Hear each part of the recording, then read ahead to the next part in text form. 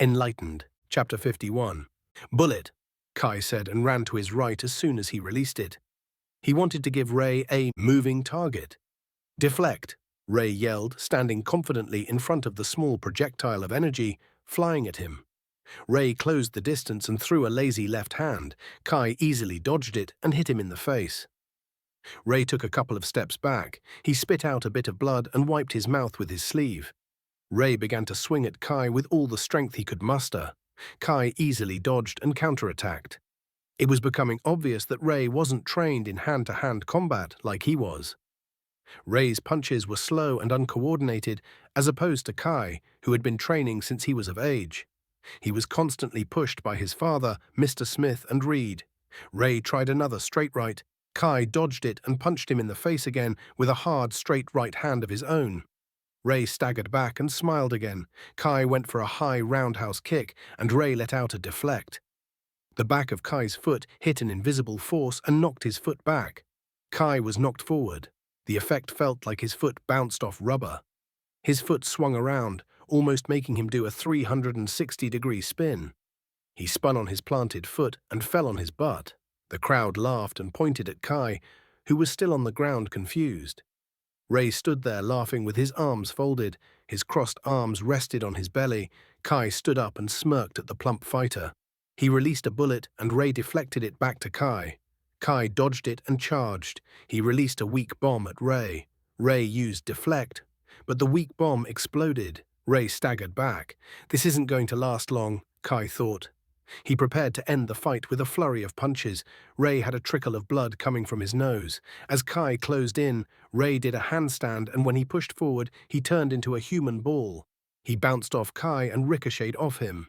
He spun back, still in bull form, and stopped before the edge of the platform and went left in a circle. Kai watched as he spun around the ring. He flew at Kai and bounced off him again. To Kai, he didn't pack a punch at all. In comparison, he felt like a beach ball would feel to an adult. Before Ray would hit him, Kai would raise his arms to block him. Then his speed and power increased. He went from easy to read to a blur. His speed increased in the blink of an eye. As his speed increased, so did his weight. Where at first he felt like a bouncing ball full of air, now he was starting to feel like a medicine ball and then a wrecking ball. The smacks against Kai had him staggering. He would get smacked to the right, and before he could stagger, he received another smack from the balled-up mass of a human. Kai could not track the person, only raise his arms to block. Kai kept his focus active and was slowly regaining energy. Ray's pinball was coming faster, and with more force the longer time went on. Kai was beginning to bleed and bruise. His self-heal could not keep up with Ray's speedy attacks. Kai had to remain calm even though he was getting upset. He couldn't even think clearly, much less act. Ray had turned into a lightning-fast spinning ball of pain. Kai energized his fists and punched the ball. Instead of Ray feeling pain, his speed further increased. Kai shot a bullet and it missed. The ones that did hit simply bounced off of Ray. The pinball, known as Ray Rubber, smashed into Kai's left knee, shattering it. Kai yelled and grabbed at his knee, but a smack into his head sent him tumbling backwards. Kai got woozy, stepping back on one good leg and one broken one. The pain in his leg was gone due to his self-healing, but it was still broken. Ray began to target vital points, targeting Kai's knees to break them and his head to keep him dazed. Before Kai's left knee could heal, his right knee was struck. He couldn't even form a weak bomb, much less a regular one. He was in the middle of the platform, taking massive damage. His self-healing was failing. He couldn't form a bomb fast enough. His bullet was bouncing off of his opponent. He couldn't replenish his energy fast enough. All he had was his drain. Could he even touch him to use it? Kai rolled to the side and tried to form his bomb, but Ray again smacked him. This time he sent Kai skidding across the ground. Then Kai got an idea. He stayed on the ground, more precisely on his knees. He hunched over and left his back exposed. Ray smashed into his back multiple times, and Kai grimaced but held steady. He formed his weak version of the bomb and released it to his side onto the platform floor. It left a deep hole in the ground, bringing a smile to Kai's face. He took a multitude of painful blows to his back, causing him to spit out blood. However, by this time, he had thrown out around 10 bombs. He then made a regular bomb and threw it as high in the air as he could. He then immediately made a weak bomb and stood up. He tossed it directly in front of him. Even if he missed, it would leave a crater. When Ray approached again, Kai energized his fist and swung down. He hit Ray into a hole he had previously made. Ray bounced back and forth inside the hole. Then the weak bomb hit him, knocking him further in the hole. Kai ran and grabbed Ray while he bounced and called out, "Drain!"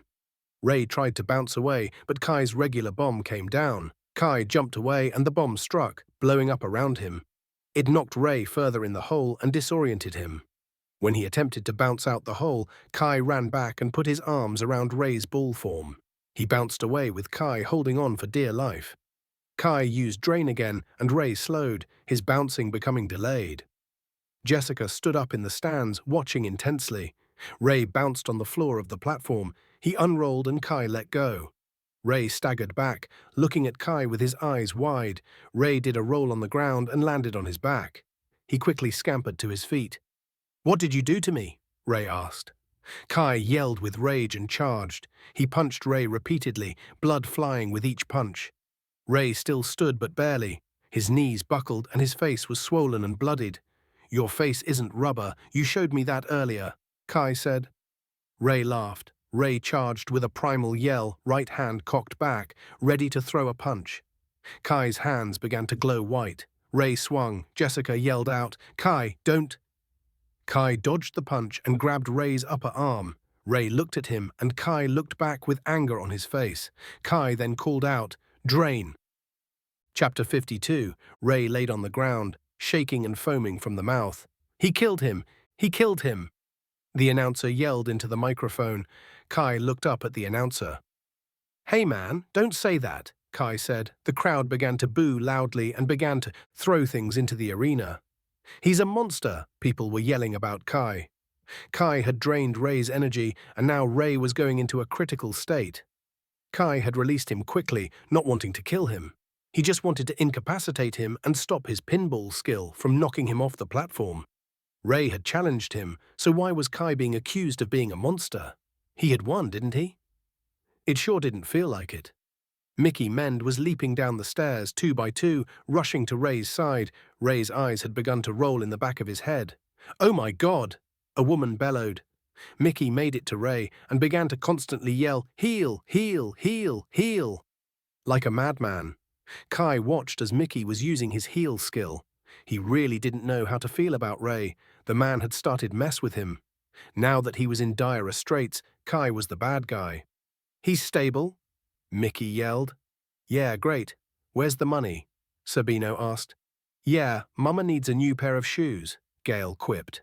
Kai was looking at Ray. He locked eyes with Ray, and even in his weakened state, he smiled.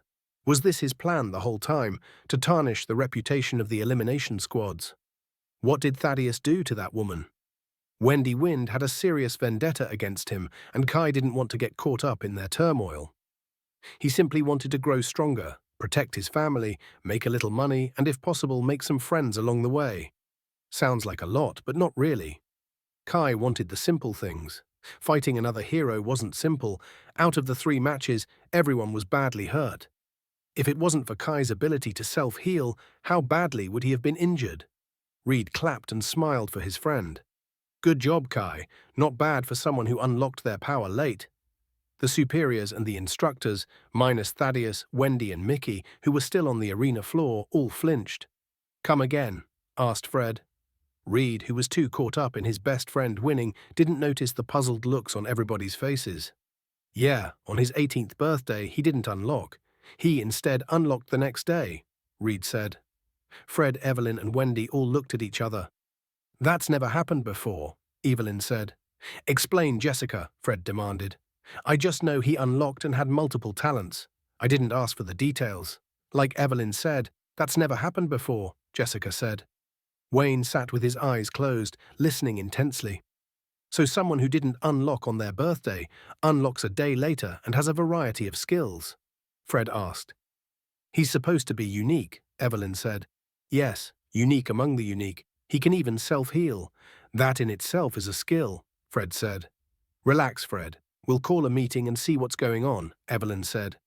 Fred scoffed. "And what say you, Wayne?" Fred asked. Wayne continued to sit with his eyes closed. "It is what it is," Wayne said. "Well said as always, Wayne," Fred said sarcastically. Wayne ignored Fred. He is willing to fight magic beasts and, eventually, abominations, not to mention those strange purple and greenish things. According to Thaddeus, he's even come up with a good system to solve our little core problem, Wayne stated. "Yes, for 5% of the damn profits, and he gets to collect 6 cores every 6 months," Fred chimed. "That's just 1 core per month, and 5% of his idea is hardly unfair. It's actually a plus to us," said Evelyn. "You're too nice," Fred said. Wayne smirked and continued sitting with his eyes closed. "The question is, why does he want the cores?" Wayne finally spoke. "Oh, he's alive. Hooray," Fred teased.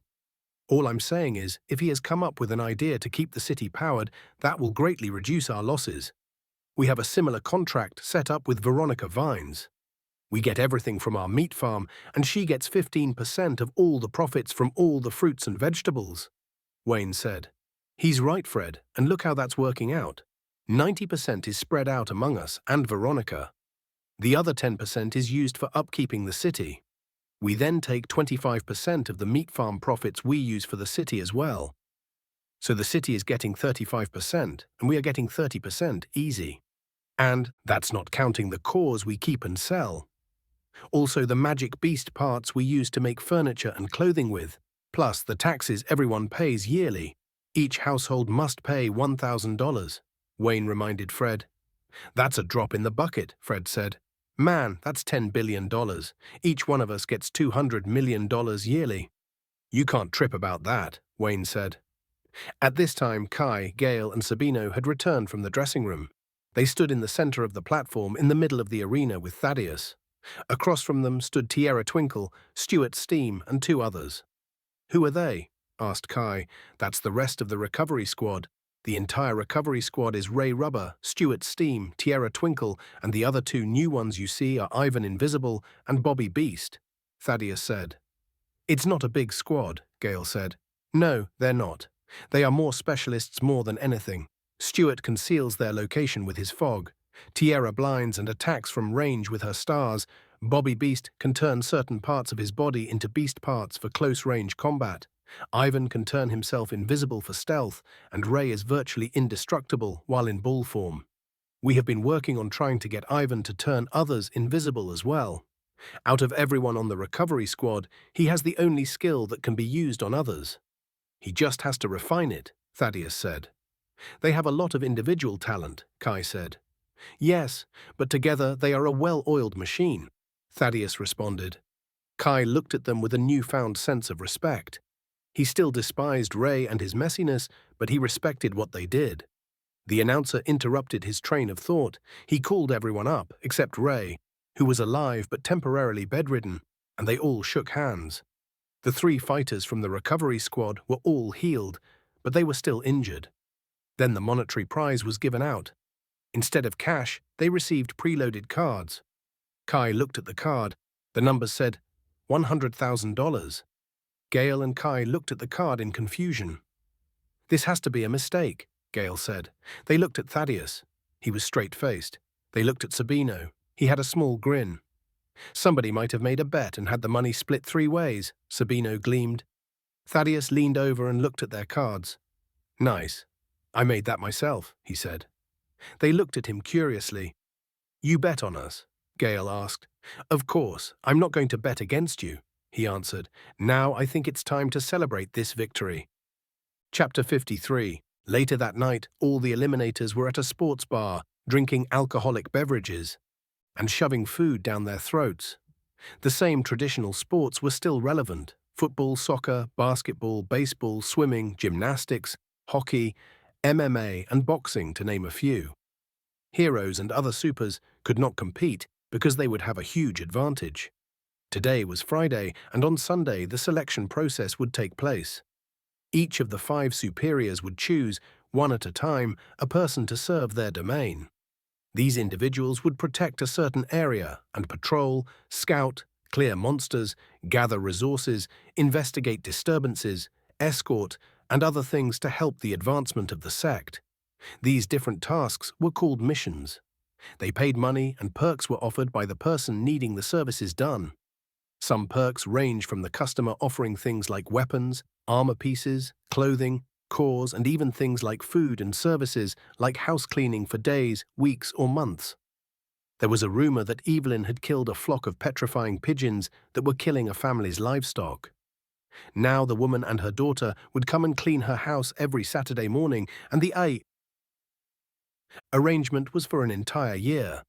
The good thing about missions besides the money and perks was the hero perk. Missions were divided by Wendy Wind into hero missions and mundane missions. Although they did not say that, of course, mundane missions were simple, like killing low-rank magic beasts and gathering herbs or certain fruits and vegetables. They still had to pay the same fees, like only being able to keep 25% of cores, but they could do what they wished with the beast parts. Most sold them for money. Most involved things in or around the very outskirts of a domain. Hero missions called for killing high-rank magic beasts and abominations. High-rank magic beasts are the ones that clearly spoke the human tongue, like King Grizzly. The ones that had recently gone through the mutation process had no reference to refer to in order to learn the human tongue. Also, they would have just one skill with their power. High-rank magic beasts could speak perfect human tongue and had a variety of skills. Furthermore, mundanes could kill magic beasts, especially in groups. However, they stood no chance against abominations. The residents of the towns were having a hard time.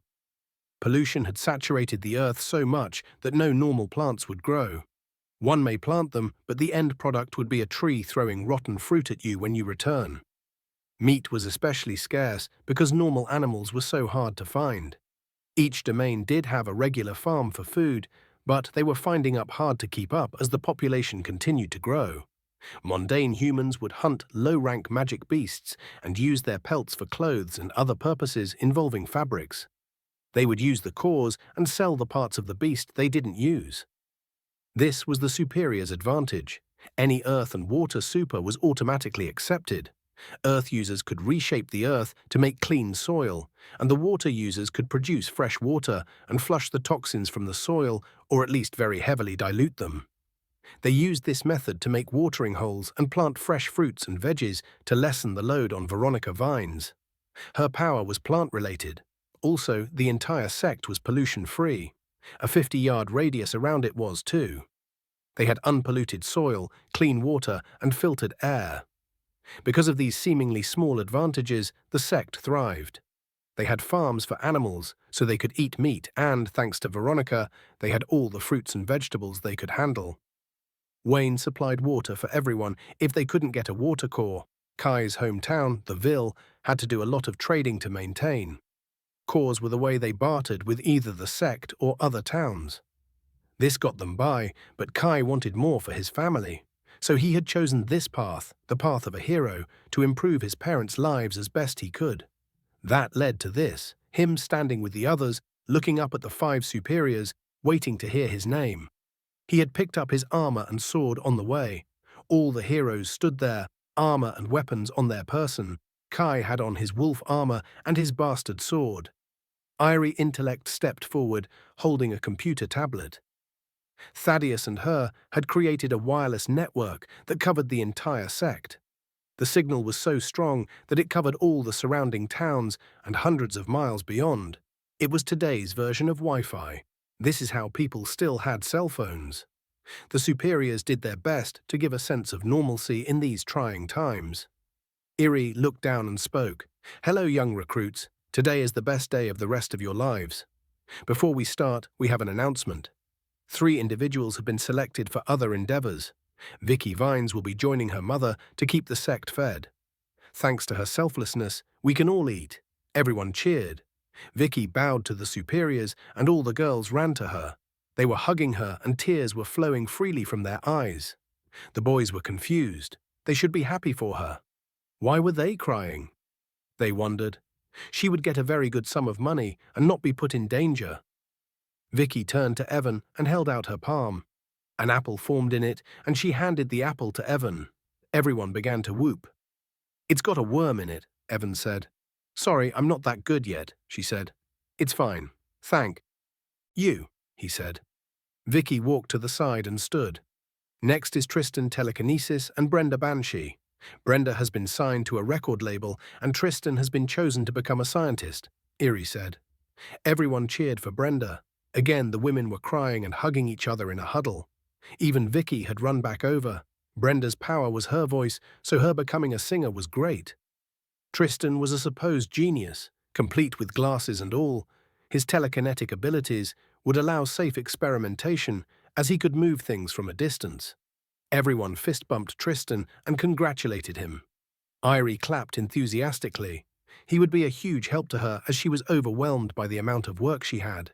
She would still oversee everything, her being the smartest in the world and all. After those three left, the proceedings continued. Each superior will select one person, one at a time, alternating genders. Once all of one gender is gone, then picking the same sex back to back is okay. There is no need to worry, as all recruits will be cross-trained, meaning you will spend a small amount of time with each superior. And now for the selections. The order will be Fred, then Evelyn, then Thaddeus, then Wendy, and finally Wayne. Erie finished. Fred stepped forward and selected Reed. Evelyn selected Sage. Thaddeus selected Evan. Wendy selected Celeste, and then Wayne stepped forward. Everyone just knew he would pick Ariel Aqua, or even Isabella Ice.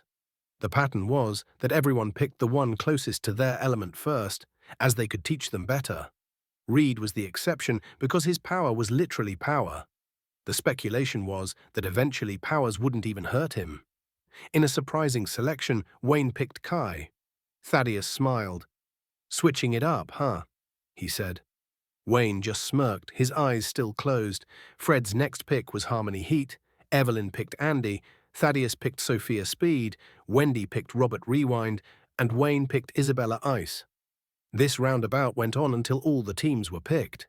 In the end, everyone ended up with 3 men and 2 women. Fred's team was Reed, Christian, Ernest Expand, Ariel Aqua, and Harmony Heat. Evelyn's team was Andy Anger, Phil Poison, Cody Copy, Sasha Stretch, and Sage Sand. Thaddeus's team was Evan Electric, Hector Hayes, Otis Ocular, Erica Explode, and Sophia Speed. Wendy Wynn's team was Glenn Glutton, Robert Rewind, Tim Teleport, Helen Hare, and Celeste Cyclone. Wayne's team was Kai, Sabino Sonic, Steve Spatial, Gale Gravity, and Isabella Ice.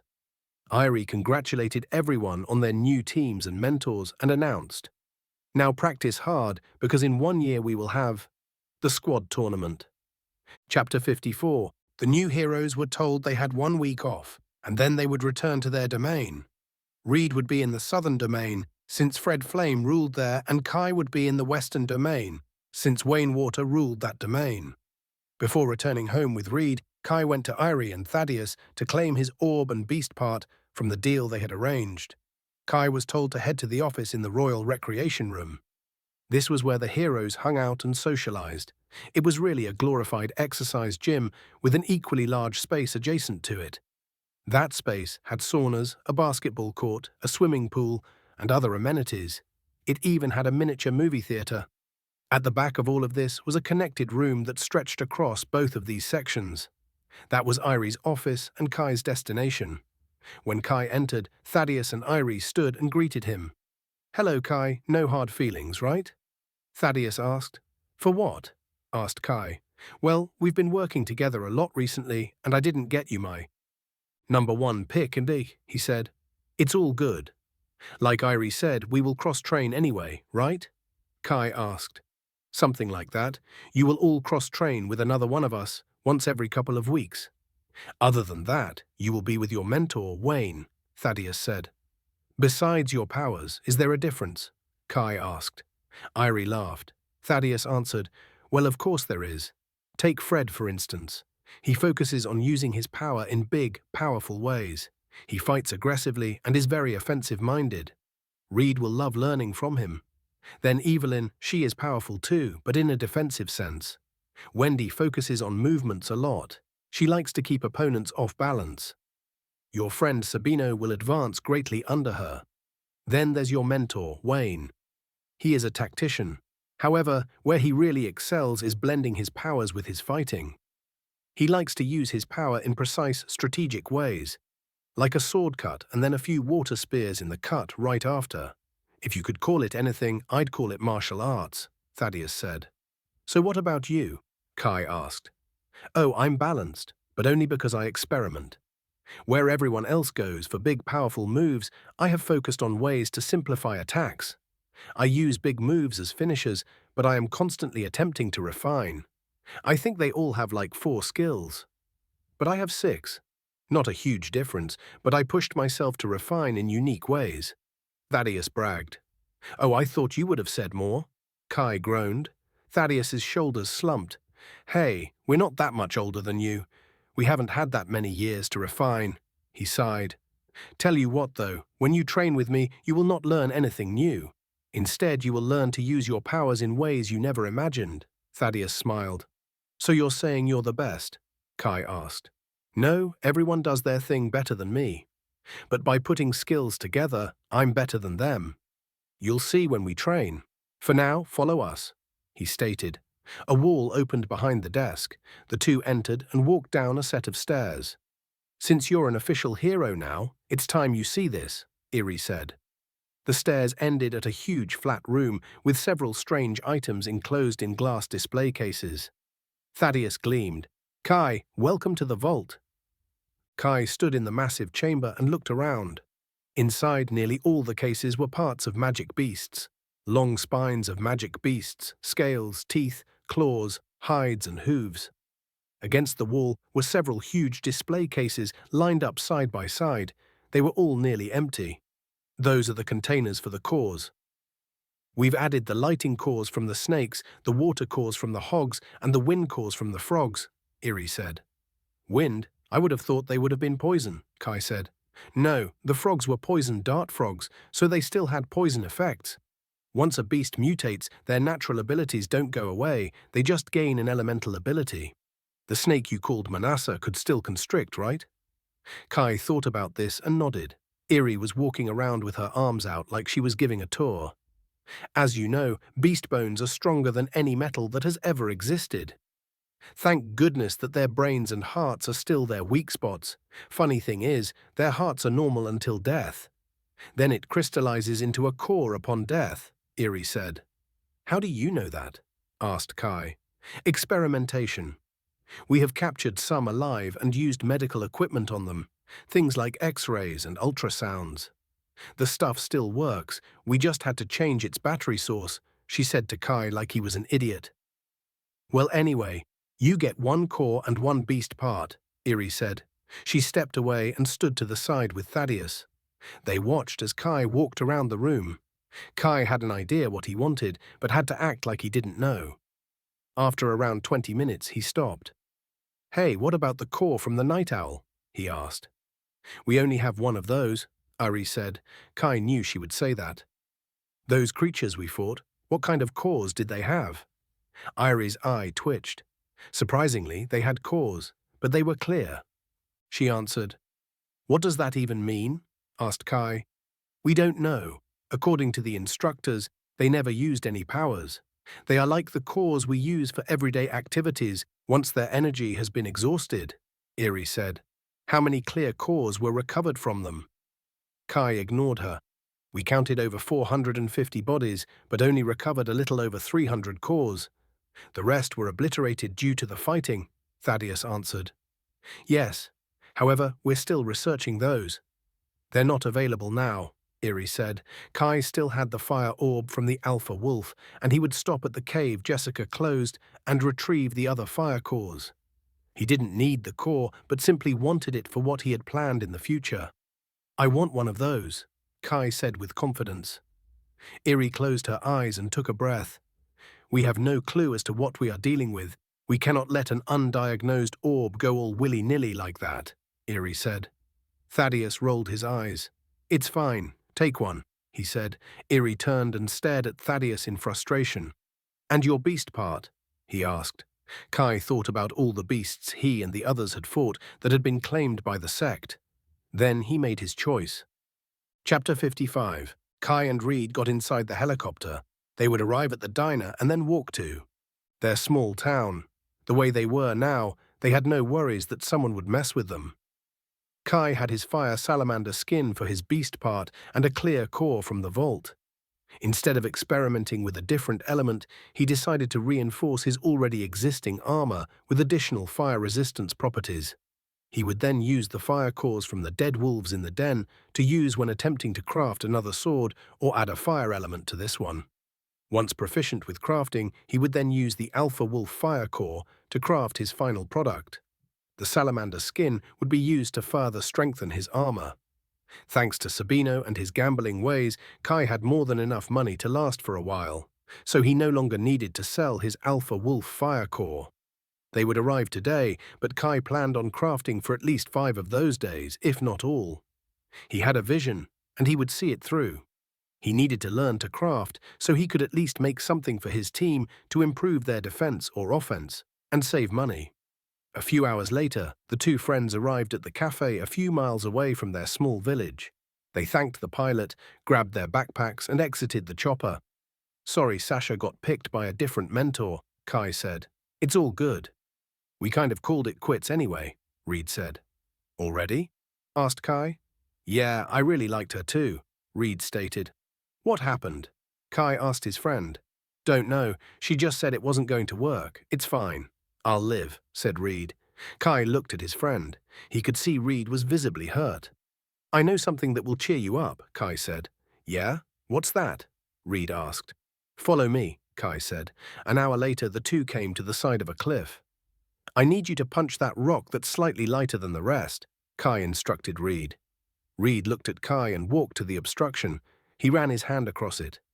"Here, try these," Kai said, and tossed Reed the hand. Wrap things he had taken from the yellow and black muscular frog from his backpack.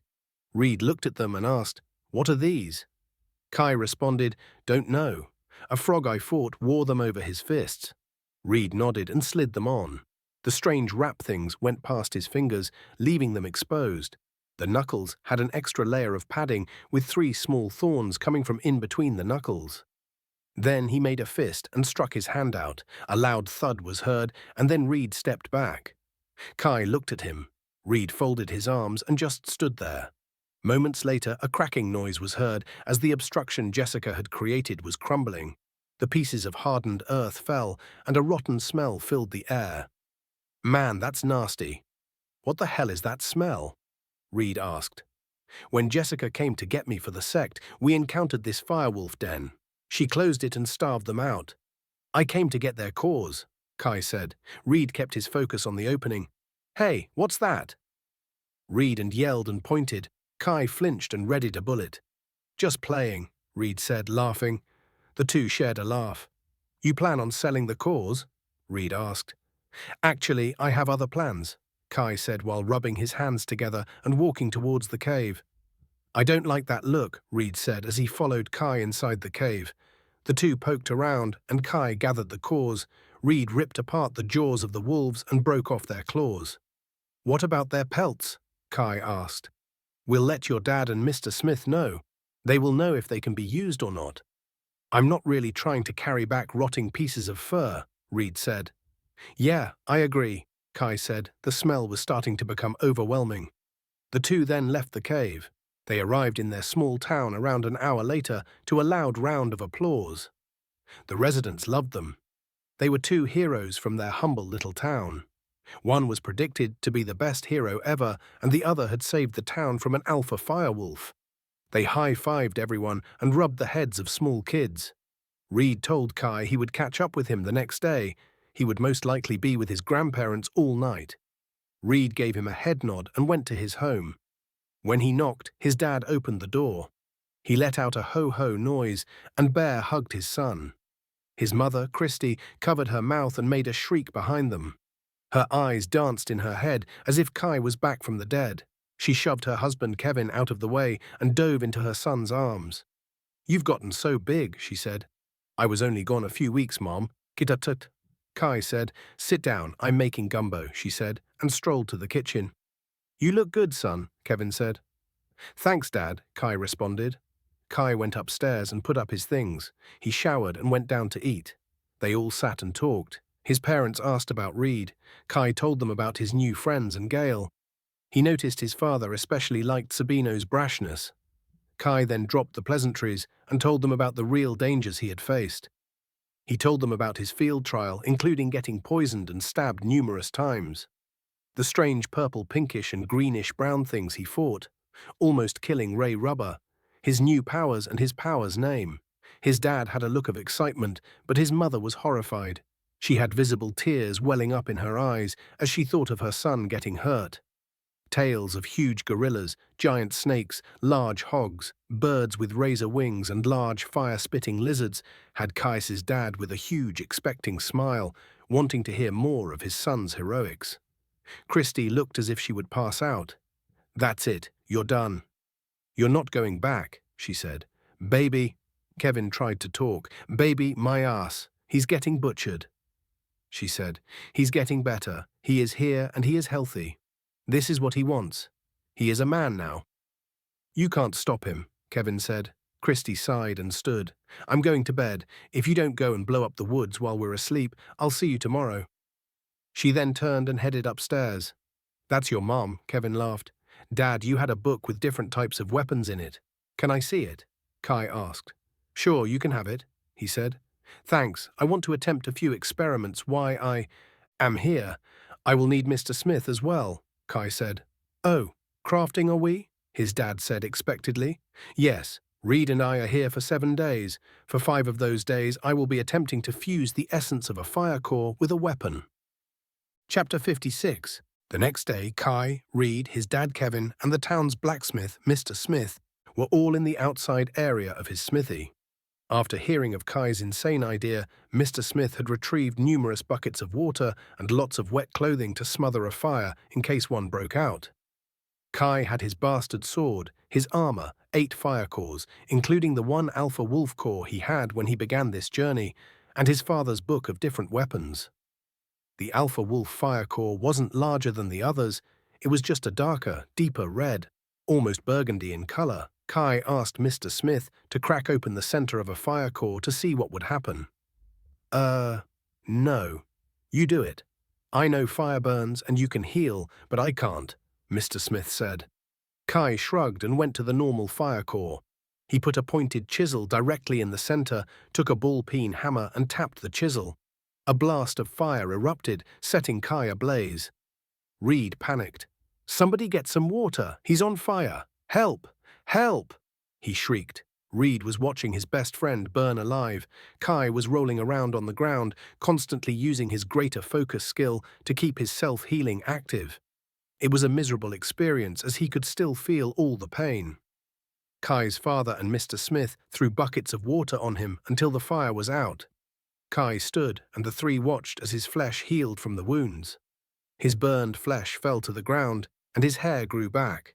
"That's freaky," Mr. Smith said. Kai's dad was all teeth, grinning from ear to ear. "You're unstoppable," his dad said proudly. "I doubt it, Dad. Remember the frogs tied me up and tried to eat me," Kai reminded his father. "You're hard to kill at least. Once we train, you're going to be awesome," Reed said. They had quickly figured out that cracking a core down the center was not a good idea.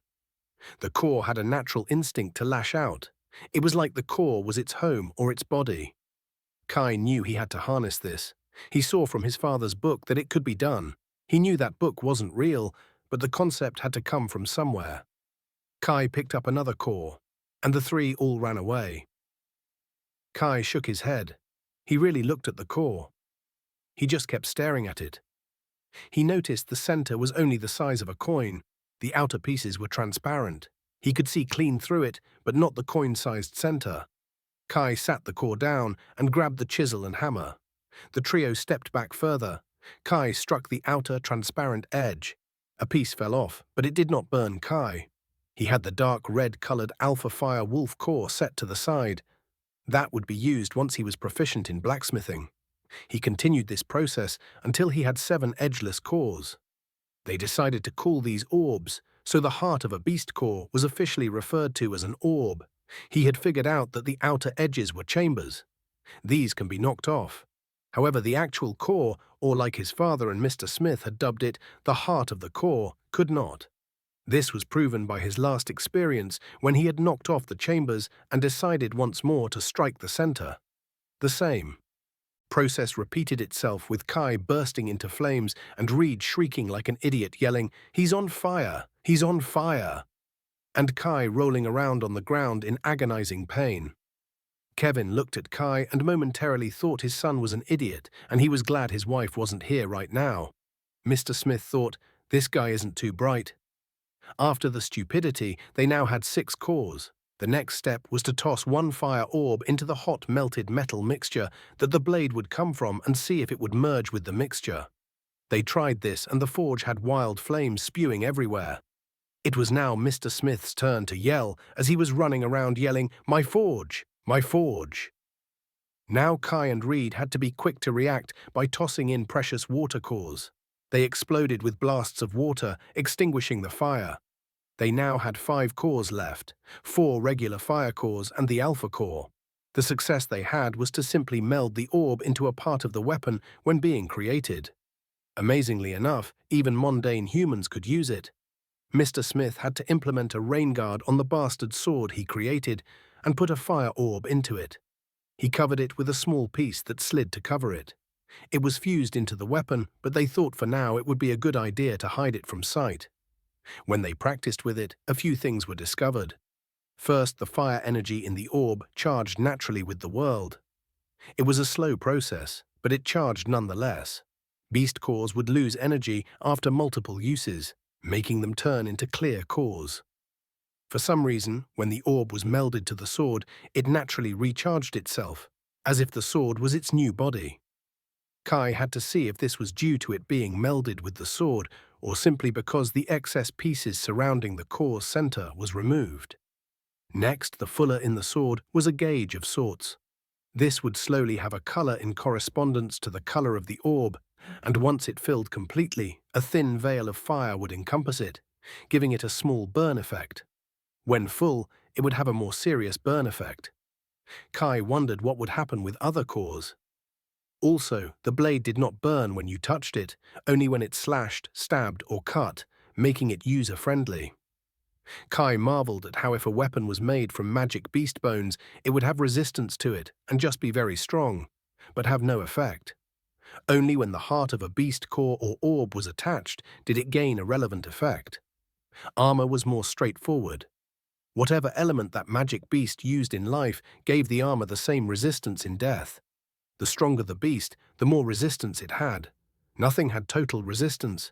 He wanted to experiment more with armor and would try some things tomorrow. For now, though, he was done. Kai looked at the fire-imbued bastard sword and tossed it to his father. "There you go, Dad," Kai said. "What? Really?" his dad asked. "Yes," Kai said. "But son, you need this more than me," Kevin said. Kai shook his head. "I'll be fine. Thanks for everything, Dad," Kai said to his father. His father beamed and squeezed his son tightly. Kai wasn't too concerned about losing his bastard sword. Mr. Smith had confirmed that he could craft a katana, so tomorrow Kai would have his flame katana. He had 3 orbs left for his friends and 1 alpha fire orb left. He wanted to add fire to Reed's spiked hand wraps. He had found those in the book too, and found out they were called grappling gloves. Then he would craft Gale a weapon as well. Kai was proud, and after being burned multiple times, he and his father went home and prepared for the next day. Kai had 4 cores left, 3 regular fire cores from the firewolves and 1 from the alpha firewolf. 4 cores, 4 people, Gale, Reed, Sabino and me. I will have to find something for Isabella and Steve another time. They are on the same team as us now, he thought. Maybe I should go hunting. It's only the 2nd day, Kai thought to himself. He actually already had an idea for Steve. Isabel would be more challenging. He would make something for her and see how she liked it. Tomorrow he would experiment a little with armor. He wanted to combine his wolf armor with the fire salamander skin. With them both being of the fire element, it should work. Or maybe, just maybe, he would spend the whole day getting burned alive again. Chapter 57. The next day, Kai and the others were back at Mr. Smith's forge. This was the day he would personally assist Mr. Smith with crafting weapons and armor. Yesterday, he just turned the cores into orbs. Because he could heal, he was made the prototypical guinea pig. Now, all the experimentation with the orbs was complete, and it was time to craft weapons for a select few heroes. Kai had given his fiery bastard sword to his father. At the very least, this would greatly increase his father's chances of protecting the town. Kai told his father and Mr. Smith about wanting to craft a weapon for his other teammates, but he was out of fire cores. "Well, do you have to have fire cores?" Kevin asked. "I don't think so. Sabino, Gale, and I will all have weapons infused with fire," Kai answered. "Well, why not have some kind of versatility? What will happen if you all run into something that has some type of fire resistance?" Kevin asked. Kai looked at his father. "I don't know," he answered honestly. "You know, we do have a few cores we could spare," Mr. Smith said. "Really? And you don't mind parting with a few?" Kai asked. "For you too. I'm sure Kevin would agree that we will help you any way we can," Mr. Smith said. "Of course," Kevin said, smiling. The two left and Mr. Smith returned with a wind core and Kevin returned with an earth core. Kai looked at the grey-coloured wind core and the brown-coloured earth core. He had looked at the book again last night to be sure of his choices. He had himself, Reed and Sabino already taken care of. Their weapons were essentially set, unless Reed wanted something different. He could see the eagerness on his friend's face, so he began with Reed. Kai began by removing the thorns from his pre-existing gloves. With the help of Mr. Smith, they melted down the firewolf bones and made 3 small spikes from a mold. They then stuck them through the pre-existing holes. The fire orb was sewn into the top of the glove, directly in the center of the hand. This was followed up by rolling the top of the gloves in the fire wolf bone mixture. Once it cooled, it held the spikes in place by fusing with them. An additional piece of fabric was sewn into the fingers, making the cloth covering the fingers stop at the finger joint instead of the knuckles like they previously did. The bone mixture blended into the glove and turned into a spiked metal gauntlet on top and a soft, comfortable glove at the bottom. Mr. Smith handed them to Reed. "Now, Reed," he tried to say. Reed already had them on, throwing punches. Reed made a fist and kept it clinched. The spikes began to turn from red, then orange, then yellow, then white, then blue. "That's what I'm talking about," Reed said excitedly. He left and went to go punch some trees. Kai immediately went to Sabino's spear. The end result was an all-black shaft with the spear head dyed black. The shaft was in the design of 2 twisting rods that made the shaft look as if it were large interlocking diamonds. He had the shaft fixed so Sabino could halve it for closer range combat. If he flicked it out, like one could clean blood from a katana, the upper shaft that was attached to the spearhead would extend.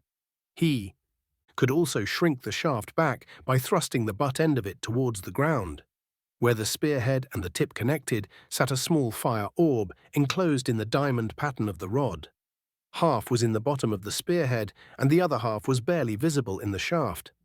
Kai put that to the side. Next was Isabella. He had decided to make her a pair of sai. This weapon came in a pair. It consisted of 1 thin blade and 2 shorter dull blades at each side of the middle blade, acting as a guard. These 2 are half the length of the middle blade. According to the book his father gave him, the middle blade should be 1 foot and 3 inches. Kai made it an even 1.5 feet, or 15 inches, and the 2 shorter blades on the side were both 7.5 inches. Kai incorporated a small spike at the end of the handle for food measure. After cleaning the core, the wind orb was placed in the center, or moto, of the sai. Kai could only use an orb on one, making 1 regular sai and 1 wind-fused sai. He would make a matching set the next time he made some. He really just wanted to see if she liked them. For Steve, Kai kept picturing him in a certain way. Steve controlled portals and, to an extent, darkness. He thought of the Grim Reaper when he thought of Steve. Kai also planned to make Steve a cloak, but not today.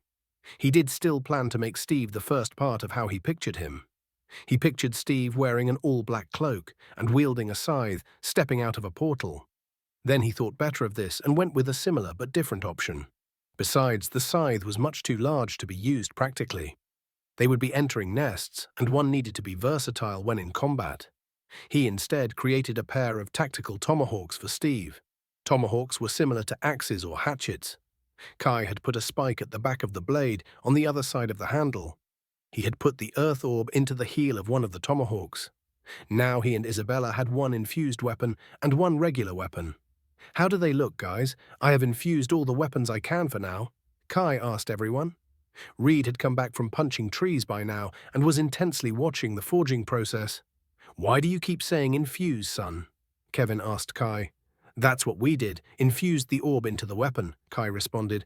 "I think the proper term is enchanting." "Yes, son, you enchanted them," Kevin said. Kai knew that the proper term was infuse. Infuse meant to fill, pervade, or permeate. All of these mean to spread throughout. Enchant means to fill, but to fill with great delight. There was no emotion here. Kai crafted these to kill and nothing else. However, he decided not to argue with his father. "You're right, Dad," Kai said with a blank expression. Reed snickered. He knew Kai was right as well. "Thanks for the gloves, Kai," Reed said, hoping to change the subject and save his friend. "No problem," Kai responded, catching what Reed was trying to do. "Well, is that it?" Kevin asked. "No, sir, I have to make mine and Gail's," Kai replied. "I'm curious about this Gail, Latak," Kevin said. "As am I," Christy said. She had brought them all something to drink and a few sandwiches. "So when do I get to meet her?" Christy asked. "Yeah, Kai, when will she meet her?" Reed teased. Kai looked at Reed sternly. Reed was trying to hold back his laughter and was failing miserably. "I'll see Mom," Kai told her. "Hopefully she's a nice girl. Her being a warrior, they can be a little dominant," Christy told her son. "Yeah, Kai, she can be a little dominant," Reed continued to tease. "And your girlfriend, Reed?" Christy asked. Reed choked on his drink. "Ma'am, I don't have one," Reed said. "Smart man," Mr. Smith said. Christy sneered at him. Sorry, I'm making weapons." "Never mind me," Mr. Smith said. Kevin looked away and began to whistle. After the two young heroes took a tongue-lashing from Christy about good women and what she called thoughts, Kai was able to continue his crafting. For Gale, he would use his final Fire Wolf core before using the Fire Alpha Wolf core on his katana. He thought long and hard about what Gale said about a whip. Kai thought of making it for her, but didn't like that weapon. He would gladly make her one if she didn't like what he planned on making for her. 2. Kai, if it wasn't a bladed weapon, it was kind of pointless. Kai knew that he and his fellow heroes were stronger than normal humans. Once you unlock, your strength, speed, endurance would increase.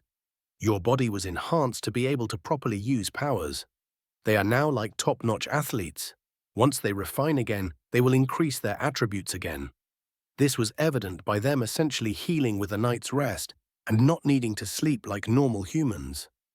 After looking through the book, Kai had found a weapon for Gale. He had found it when looking extensively at the choice he made for Steve. This was more like a sickle, and it had a chain attached to the end of the handle. It was called a kusarigama.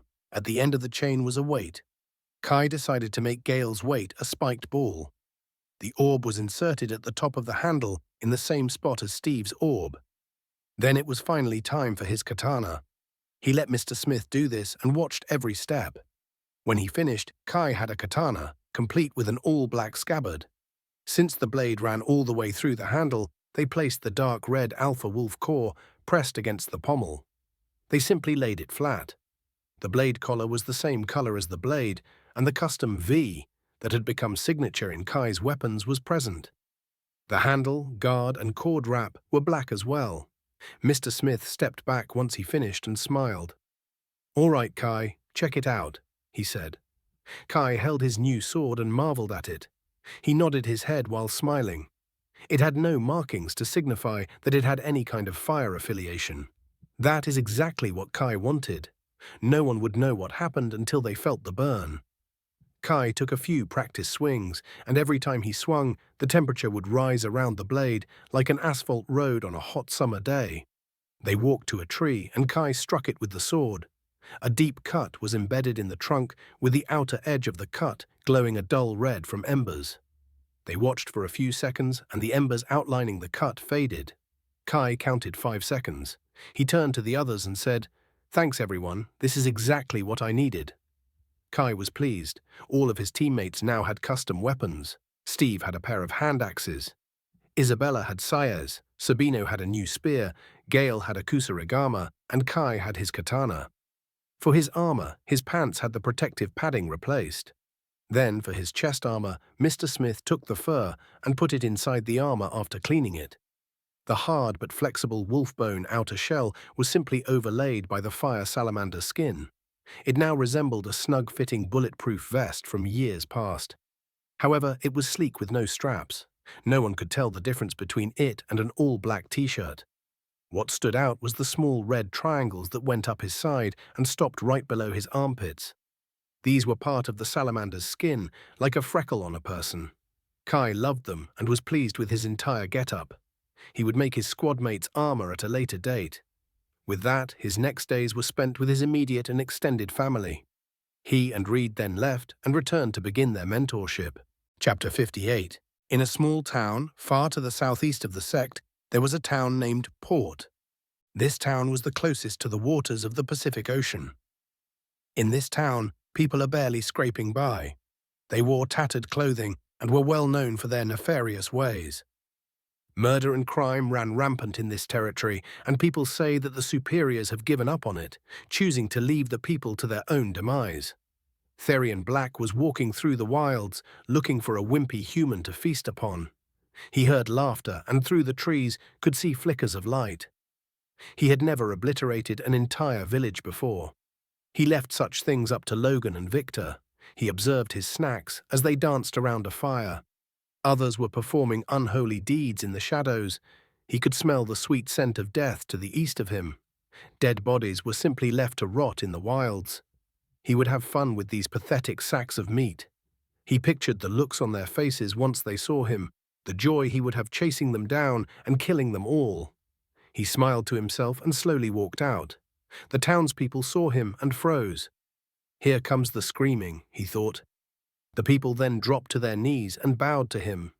Our savior, we have longed for your tutelage, an old man said. Black was stunned. Do you know who I am? Black asked the old man. Why, yes, you are our god, the great fiend, the old man responded while still on his knees and his face pressed to the ground. Fiend?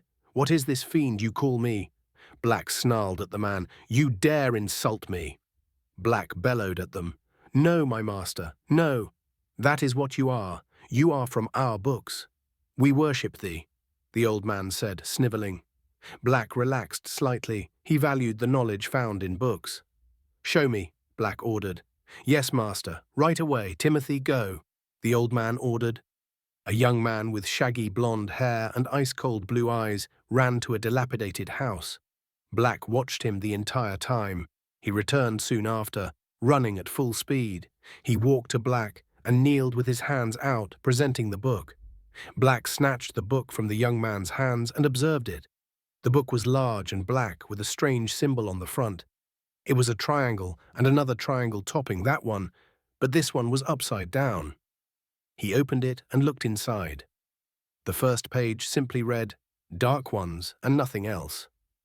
However, as he looked through the pages, he saw different names, such as demons, devils, damned, fallen, cursed, wicked, and hellspawn. He smirked to himself when he saw the pictures of the hellspawn and the cursed. The hellspawn were what he called the failures, and as for the cursed, they were pictures of beings that looked like Victor and Logan. Once he got towards the end, in the section marked Fiends, is where he saw the images that amazed him. He saw versions of himself, and some that looked exactly like the other Therians. Some had twisting horns curving backwards like rams, others had them curving forward. However, none had three facing straight up like his. Still, he was shocked. Some had many more horns than his, and some branched off like those of the ice deer. But still, none had three horns.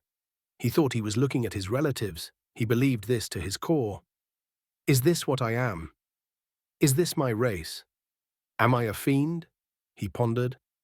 The beings he saw in this section had sharp, pointed teeth like them, and light greyish skin like them. Their hands ended in claws. The only difference were the eyes. The Therians' eyes turned red when they battled. Some of these images had red eyes, and some did not. Maybe some are in combat and some are not, he thought. Lord Fiend, we await your instruction, the old man said. My what? Black responded. Your instructions, my liege, the old man said. Black had stumbled on a gold mine. He could not believe what he was hearing. An entire village was at his feet. Slowly, he could spread his vision. These foolish people would willingly submit to him. With his mind still on the book, he gave them a simple order. Worship me. Make this place suitable for one such as myself. I will return to check your progress, Black said. Therian Black turned to go back into the wilds and return to his underground kingdom. He then stopped.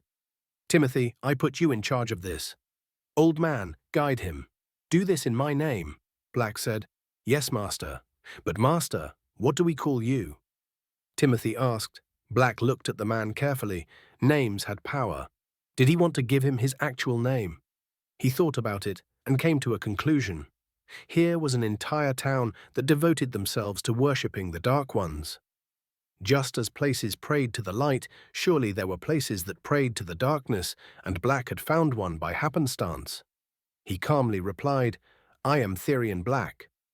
The townspeople kept their faces looking towards the ground. Thank you for trusting me, Great One. We will have a tribute in your honor upon return, the old man replied. A what? Black asked. A tribute, a woman for you to do with as you wish, he said. Black thought about this. To have a ready-made human female at his disposal would be a huge boon. He could experiment with her or simply eat her. Then he used his intellect and thought it would be better to mix it up. The woman would be needed to reproduce and keep the tributes coming. They were also more versatile than men for his purposes. He would experiment with the men and breed the women. How often would this tribute take place? Black asked.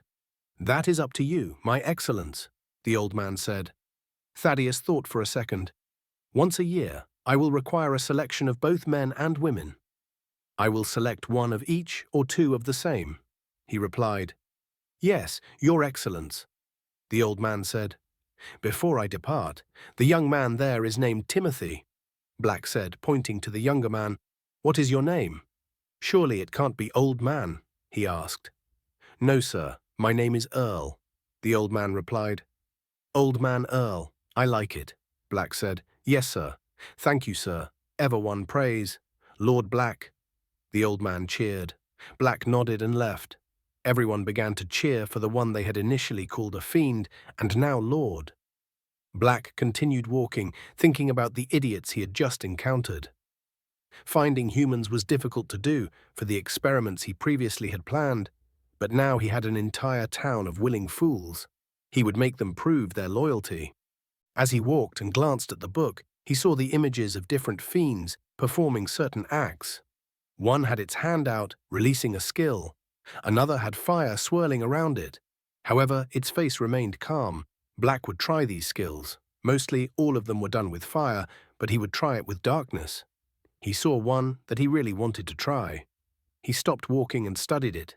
There were no instructions, only the picture and the name of the skill. He read it aloud. Dark Destruction. Well, this looks promising. Chapter 59. The 5 superiors were in a basement room with Irie, Jessica, Dexter, Taylor, Mickey, Felicity, and Sam. How the hell did Kai get powers after his birthday? Has he even refined yet? Fred was livid. Relax, Fred, said Evelyn. No, don't relax. What is your problem? Why are you so worried about him? Thaddeus asked. We are in charge. We need to know every detail about everyone in our circle. Fred barked. He's in my circle now, Wayne corrected Fred. You haven't even started mentoring him yet, Fred said. I agree that he needs to be monitored. He will go through the stages just like we all did. Then, once he makes it past our individual tutelage, Wayne will refine him since he will be Kai's mentor. Is that okay with you, Wayne? Thaddeus asked. Wayne sat with his eyes closed and simply nodded. Why even ask Wayne? He's a goddamn fortune cookie, with his philosophies and yin-yang nonsense. Fred snapped. Look, he has to get the pairs of magic beasts so we can start the farm. Then we will be self-sustaining. Fewer hunts mean more people thrive. Then we have the nest checks, and we are preparing for our expansion. Not to mention we have a lead on an abomination zone. I do admit that we need to keep an eye on him, but us not understanding his power does not make him dangerous. Until he shows signs of danger to us, he's fine, Thaddeus said. On another note, Josiah still hasn't returned. He went to a town in the east. Knowing him, he will make his way to all of the eastern towns before returning. I'm thinking of sending a squad to see about him, Thaddeus said. I volunteer. He is my protege after all, said Mickey. Well, we won't delay the training for the new heroes, Thaddeus replied. How about another team? We could send the recovery squad, Evelyn said. Yeah, things are pretty calm right now, Wendy said. Calm? What about this gold glue epidemic? That drug is a huge problem, Wendy said. Yeah, thanks to Erie and her weird experiments, Fred said. Sorry, I was trying to find a way to replenish energy for combat scenarios. It instead boosts physical attributes, but is highly addictive, Erie apologized. Who is the one making this? Dexter asked. That's the million-dollar question. The recipe isn't hard to figure out. It's basically a bunch of stimulants, Erie said. Okay, then it's settled. Mickey will go with the recovery squad to check on Josiah. The new heroes will begin their training in a couple more days. On the weekend, we will send Kai and whoever he takes to gather the pairs of magic beasts. In 1 month, I want them trained and refined. Then we will begin knocking out nests. Those humanoid things had to come from somewhere, and I would like to find them before they attack the city. As far as the gold glue is concerned, I'll make it a hero mission. Reward is to be determined, said Thaddeus. Yeah. What is going on with those clawed humanoid creatures? Evelyn asked. They're half human, half abomination, Erie answered. Everyone looked at Irie and then looked at Thaddeus. Why are we just hearing about this? Evelyn asked. We needed to do further research. The purple-pinkish ones are the females and the greenish-brown ones are the males. That's not the problem, though. After researching their organs, I found something extremely troubling. The females lay eggs, like abominations, but unlike them, they lay multiple eggs. If we don't find them and eliminate them, we will be overrun, Irie said. We can't send those kids to their deaths. They must be refined. Their current skills are not enough, Thaddeus said. On that, we agree. Time to take the kiddie gloves off, Thaddeus. Shit just got real, Fred said. Right, let's get situated, everyone. In a few days, we will push these kids to their limits, Thaddeus declared. The meeting was dismissed. Later in the Royal Rec Room, Thaddeus, Irie, Steve, Wayne, and Dexter were sitting around a table. Okay, everyone, this stays between us. Dexter, immediately after everyone has refined, I need you to head to the west and investigate those areas. I wish for this to be the first area that we expand towards. Mickey and the recovery squad will do a quick sweep of the neighboring towns while they head east in search of Josiah. Now, Steve, I will work with you on weekends after Wayne. You have the spatial power. We truly believe if you can refine enough times, then you could open portals further, and without having to have seen the area first. In the worst-case scenario, if we lose, the Forgotten Lands will be an option for a refuge, Thaddeus said. I am here whenever you need me, Steve replied. Thank you. I hate to ask you to forfeit your free time, but your skill, more than any, will be needed, Thaddeus assured him. Dexter thought about what Kai had said during their field trial. He had also told Steve how valuable his skill was. That kid was full of surprises. Thaddeus ended the special meeting and sat back in his chair. A lot was going on. They had magic beasts, abominations, weird humanoids, a missing healer, and a bunch of newly unlocked youths they were aiming to make one-star heroes. First things first, let's focus on these kids getting stronger. If an attack were to happen, we don't want a situation like last time. During downtimes, Kai must get the magic beast pairs for the core farm. During the time the new heroes are undergoing training, Dexter will survey the west while Mickey and the recovery squad check the east. Once the new heroes are refined, search and destroy nests while preparing for expansion. Then gather an elite team to check the abomination zone. After that, hopefully Steve will have gotten strong enough to make more distant portals. If he can, we can begin exploration of the Forgotten Lands. We have an entire Eastern Hemisphere that hasn't been touched since the Great Collapse. That's been over 500 years. I can't imagine how evolved the beasts are in an area devoid of humans. Thaddeus thought to himself. Outside the recreational center, Steve had a different problem. He was constantly being told that his powers would be important. He knew he had a unique power. Steve controlled a variation of space manipulation. Robert Rewind had a variation of time manipulation. According to Thaddeus and Wayne, his ability to potentially manipulate space would be vital. They could not traverse the dangerous polluted oceans. It was well known that the waters held the deadliest magic beasts. All he could do was make a small portal that two people could pass through. The distance wasn't far, and he had to see it to make a portal there. Thaddeus believed he could make one anywhere, or multiple ones at once, without having seen it prior, and it could be large enough for an entire hamlet to enter at once, and with merchandise included. As he walked away in thought, he heard a familiar voice. "Hey Steve, I got something for you." Chapter 60. Therian Blue stared at the failures in the huge pit. They would soon overflow. The stupid creatures only reproduced, unless they were fighting someone else. Black had tasked her and her sisters with trying to bring some type of intelligence to these creatures. Blue held a human leg in her hand. The man had wandered into the wilds, and while she was out, decided he would be a great meal for them. She withdrew her longsword, and by the time the man had heard footsteps, his head had been removed from his body. She flung him over her shoulder and took him deep underground into their domain. White, who usually does the butchering, was experimenting with blood samples, and Green had taken a few out to see if she could teach them how to at least hold a weapon. Blue had no choice but to try to cut the human herself. As she chopped off legs and arms, the bones were not so easy to cut. White was a surgeon, slicing exactly where joints met, allowing for clean cuts and easy removal of parts. Blue had instead lost patience, and her Therian nature had taken over. She began to hack and break away body parts, leaving jagged bones sticking out from them. She was fed up with these ugly failures of their race. It was at the point that she felt like a babysitter, watching and observing them. White ran experiments, and Green did most of the hunting. She had a knack for it, with her powers being nature and all. Blue was ready to kill too. Her sword longed to pierce flesh, and her ice powers begged to be unleashed. She grabbed a shin with a jagged bone poking out, and it stuck her, drawing a small amount of blood. She had enough. She cursed the beasts as she threw the shin into the pile of failures. The savages feasted on it like gluttonous buffoons, and Blue stormed off. She went to her room and slept.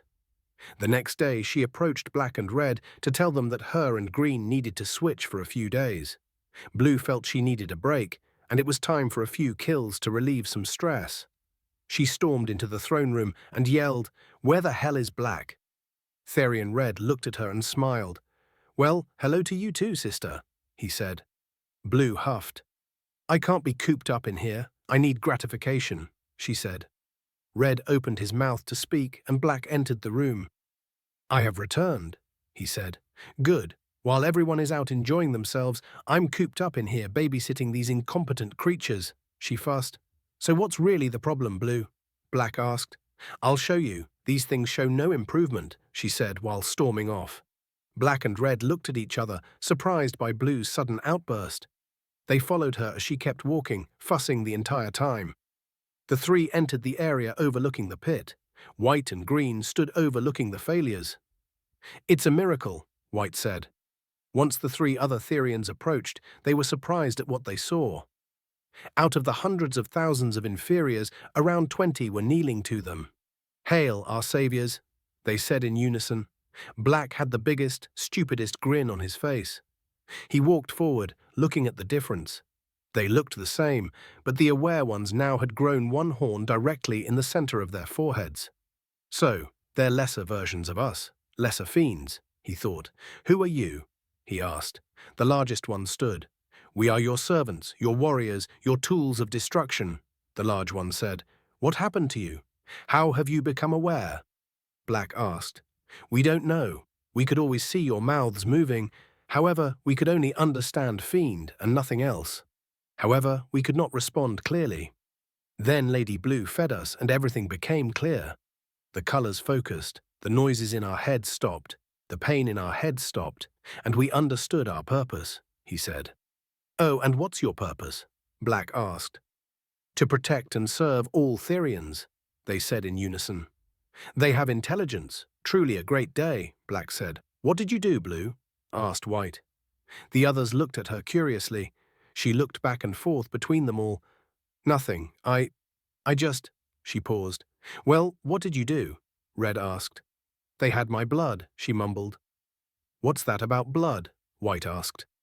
When I fed them, a bone from a piece of meat poked me. A small bit of my blood stained the bone. These must be the ones who ate it, Blue said. Of course. Why didn't I think of it sooner? White said. Black looked at his big brother Red. Red shrugged. We don't. Speak geek, sis. What are you talking about? Green said. They were born just like we were. They are really no different than us. The abomination part of them blocks reasoning and understanding. We have impeccable understanding and reasoning. Our blood balances them. I'll run some tests to be sure, White said. Failure or servants? Well, what do you call yourselves? Green asked. The newly aware failures looked at each other, and the large one spoke again. We have no names. You call us failures, so we must be that, the large one said. Fiends, Black announced. You are not failures. From now on, you will have a proper name. You will be called fiends, Black said. The fiends looked at each other. We like this name, sir, the large fiend said. Why do you speak for them? Black asked. The large kneeling fiend looked up. Because I was the first to gain awareness, it simply said. You will be Fashan. That is now your name. Can you control the others? Black asked. Fashan lowered his head further. Thank you, my lord. The other fiends won't attack me. But they won't listen either. Therian blood is needed for us to have clarity, Fashan answered. Black rubbed his horned chin. Fashan, you will lead your fellow fiends. Sisters, take some of the fiends and feed them our blood. We will give you some for use. Also, try giving the aware ones more of our blood to see if their intelligence further increases, and check to see if they have any powers. Green, take the aware ones and begin to train them. I'll get loyal to make them spiked clubs. For now, let's give Fashion King Grizzly's old Widowmaker. Before that, though, I have news. As you know, Victor and Logan depart tomorrow to claim territories for us. It's time for the magic beasts to either lay down or get put down. Also, I have discovered a human settlement that worships us. All the other Therians turned and looked at Therian Black. Worships us, they all said in surprise. Yes, my family, look at this. He smiled at them all and pulled out a book. Chapter 61. Logan had been gone for a full 3 days now. He would go as far as possible to the west, until he could see the polluted waters of the ocean. From here he would establish his territory, restoring old ruins and working his way inward towards the sect.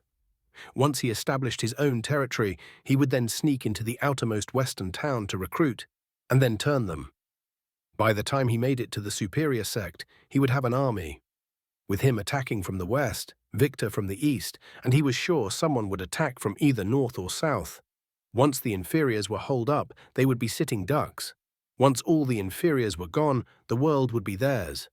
Logan slowed as he was nearing the waters of the polluted ocean. He could smell the salt through the pollution. Logan transformed from his wolf form into his human form. Now stood a large black man with a flat top braided straight to the back. The sides of his head were shaved low, or rather his fur grew like that, a flaw of the speck of humanity that was in his blood. His teeth, fingernails and toenails and irises were gold. There was a large claymore sword strapped to his back. He looked at what used to be a major city.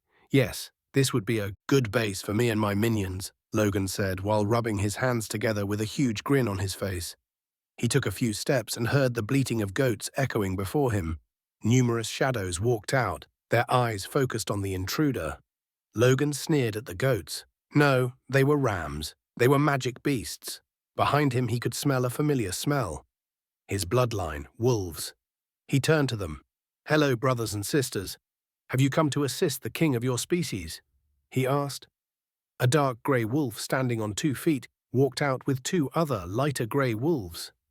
There were 4 others, but they were in the early stages of their mutation and hadn't gained the ability to walk like a human yet. They still had a type of power, though. Logan could feel it. The light grey wolf spoke. King of your species? Oh, you must be a strange-looking ram. I am the leader of this pack. It said. No, you're not. All wolves answer to me. I lead all wolf packs. Logan said. What insolence? One of the other ones said. Yes. What insolence to not recognize your king. I shall beat the respect into your soul. Then I will rip it out and devour it before shitting it out. Logan smiled, gold teeth gleaming in the fading sunset. Well, you do not lead this herd, a booming voice said. Logan looked towards the decimated city, and high inside a building with numerous windows, he saw a huge ram wearing jeans and an unbuttoned shirt. No, fuck your herd. I represent the wolf pack. I'm killing all of you and claiming this land in the name of Logan Lycan, Logan said. The rams began bleating wildly. Alpha Graphite. Perhaps we should help. He's obviously strong, and we have long tried to claim those ruins, one of the light grey wolves said. Silence, Stone. But sir, I said silence. Alpha Graphite snapped at the one he called Stone. You had better listen to your packmate. You don't want to make an enemy of me. Logan looked back at them. What makes you stronger than us? Graphite asked. I'll show you, but since you insulted your king, you must suffer a penalty, Logan said, and licked his gold canine teeth. You wish to kill me? Graphite asked. I said penalty, not death. I am trying to strengthen the pack, not destroy it, and since these billy goats can keep you at bay, you can never question me. Now shut up and watch how a true alpha leads his pack, Logan said. He looked to the sky and let out a deep primal howl. His bones began to pop and snap. His skin looked as if something would burst from underneath it. He began to grow larger and larger. He turned into a huge, all-black werewolf with gold fangs and claws. He threw his arms to the side and let out a loud howl. He then ran on all fours towards the rams. 3 rams attacked him. They stood on 2 legs, and their hands and feet were divided into 5 sections, like fingers and toes. Their hooves were now their nails. The ram magic beasts all wore cargo shorts and were shirtless. Logan withdrew his claymore. This sword was meant to be held with 2 hands, but Logan in his werewolf form could grasp it with one. As Logan approached, the 3 rams began to dive at him, head first. Their horns began to glow with their power. The first dove in an attempt to headbutt him. As it passed, Logan glanced at its horns as they glowed red. So that one's fire, huh? Logan thought. The heat from the horns grazed Logan's fur. The giant wolf slid on the ground as the other 2 dove above his head.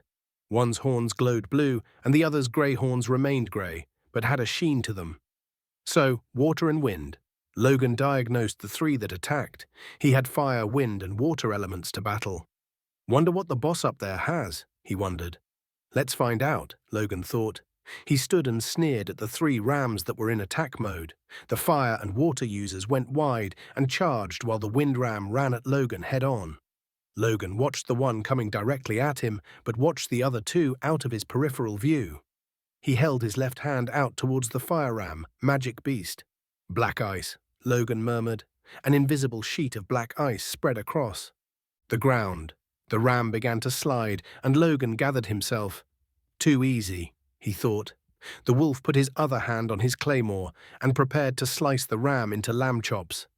Logan stepped and swung. The ram beast jumped over Logan's head. Logan quickly turned, preparing for a block.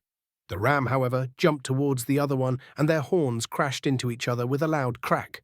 The fire and water horns collided, and a fog quickly filled the fighting zone.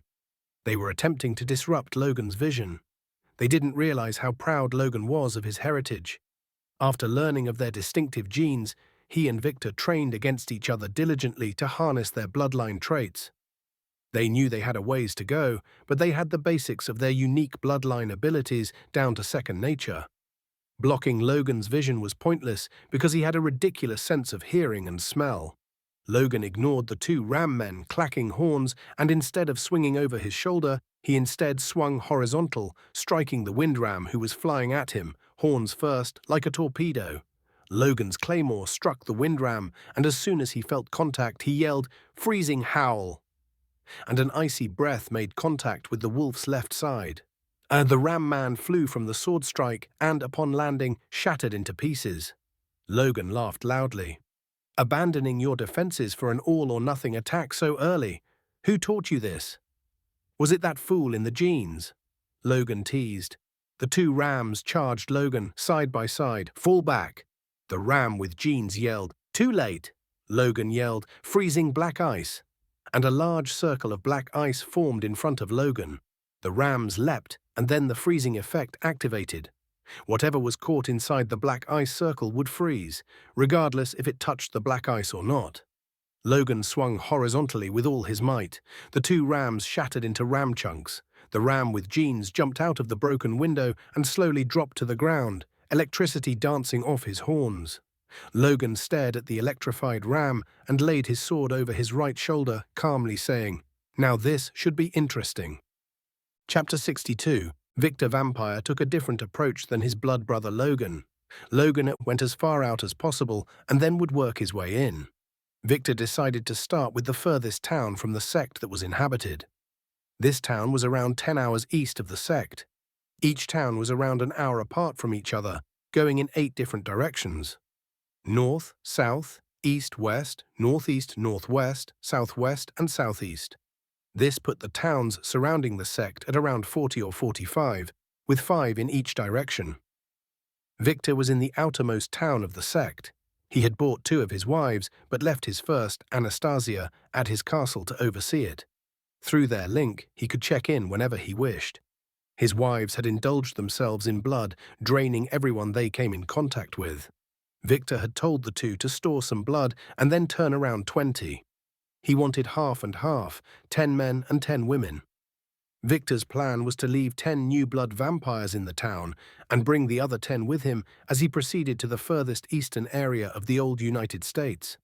He would leave his second wife, Bianca, here to oversee everything and bring his newest wife, Carmela, with him and the other 10 new bloods. The vampire instructed his new minions to gather a weapon from the town, and after kissing his wife, Bianca, he left.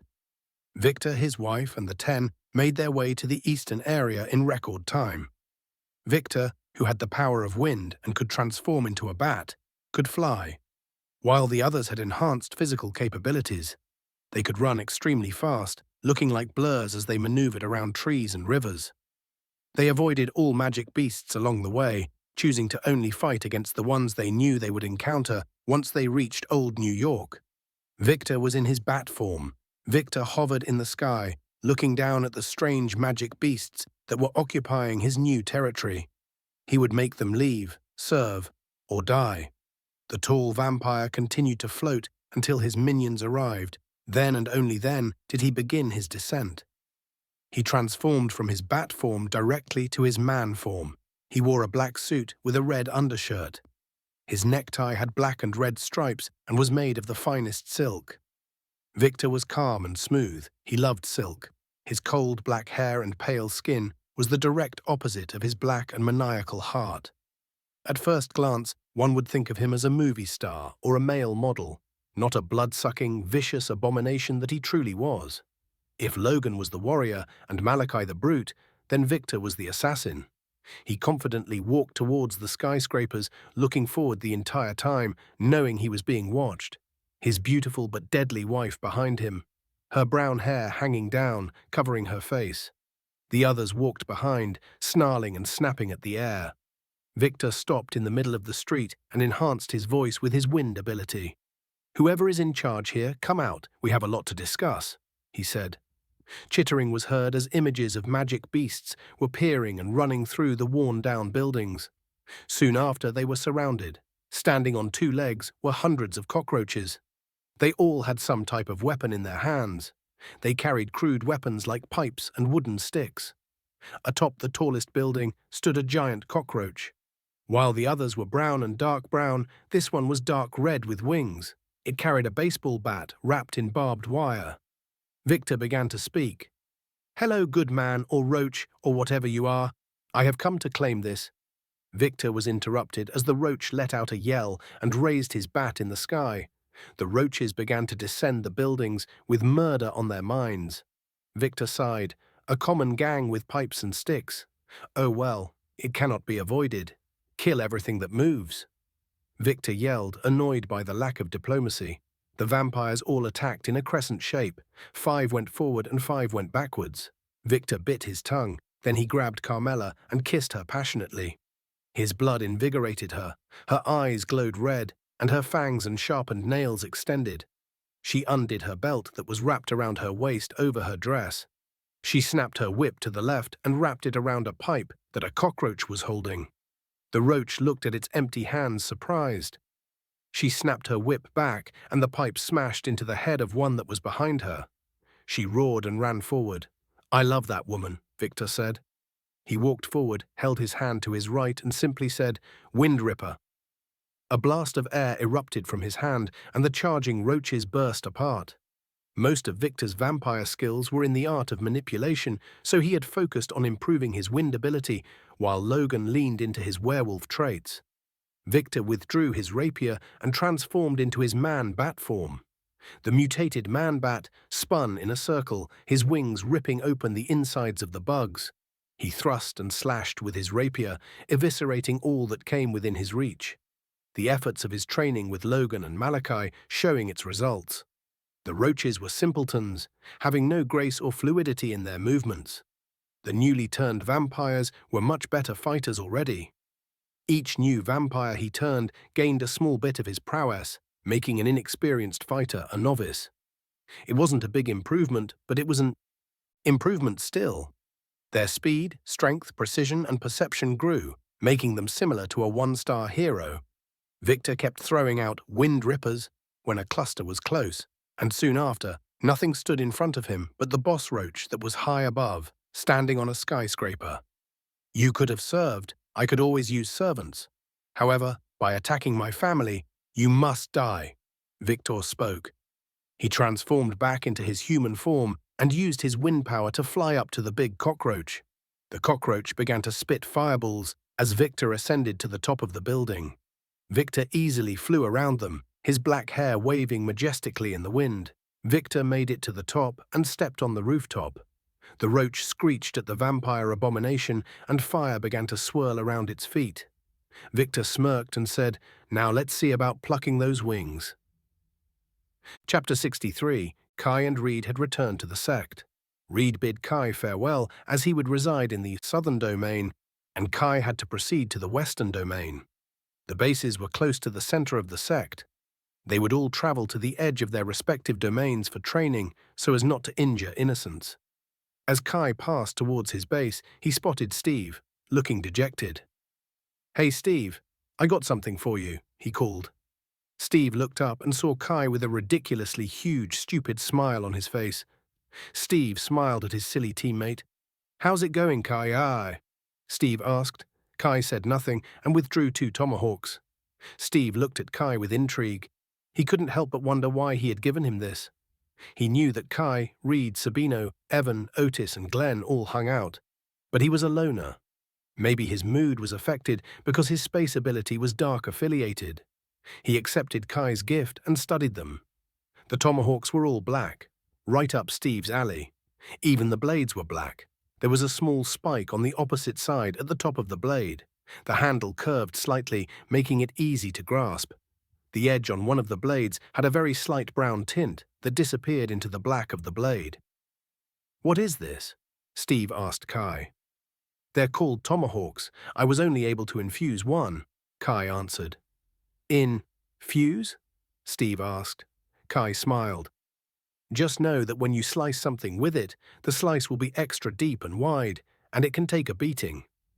It's like more force comes when you strike with that particular one," he told Steve. Steve flinched. "What? Like with the extra power of the mountains, the force of Earth?" he asked. "Exactly, I'll catch you tomorrow," Kai said and jogged off nonchalantly. Steve stared at the tomahawks and then at Kai's back. How the hell did he make a weapon that boosts attack and defense? Steve thought to himself. "Hey, Kai, are you coming to the memorial march tomorrow?" Steve yelled at him. Kai stopped. "What's that?" he asked. "A parade celebrating the lives of all the fallen heroes. It starts at 6 and lasts all night," Steve said. "A good old-fashioned party. I haven't been to one in the city yet," Kai thought. "I'll be there," he called back at Steve. "See you there and thanks," Steve said. The next day, Kai was up in his apartment. After coming out of the bathroom from his morning shower, he heard a knock on his door. When he opened, he saw a frantic Sabino Sonic. Sabino rushed into his room. "Man, I'm done for," he said. "Oh, what's wrong?" Kai asked. "Isabella's birthday is today, and I got squat. She's a warrior. I can't get her some silly flowers," he said in a panic. Well, she's still a woman. She would love flowers, Kai suggested. She would just freeze them and throw them on the ground. They'll shatter like my heart if I don't find her something good, he said. That's romantic and disturbing at the same time, Kai said. Stop playing, Kai. I need your help. Can you suggest anything? Sabino asked. Kai didn't know what to get Isabella. That was Sabino's girl. He knew Gale would love a weapon. Gale was hardcore. Isabella seemed gentle and kind. However, here Sabino was suggesting that Isabella was a bona fide warrior as well. I might have something. I don't know if she'll like it, though, Kai said and went to his closet. He pulled out something wrapped in a white cloth, sat it on a coffee table, and stepped back. Sabino looked at him and back at the cloth. He slowly unwrapped it, and his eyes widened in amazement. Kai, what is this? Sabino asked as he picked up the weapons. He turned them over and around, inspecting them. They're called SIs. The two smaller blades allow you to grab and defend, while the long blade in the middle allows for stabbing and offensive techniques, Kai explained. You made this for her? Sabino asked. Yes, I made weapons for my teammates, so that means I made this for you. Kai reached into the closet and pulled out a short-handled spear. Come on, man, this is a work of art, both of them are. I'm grateful, but I have to ask, why is the shaft so short? Sabino asked. Kai smiled at his friend. He grabbed the spear and thrust the end of the shaft towards the ground. The shaft extended to a length of 6 feet. Sabino was floored. Absolute madness, so it shrinks to half its length? He asked Kai. Yes, but that's not all. Notice the filler in the center of its spearhead. That's a gauge that fills for a stronger fire attack, he said. Fire attack? What fire attack? Sabino asked in surprise. Kai looked at Sabino and laughed to himself at his friend's excitement. You see where the spearhead and shaft connect, there is a fire orb that allows burn damage. It's not a large amount, but it's an additional form of damage still. I figure any extra advantage against the problems we're facing is good, Kai said. Sabino nodded. Yeah, we still don't know what's up with those humanoid things that attacked us. They were strong. Good thing they couldn't use powers. Or should I say they didn't?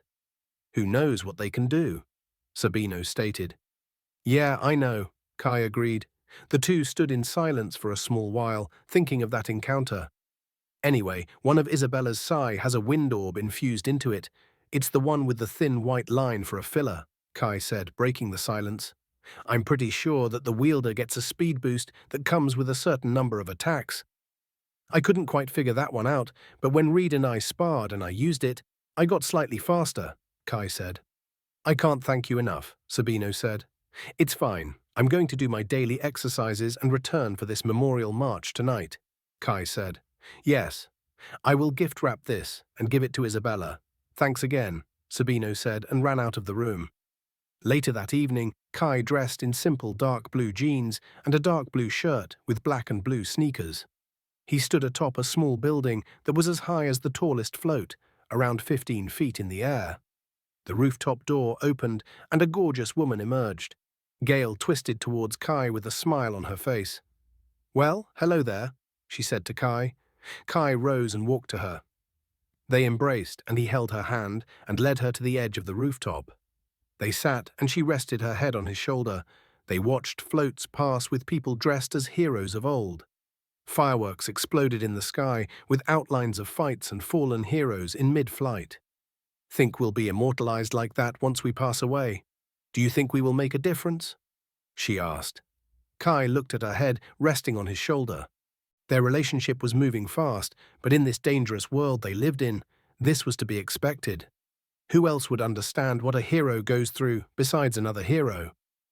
Kai knew they could both die at any given moment, so he would enjoy these moments with her and cherish them forever.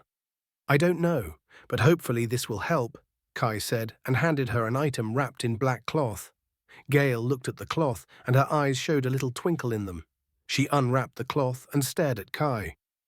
I know you said a whip, but this has a blade at the end and a weighted spiked ball at the end of the chain. It can also cause burn damage. Gale dove on him and planted a huge kiss on his lips. I need to tell you what all it can do, Kai said. Shut up and kiss me, you idiot, she said. So Kai shut up and kissed her, embracing this moment with the fireworks popping in the background. Chapter 64. The ram stared at Logan with intensity.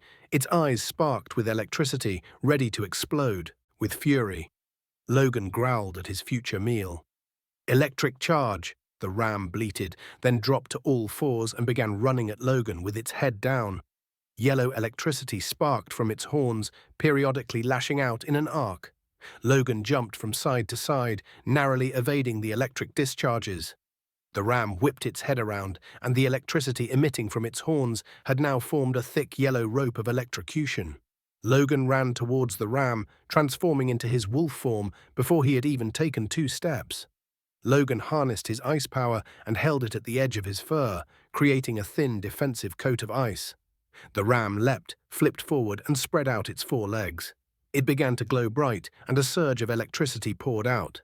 Multiple arcs of electricity dug into the ground, making clouds of dust. Logan turned his head, blinded by the dusty distraction. The ram sent a surge of electricity to his fist. It swung its charged fist at Logan. Logan noticed too late, and the fist slammed into his face. Logan jerked and shook before the skill ended. The huge wolf went flying and skidded across the barren soil. Logan turned back into his werewolf form. He stood, but the lingering effects of the electrified punch still pulsed through his body. "See, he's not that tough," the wolf named Granite told the other 2. Stone yelled, "Come on, you got this." He called to Logan. "Really? What pack do you belong to?" Graphite asked Stone. "Come on, he is fighting for us," Stone said. "Fine then, you can stay with him." "Let's go, Rock," Graphite said. "Rock." The other wolf stood still. "Rock, I said let's go," Graphite said. "This may be our only chance. No more scrapping for food or suffering in the elements." "We need this," Rock said. "That is our nature. We belong in the wild," Graphite said. "Fine, both of you stay here. Consider yourselves released from the pack," said Graphite, and he ran away from the fight. The 2 stood still as Graphite ran off. Logan heard the entire exchange as he withdrew his sword and held it out. Logan sneered at the ram. Tough piece of meat, Logan thought. He charged, and the ram didn't move. The werewolf grasped his claymore with both hands and prepared for a swing. The ram lowered its head and crossed its wrist in front of its waist. Suddenly, a wolf jumped out, right in front of Logan. "Overcharge!" the ram yelled. A continuous stream of electric shocks came at Logan in a straight line. The electric surge was wide and fast. No way would he be able to dodge it. The skill hit the wolf, and it howled in pain as it shook violently. The smell of burnt fur filled the air, stinging Logan's sense of smell. The skill ended, and the wolf fell to the ground, electrocuted to a crisp. Smoke seeped from its skin and orifices, the sorry sight enraging the other wolf, and Logan too. "Rock!" Stone yelled. Logan couldn't believe it. "Why? He didn't even know me." "Duh," Logan thought. "Stone bullets!" Stone yelled. A barrage of small stone pieces flew at the ram, cutting its hide. It only left superficial wounds, though, and the ram ran at the weak wolf. "Electric charge!" The ram spoke while barreling at Stone the wolf. Logan ran at it and performed an uppercut slice. The sword dug into its side and sent the ram tumbling, bits of electricity stinging Logan's fur. The ram went with the blow and quickly rose. The ram generated a sword made of pure electricity and held it in its hand. The 2 circled each other, eyes locked. Logan wondered how in the world the ram made a sword out of pure electricity. He didn't lose focus, though, knowing he had just been shocked by this magic beast. The ram bleated and ran at Logan. Logan smirked. "Just like a ram, it likes to charge in," he murmured. The ram's horns began to glow again, and Logan made his move. "Black ice," he called, and the ground beneath the ram's feet iced over with invisible ice. It bleated and started to slip. Logan rushed in with his sword held to his side, ready to slash at the ram. The ram slipped, but before falling, it released its electric arc. As soon as Logan saw this, he released his freezing howl. The electric arcs battled against the blast of ice from Logan's mouth. The arcs had gaps, and the blast of ice was a concentrated attack, meaning its power was centered and then spread out. The freezing howl hit the ram in its chest, slamming it into the ground. Logan swung his sword down, but the ram quickly recovered. Logan moved swiftly, grabbing its horns and bracing himself. The ram tried to release electricity through its horns. Logan took the shock and gritted his teeth. He roared in pain as his fur began to burn, the pain wreaking havoc on his insides. Logan planted his clawed feet on the ram's face. He turned the horns while keeping its face planted with his large werewolf feet. He growled and continued to turn the ram's head. Logan then twisted the horns as hard as possible, dislodging them. They came loose, and Logan pulled up, ripping them off. Blood squirted in Logan's face as the ram bleated loudly, and it began to kick wildly. Logan took the horns and shoved them atop the ram's head, piercing its brain. Logan pulled them out and yelled, "Freezing howl!" The ram's head froze instantly from the close-up direct blast. He then smashed its head with its huge claw. Logan then grabbed its broken skull from its smashed head and pulled it towards the sky, removing its head with the spine attached. Logan raised it to the sky and howled a deep, bass-filled howl. He then staggered and fell, exhausted from the fights. "Well, I suppose I should thank you," Graphite said from behind Logan. He had returned, waiting to attack the victor, knowing they would be weakened. Logan lay on his side, still in his normal form, his werewolf form. His body was riddled with pain, and his eyes were all he could move. "Sir, he has saved us. We now have refuge," Stone said. "Shut up," Graphite said, snipping at Stone. He turned towards the weak wolf and snarled at him. "Choose your alpha, now!" Graphite yelled at Stone. The weak wolf known as Stone lowered its head, whined and charged at Graphite. The two battled as Logan laid on the cold, dry ground. He looked up at the moon, its lunar rays reflecting in his eyes. Logan felt a sensation. He felt like the moon was his protector, as if it covered him in its shine. Logan's eyes widened as his wounds began to close. Graphite crashed into Stone and sent him tumbling over. "Spike," he called, and a sharp piece of earth pierced Stone's foot. The wolf howled and limped back. "It's best we kill him now. He cannot be allowed to establish his own pack. I am the leader." The wolf never got to finish his statement as Logan's claymore buried itself into the ground, removing Graphite's head. Logan walked to Stone and told him, "Embrace the moon. It will heal you." After instructing Stone on how to use the moon's lunar properties to heal, the two headed towards the ruins of old Los Angeles. Logan spoke to Stone. "So, your friend. Why did he risk himself for me, and why did you—" Stone whined and explained. "That was the ram's strongest skill. It has decimated our entire pack with that attack. You were our best chance to kill it. That thing hunted us like dogs," Stone said. "Speaking of the pack, will I have to worry about others avenging your alpha?" Logan asked. "What pack? We were the last 7. Well, 5 now. The others will come, but not to fight, to ask for acceptance," Stone said regrettably. "The pack will not be weak anymore. We will make a new pack, one that will rule this territory. We will need to make you a high rank or more. I will need to make you like me." "Is that okay with you?" Logan asked Stone. "You mean I can be strong like you?" "Yes, I'll do whatever it takes to not be weak," Stone said. Logan smiled. He had found a minion to carry out tedious tasks, and when the others come to join, he would have a small force. He looked at the moon and told his new minion, "Then we will make others like us, and rule." Logan had a faraway look on his face, knowing he needed to get stronger. Chapter 65. Victor studied the large roach with intrigue. He knew that it could spit fire, but what else could it do? The vampire held his rapier with caution as he moved towards the large roach. The cockroach spit a fist-sized fireball and charged behind it. Victor threw out a wind ripper and made the fireball explode. The roach jumped and hovered with its wings.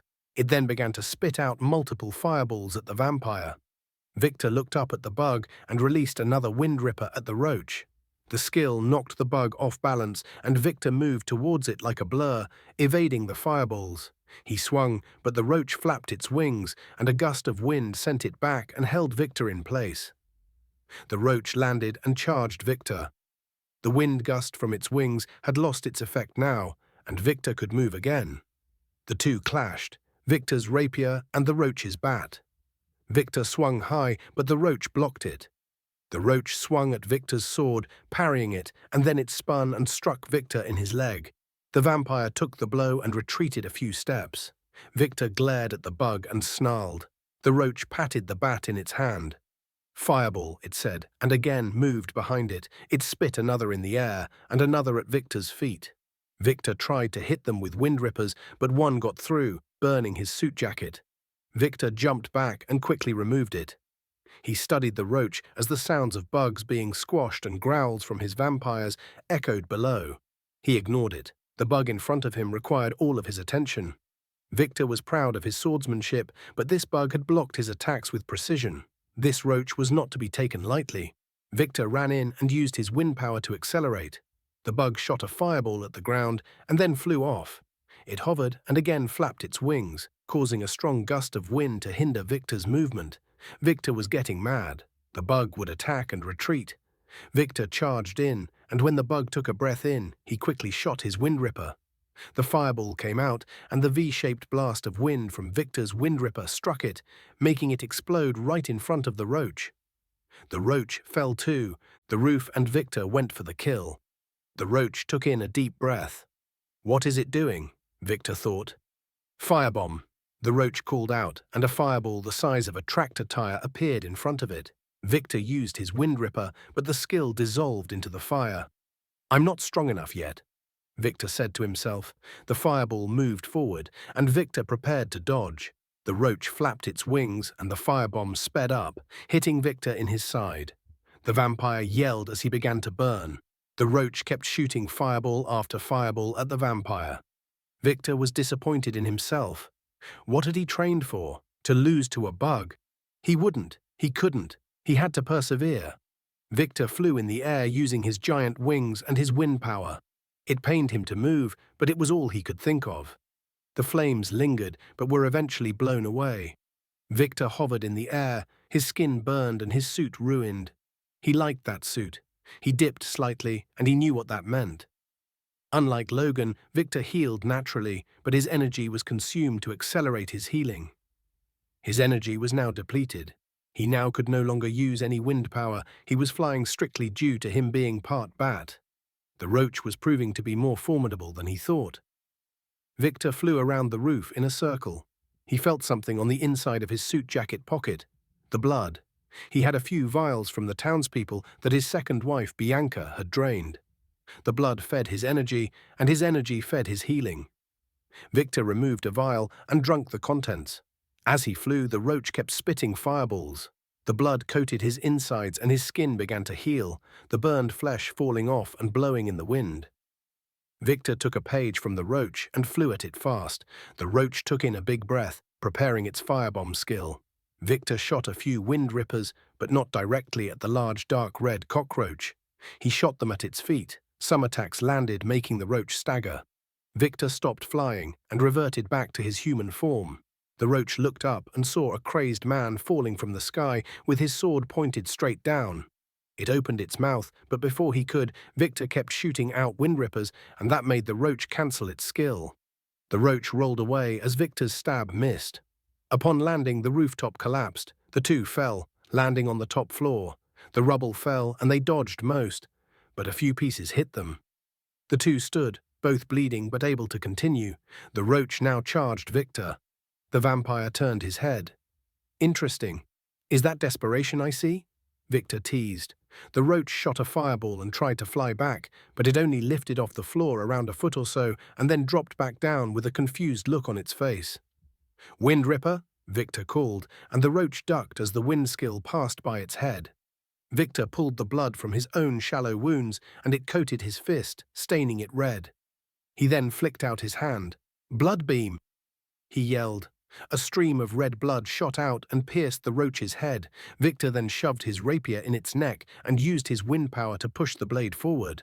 The blade spun in a circle, and the roach's head spun with it. It spun on its shoulders and stopped facing away from Victor. The vampire reached his hand out and grabbed the handle of his rapier mid-spin. He then put his hand on the back of the bug's head, called for his wind ripper skill, and the fire cockroach's head exploded. Its body fell to its knees, and Victor swung his sword down, slicing it in half. As the bug separated, Vincent pulled out a vial of blood and drank it. When I landed, I was never attacking you. I went for your wings. The blasts at your feet were to weaken the roof. I needed to limit your flight. I appreciate this fight. Now I know I must improve, Victor said. He used his wind power to hover the two halves of the roach. He floated up, levitating the roach carcass aside him. He took the two halves and floated them over the edge of the roof. He then released his wind. The body parts fell onto the street, splattering everywhere. The vampires still alive looked up. The few remaining roaches looked at their dead boss. "This is now home to the vampires," Victor said, and bared his fangs.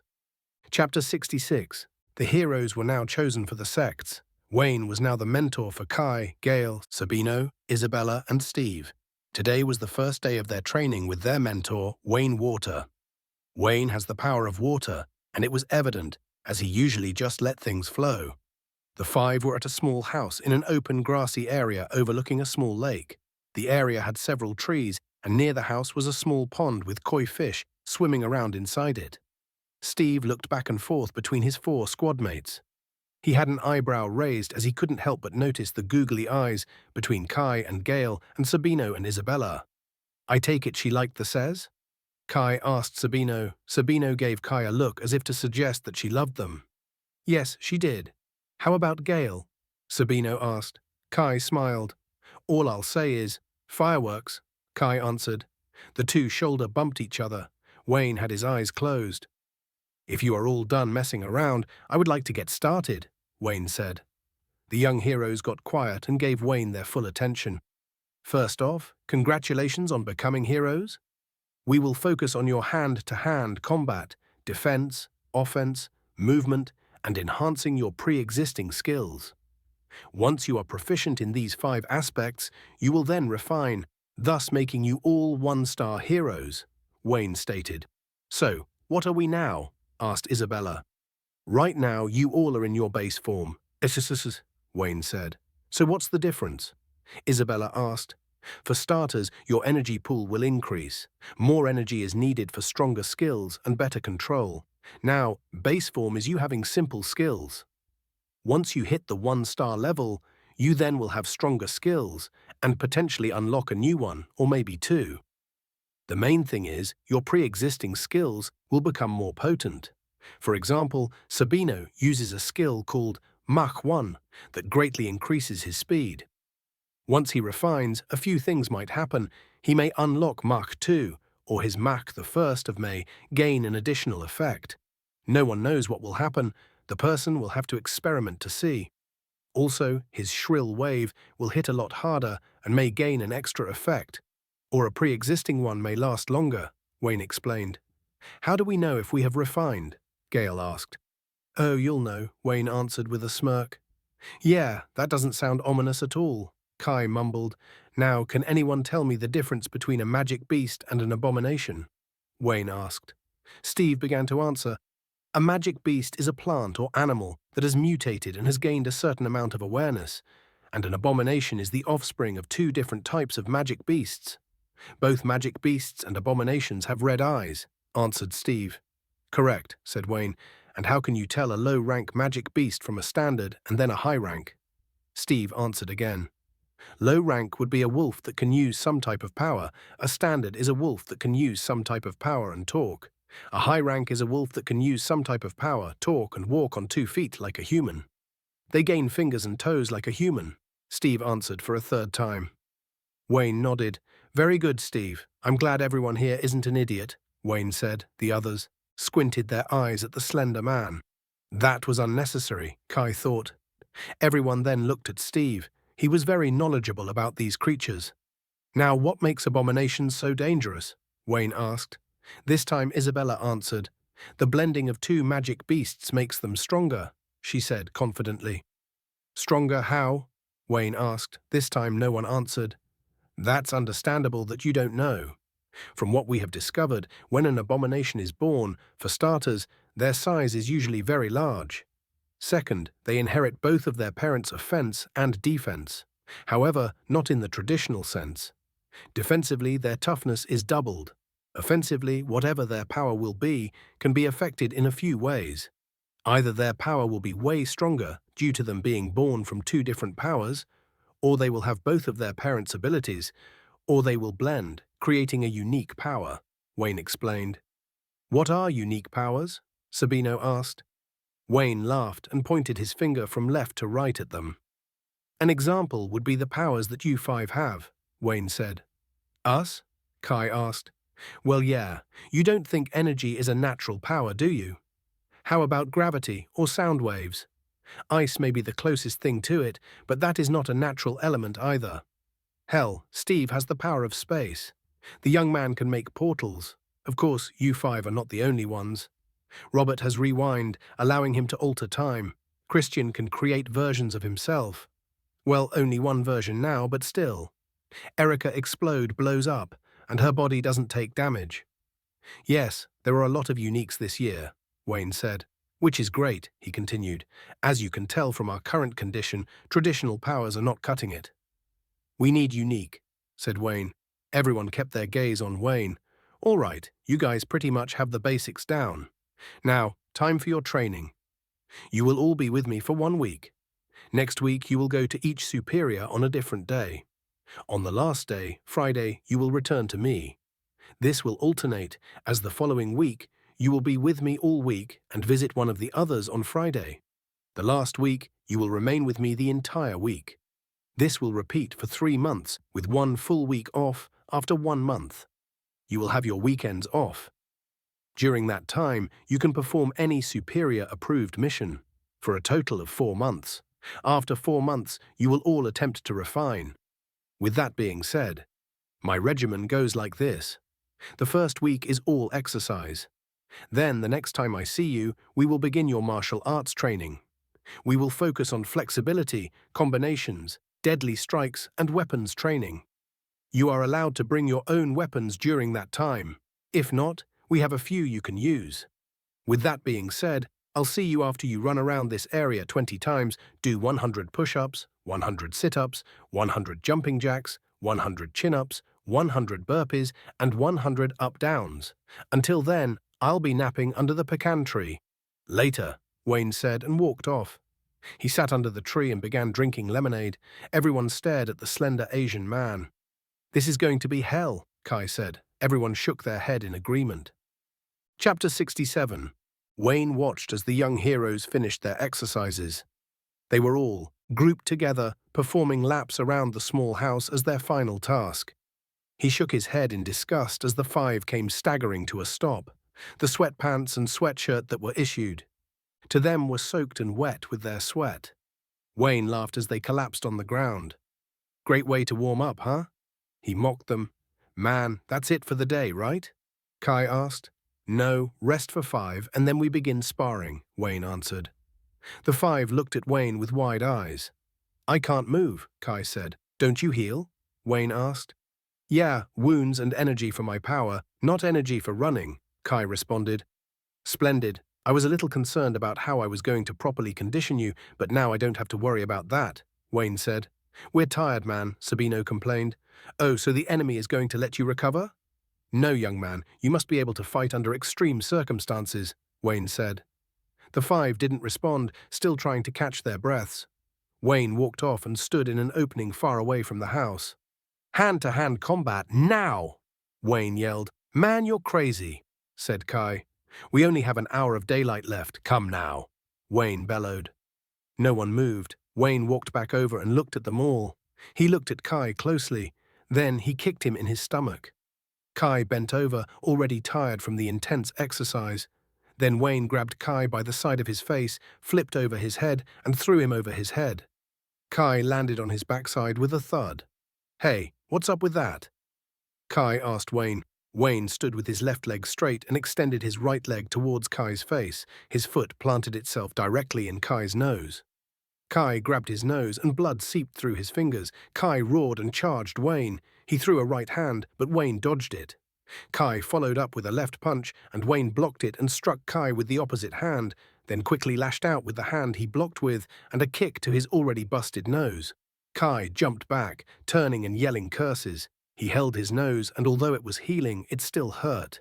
His nose bone had to realign, which was painful, and then repair the busted blood vessels, which hurt as well. Wayne still stood on one leg with the other leg extended. "You're going too far," said Sabino. Wayne ran towards Sabino and planted his feet.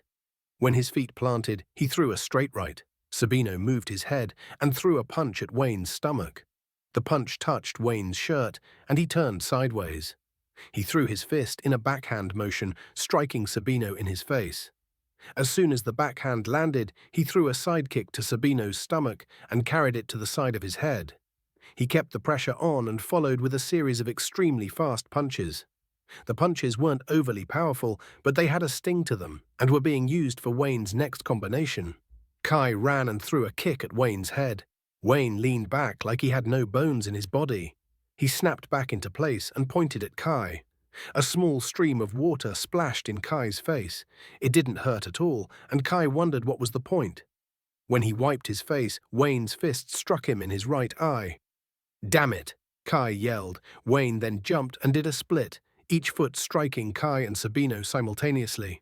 Wayne charged Kai and hit him with a quick left, straight right, kick to his shin, left hook, using the momentum to perform a spinning right back fist, then a backflip kick where both feet lifted Kai's chin upwards toward the sky. He flipped over Sabino's body as he crashed into Kai, and they both tumbled to the ground.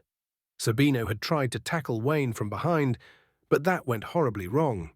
Wayne aimed his fist at the two and shot a small stream of water.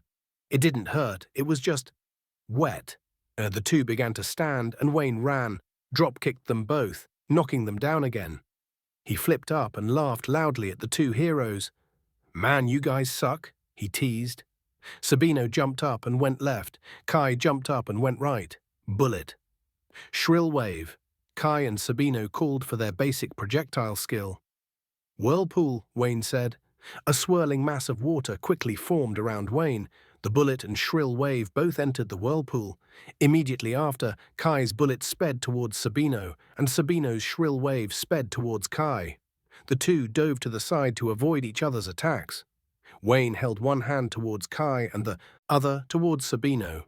"Bubble," he said. The two were instantly trapped inside a water-filled bubble. Wayne then sat on the ground with his legs crossed and closed his eyes. Kai beat on the bubble. He shot a bullet, but it dissipated on the wall of the bubble. The same happened with Sabino's shrill wave. Kai called for his bomb. The white light quickly coalesced in his palm, and then it turned into the baseball-sized ball of energy. Then the bubble popped. Kai's bomb disintegrated as he hit the ground. He and Sabino were coughing up water like crazy. "Excellent little spar, fellas. I released my bubble before Kai blew himself up." Wayne laughed. "We will continue tomorrow. Steve and Gale will be next. Isabella, I want to battle you alone, since your ice is an advanced version of my water. I know it seems hard now. But once we finish, you will be heroes." This little skirmish was to remind you that danger can come from anywhere and at any time. Go get some rest. "Dismissed," Wayne yelled. Kai and Sabino met with the others, and they all headed for their domain, issued one-bedroom apartment. Kai and Sabino looked back at Wayne with frustration. Kai wanted to learn from him. Sabino wanted to sneak him. Wayne looked at Kai's back as he turned and walked away. He told them that he released his bubble because Kai would blow himself up. However, he cancelled it because Kai's bomb would have broken it. He couldn't let them know they had any type of advantage. This was training, after all.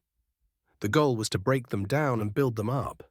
This would build trust, and the superiors would have a force to eliminate the dangers that surrounded the sect for them. But here was this kid who could already challenge one of his most trusted skills. He smirked to himself. Wayne wanted to know how strong Kai really was. Chapter 68. 5 days of Wayne beating up his trainees had passed. The first weekend. They had off. No one went anywhere. The 5 youths rested and took ice baths. They scarfed down food and moved around the sect like slugs. Every part of their body hurt. Now it was the following Monday, and they were heading to their next mentor, Thaddeus. On the way, they passed Evelyn's mentees, heading to Wayne for their training. The squad consisted of Andy Anger, Phil Poison, Cody Copy, Sasha Stretch, and Sage Sand. They stopped and stared at the sore and exhausted teens with worried eyes. "Yeah, this will be you. The good thing is, you only have him for 1 day. The bad thing is, you only have him for 1 day." He will try to drill everything he showed us in 5 days into you all in 10 hours, Kai thought to himself. He made eye contact with Phil. Phil looked Kai up and down and sucked his teeth. He mugged Kai and turned to walk away. Kai was too sore to be bothered with the poison-powered guy, so he simply left as well. They soon arrived in the central sect and walked to, where their respective leader was waiting. Thaddeus stood directly in the center of his domain. The central domain was Thaddeus's turf to control, and in the middle was a humongous open field, around 100 miles wide and 100 miles long. "What's up, everybody?" Thaddeus said with a smile. "Line up and spread out," he instructed the youths. Once Kai, Gale, Sabino, Isabella, and Steve stood shoulder to shoulder, he began, "Well, it looks like Wayne beat the stuffing out of you all. This will be a vacation compared to what the crazy Asian had you all doing. I still have nightmares about him kicking me in the face." Thaddeus laughed loudly. Everyone looked at each other. "So there will be no exercising or anything like that? Instead, let's talk," said Thaddeus. "I'll go first. Hello, my name is Thaddeus Thunder. I am 35 years old. My birthday is January 13th, 2983. My favorite color is yellow, obviously, and my favorite food is nachos. You can make them in so many different ways. My real name is Thaddeus Thompson. As you may know, most of us from the sect change our surnames to signify our power. Most supers that grew up outside the sect do not. That's fine, and we respect that. I am a third-generation super. My father and mother were supers. My dad had the power of water, and my mum had the power of wind. I'm from the southern sect, or what you call the southern domain," Thaddeus explained. He smiled and looked at Steve as if to say, "Your turn." Steve just looked at Thaddeus. "You already know everything about us," Steve said. "Yeah, you proved that at that silly competition in the arena. Remember the floating screens showing all our personal information?" Kai snarled. "Yes, I do remember. Irie is great at that stuff. That's not what this is, though. Just share what you feel."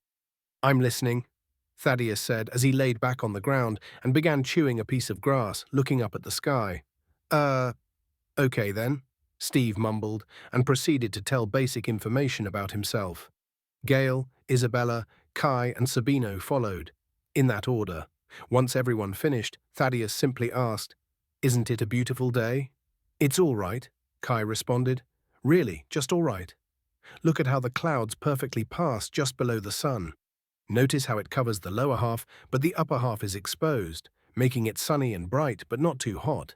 It's interesting how something as hot as the sun can be cooled simply by being blocked," he said. The recruits were starting to get irritated. They were just sitting around doing nothing. Thaddeus continued chewing on a piece of grass, looking up at the clouds. "Are we going to do anything?" Isabella asked.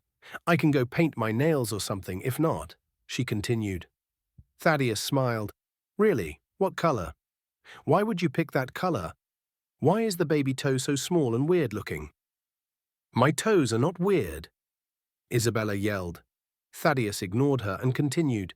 "Sure they are. Why do we have 5 toes? Why do we have 5 fingers? Or is it 4 fingers and a thumb? Why are they shaped like that? Why do people have toe jam? Why is the bottom of our feet that weird pale color?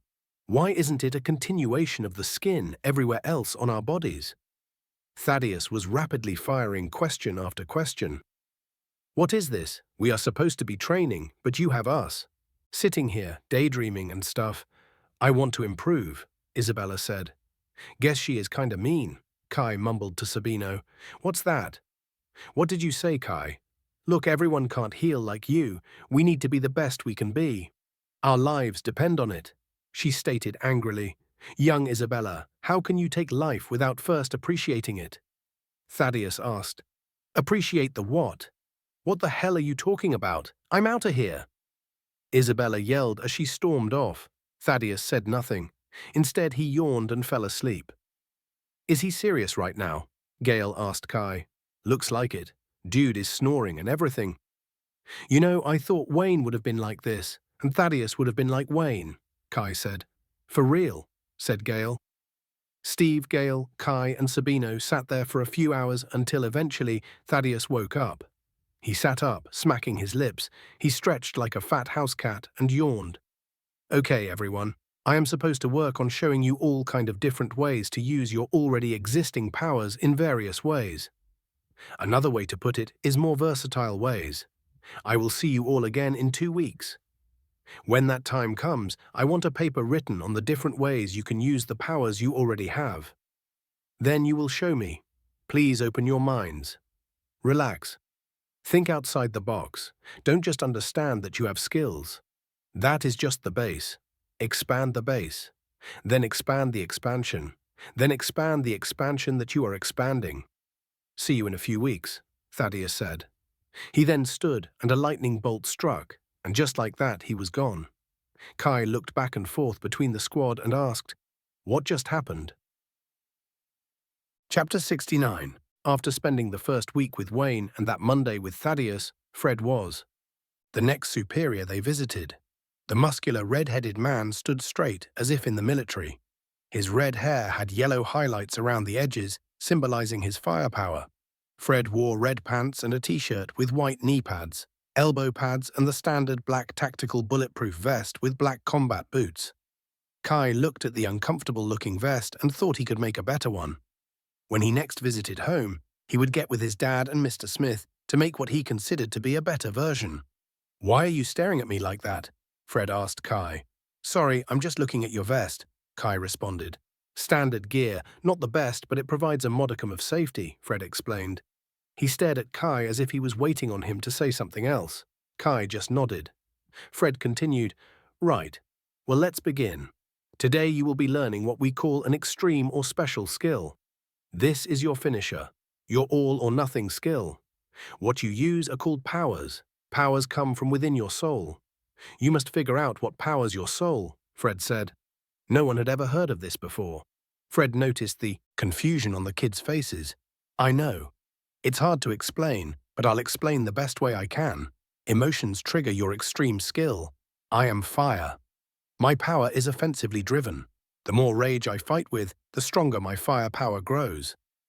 Evelyn is earth. She must remain balanced. Wendy is wind. She is like a dancer, graceful and poetic. Wayne has water. Water is calmness, reflection, and serenity. Thaddeus is lightning. He is vicious when disturbed, but likes to remain low-key. Better yet, hiding in the clouds. Lightning strikes when the world it resides in is harmed. In Thaddeus's case, substitute world with friends. Lord have mercy on your soul if you hurt the ones he love. Now some of you will pull your power from these pools, and some will pull them from other influences. Once you learn this, you can unleash a devastating attack that will seriously kill most magic beasts and gravely injure most abominations. It's to be determined what it will do to those purple and green humanoid things. The good thing is, this is your first extreme skill.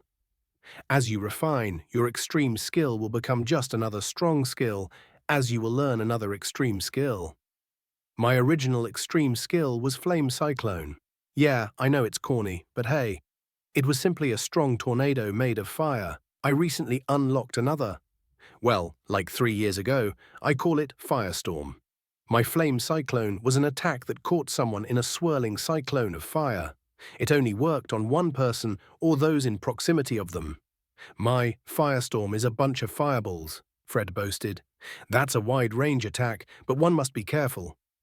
Your extreme attack is a double-edged sword, he warned. Really? How so? Gale asked. It cannot be used unless you have at least half of your energy, Fred said. So why use it? Why take a chance like that? Isabella asked. Well, if an opponent injures you severely in the first moments of battle, this can even the playing field. Just because you are injured doesn't mean your energy is low. You can be severely injured and still have a vast amount of energy, Fred said. Kai thought about what Fred said. I think I already have my extreme skill. My bomb is an enhanced version of my modified bomb, Kai said. What the hell is a modified bomb? Fred asked. Well, I have a small unit of explosive energy I can shoot at someone at high speeds, that around the size of a large marble, Kai explained. Fred nodded. Yes, I remember that from your battle with Ray. Good job, by the way, Fred said. He wasn't too fond of Kai, but the others were right. His skills were very good, and he would be needed. He still would watch the kid, but there was no reason to alienate him. Kai continued. I add energy to it and it grows to a golf ball size. That's what I call my modified bomb. Then I add more energy and create a baseball-sized ball of energy. That's what I call my bomb. I can shoot my bullet and bomb at will. However, my modified bomb takes a bit of control. My bomb used to leave me drained when I first began using it, but now it doesn't, Kai explained. First, just go in the middle and call that modified bomb skill of yours grenade and stop playing around. Secondly, well, you got crazy energy, so that's understandable. Your extreme skill generally unlocks under extreme circumstances, hence the name Extreme. Tell me, what situation were you in when this happened? Fred asked. Kai had a far-off look. Grenade? Why didn't I think of that? Kai said aloud. 'Cause you're stupid, Sabino murmured. Kai ignored him. I don't really remember, Kai said and began to think. The first time I used what I call the modified version. My weak grenade was first used during our field trial, the second stage. When we fought those bird things, Kai answered. Blackwings, they're called blackwings. Sharp feathers and versatile wind powers. Fred corrected him. Hold on, I used my bomb first, and then my modified, grenade second. I used the bomb during the field trial, and I used the grenade against Manasseh. So I did the stronger one first, and the weaker version second. Kai recalled. Understood. And how did you feel at the time? Fred asked. Honestly, I thought I was going to die. The Blackwing did a spinning attack using its beak as a drill. I could see the wind power swirling around it as it spun. I knew I couldn't block it, and my bullet wasn't strong enough. I just did it, Kai said. Yes, that's it. It just happens. Like I said, it usually unlocks in extreme situations. Kai, I think your trigger is survival. Whether the will to survive is to protect others, to grow stronger, or to change the world. Maybe it's a combination of all three, growing stronger to change the world so you can protect others. Whatever it is, it's on you to figure it out. And you being able to use a lesser version of your extreme skill is normal. Let's try something. I want you to use 3 bombs in succession, Fred instructed. Kai turned to an open area and released 3 bombs. After his third one, he fell to his knees, sweating and breathing heavily. One of his eyes was closed and his vision was blurry. Yeah, just like I thought. You regenerate energy faster than anyone I've ever seen. You had a full energy pool. The first one took half of it, then the second one took the remainder, but you regenerate your energy so quickly, your energy had replenished past the halfway mark, but just barely, Fred explained. What happens if you attempt it without enough energy? Steve asked. Nothing. It won't work, but it will still drain your accumulated energy. As a hero, we have a 6th sense of our energy pool. We know when it gets low, right? Fred asked the kids. They all nodded. So when we refine, will it take 1/3 of our energy instead, since we have more energy? Gale asked. No, it will always be half of your energy pool. It will be stronger though, since you have more energy to put into the skill. Now, Kai, I see you have recovered. I will ask you to take 2 of your squad mates, and I will take 2. You are at least adequate enough to summon your extreme skill at will. Help me help them. I'll take Gale and Sabino while you help Isabella and Steve. Practice, and when you return to me next time, we'll see what progress has been made. Chapter 70. It was now the 3rd day of the 2nd week. They had spent a full week with Wayne, getting beaten to a pulp. The entire weekend was spent recuperating and trying to practice various martial arts techniques. That Monday, they had Thaddeus and his strange training. He tasked them with learning versatile ways to use their pre-existing skills. Then Tuesday, they had Fred. With him, they would learn their extreme skill once they returned. Kai was exempt from this, having learned his early, and thanks to Fred, even had a new name for his modified bomb skill simply called Grenade. Now it was Wednesday, and Wendy Wind was waiting for them at her palace. They stepped off the core platform onto the streets, and as the squad approached the northern area of the sect, they noticed the change in climate and architecture. The citizens of this area all had sleeves on, and Kai could see through the windows of restaurants that foods with broths were favored. Ramen, stews, and soups of various types were displayed by floating neon signs. Kai made a note to stop and get a few bowls once Wendy finished with them. They continued walking through the streets towards a strong swirling wind towards the edge. They came to a farming area for food, and past that area was Wendy Wind, gracefully descending on invisible masses of air. "Come, young ones," she said softly. "Is this the same woman that went batshit crazy in the arena?" Kai asked Sabino. Wendy sneered at him. "Oh, wow, she heard me?" Kai mumbled. "Yes, I heard you. I admit I got a little carried away. Thaddeus can have that effect on you," Wendy explained. "Maybe on you," Isabella lowly said, as Gale snickered. Wendy called upon the winds, and the gusts made them take a few steps back. She let out a cackle like an evil witch. "Funny, you sit here and judge me, forgetting the fact that I will be the one judging you," she said. I didn't say anything, Ma'am," Steve said. "No matter. Regardless of how I may feel, you are all students and must be judged fairly." "Not like you are doing to me without knowing what really happened," said Wendy. She sighed and slumped her shoulders. "Everyone circle around me. Let's begin," she said, sounding depressed. "Everyone close your eyes. Now I want you all to feel my wind. Let the breeze graze your skin. Breathe. Calm yourselves," she coached. The youths followed her instructions and let her soothing wind embrace them. "Now open your eyes," she said. One by one they began to open their eyes. They were floating around 10 feet in the air. Kai panicked and fell to the ground, feet first. Next was Gale, then Sabino, followed by Steve and finally Isabella. "So Isabella will be the first I focus on and Kai will be last." "Isabella, step up," Wendy said. "The best thing about movement skills is that it's not actually a skill. You do not use your energy for this." "Do you all recall the first day with Wayne?" she asked. "Well, I shouldn't be telling you this, but when you all fought, he released a bit of water in some of your faces without actually using a skill. This his innate skill. An innate skill is something that you can do naturally in reference to your powers. However, the cost to use it is so minimal that it can be used without penalty. Gale, you already have this in a sense with your release pressure skill. The thing is, you need to be able to do this all the time, without thinking about it, making it second nature. When you can perform this without using energy, then you will be done with this class. Once learned, it will be an extension of your powers, like raising an eyebrow or moving your nose. Gale, during the challenge, you used release pressure and pressure in succession.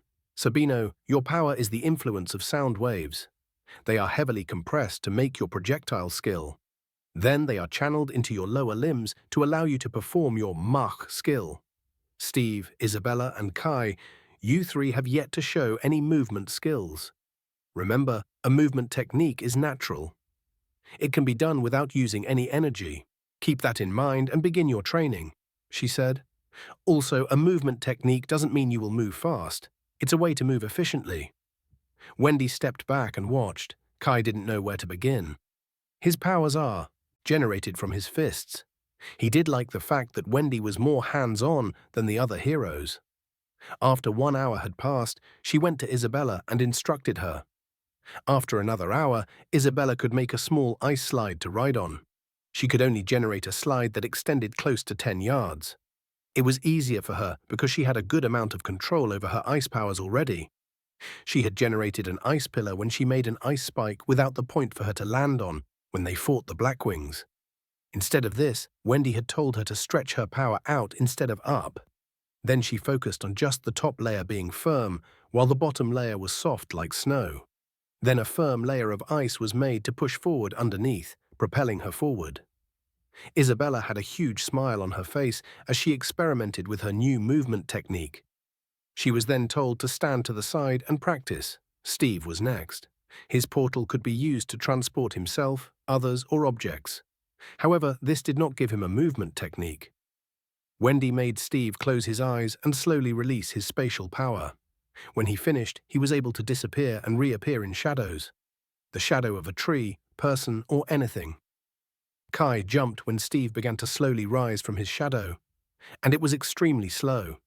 It took Steve around 15 minutes to fully sink into his own shadow and emerge from Kai's. Speed will come with time. You have a movement technique that will be devastating once you master it. Now go practice with the tree's shadow, Wendy encouraged him. Steve walked away dejected. Kai smiled at Steve's back as he walked away. He knew he was right. He kept seeing Steve with a cloak on, attacking enemies from the dark, and doing reconnaissance while lurking in the shadows. Sabino was next. He had a movement skill that allowed for rapid movement in bursts. His technique was not his skill. Wendy kept telling him to think of sound waves, his power. Sabino, in his stubbornness, kept focusing on going faster instead of the essence of his power, sound. After Wendy engulfed him in a cyclone and screamed at him to calm down, did he finally listen? The end result was him layering his feet with his energy. This made his footsteps undetectable. Sabino could now move in complete silence. Wendy told him to go to the open field and practice doing this while using his Mark I skill.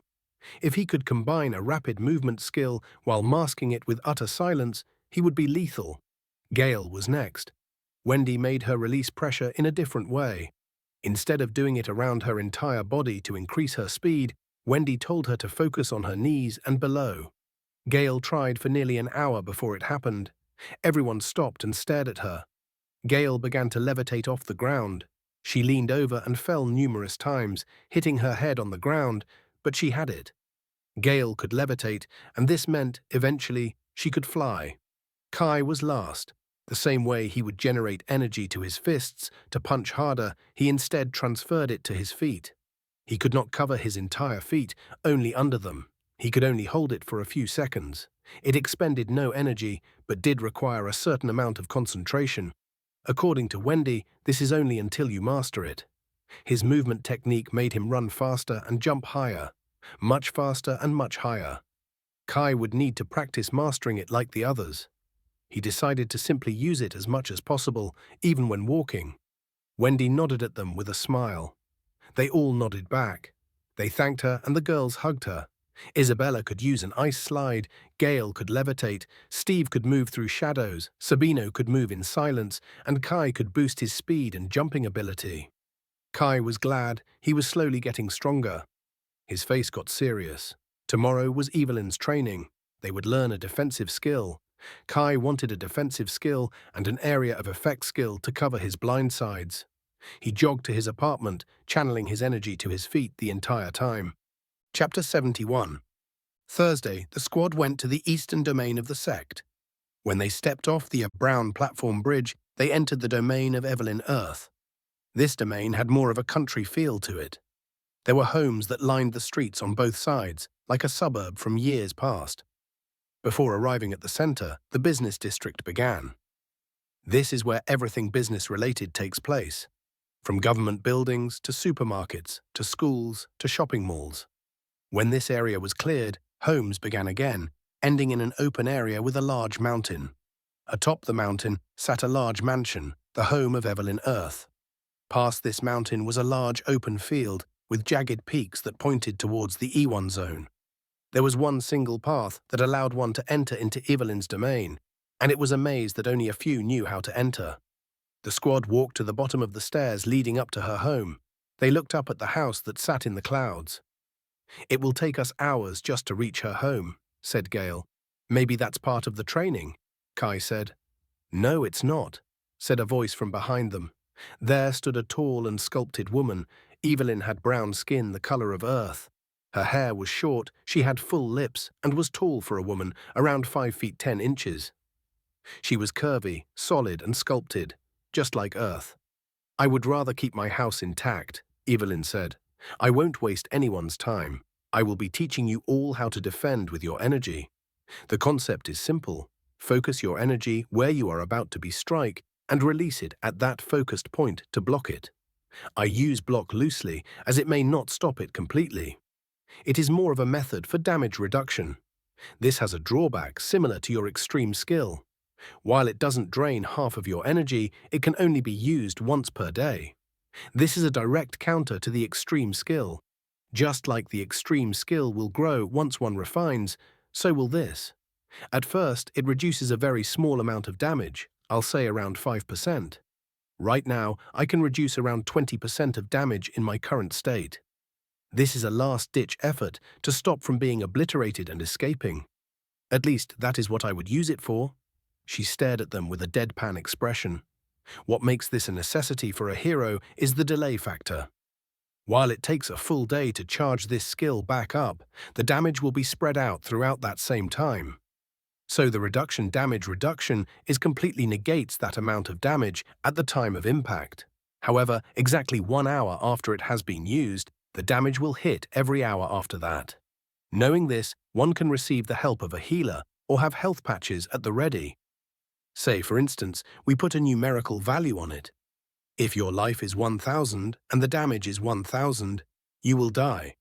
But if this 1000 was divided by the 24 hours of damage, it would be 41.5 points of damage every hour. But due to this, the damage spreads out over a 25-hour period.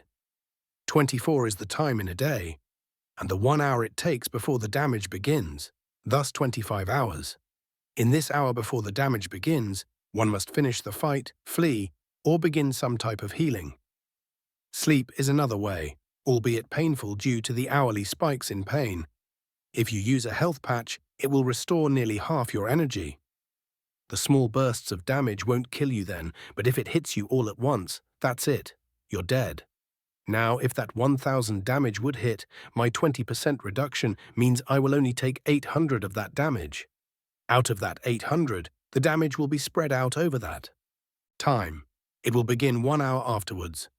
You all are at around 5% damage reduction, so 95% will hit you all, and 5% will be cancelled. So 950 points of damage spreads out over a full day's time. I will take 33 damage every hour, and you will be hit with 40 every hour for a full day. Kai, with your energy ability, you may not even feel it. Remember, focus your energy on a certain part of your body. When you think you have it, let me know, and I'll throw some small boulders at you to test it, Evelyn said. Boulders? Asked Sabino. Yeah, boulders. I told you I'm not wasting time. Since I had to repeat myself, you will be first. Hey everyone, Soundwave Boy is missing the most important part of sound. Silence. Now, I will call you all up in 15-minute increments an hour and a half before I plan to excuse this training session, and he's first. On the flip side, you have more time to practice feeling your energy gathering in one place inside your body. Lunch is in 4 hours, she said. She stood on side of the mountain, and the ground rose straight up in a pillar of earth similar to Isabella's ice spike. The 5 kept trying to concentrate their energy at a certain point on their body. The energy must be generated there and focused at that location. Kai excelled in this area. He performed this to use his bomb skill, and had recently learned to generate energy to the soles of his feet. Now he had to focus a generous portion of energy to a certain point inside his body. After a few hours, he heard a voice. Got it, Gale said. Kai looked at her in surprise. She had a huge smile on her face. Me too. Isabella was next. Sabino followed, and then Steve. Kai gathered his energy as if he was attempting his grenade or bomb. Instead of gathering it in his palm, he forced it to circle through his body. The energy hugged the insides of his skin, and he held his focus. The energy inside his body began to gather at a certain spot in the hypodermis, the innermost layer of skin. Kai wanted it to gather at his left shoulder, so if he took a lick, he could give them that part of his body and counterswing with his sword from his other hand. When training at his home, he was to stand sideways and only give your opponent one side of your body. This hides your footwork and your counter-strike. Never stand wide, because this makes you an easy target. Kai noticed the energy harness in his right shoulder and began to pulsate. Kai smiled. Got it, he said. A rumble was heard and the ground shook. A pillar of earth shot up and Evelyn stepped on it. The pillar descended and she stepped off. Well, it's lunchtime. If everyone has it, then after lunch we will try it and dismiss. It can only be done once per day, so you will have to practice this in your own free time, said Evelyn. How will you know if it worked or not? Kai asked.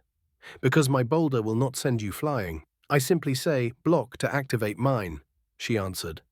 One by one they stepped up, and one by one they were all sent flying as the boulder crashed into them.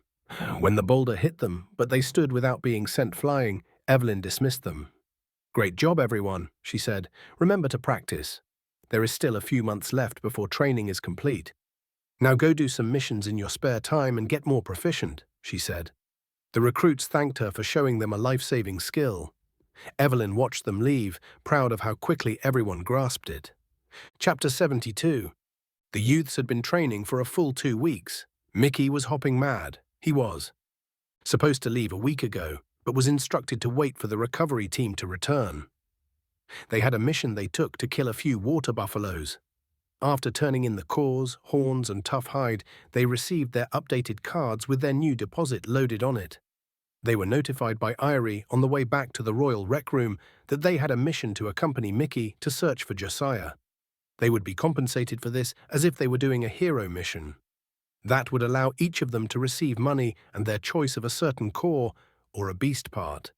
The recovery squad returned to their apartments and rested for the next day.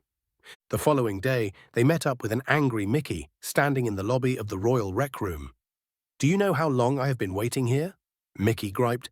"Look, man, we know you're the #1 healer and all, but we didn't even have an off day yet." "Relax. We're here," Ray Rubber said. Ray Rubber, Ivan Invisible, Bobby Beast, Tierra Twinkle, Stuart Steam, and Mickey Mend then left for the closest eastern town outside of the sect. The recovery squad knew how important finding Josiah was. There were only 2 healers in the entire sect.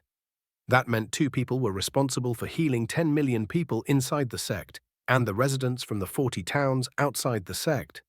This is why the towns had a bit of disdain towards the sect, because they knew that they came last. Doctors were still around, though, and would rush to a patient.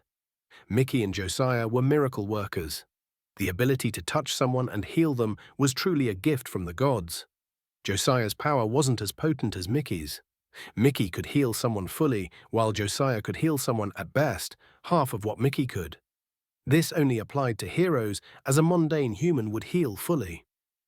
No one knew why he couldn't fully heal a hero, but something was better than nothing. Josiah was a traveling healer. He would communicate with Irie via wristband if an emergency arose, sometimes making it difficult to stay en route. It could take weeks or even months before a healer would visit a town. Knowing this made health patches all the more valuable, as they could save your life. Josiah's last known location was called Zone E3. This was how the superiors kept up with the towns.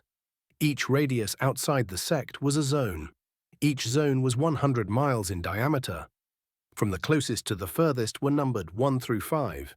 They were east, southeast, south, southwest, and so on. Only a few towns even had names. Some did name themselves, and the superiors were the rulers of humankind, so they tried to honor it. Beyond the 5th zones was nothing but the wilds, but only small to medium-sized magic beasts would attack towns. They had taken a few hovercrafts to make ground faster. Ray, Stuart, and Tierra rode on hoverbikes aside a hovercar that had been plated with beast bones. The top could separate and retract inside the doors and cover a portion of the craft's undercarriage. This was only so the retractable roof had somewhere to retract to. They kept the trunk free for storage of certain items in case of emergencies.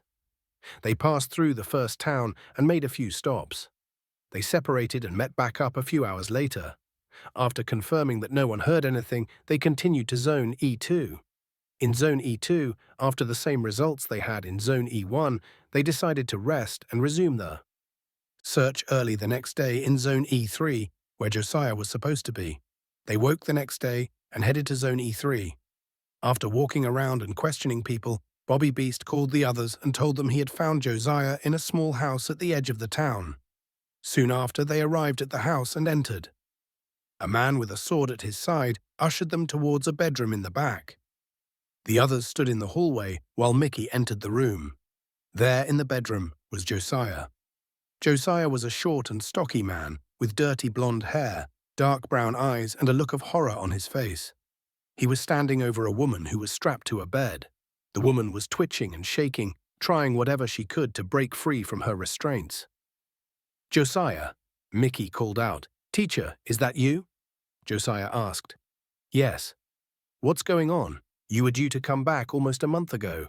Have you not completed your rounds?" Mickey asked. "Sorry, I don't know what to do. I truly am lost," Josiah said. "What do you mean? Make sense." Mickey implored him. "Some of these people, they're strange," Josiah said. His hands shook, and he seemed to be on the verge of losing his mind. It's only 3 people, but that's because we had to kill 4 others, said Josiah. Kill? Who did you kill? Josiah, my friend? What the hell is going on here? Mickey asked. A few weeks back, a group went to Zone E5. They were supposed to bring back some supplies so I could give to a few people here. Just some herbs to make simple medicine for minor wounds. The whole thing should have taken 1 extra day. Surely I could spare 1 extra day. Josiah went quiet and looked away. Mickey was getting a bad feeling. His protégé was in disarray. Get to the point, Josiah, Mickey said angrily. Yes, sorry, the group consisted of 5 people. The next day, only 1 returned. She said that they made it to Zone E5, but the people there were changed. They were instantly attacked, and she claimed that the others were eaten.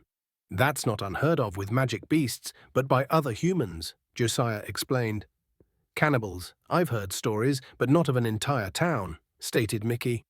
The rest of the recovery squad listened closely from the hallway.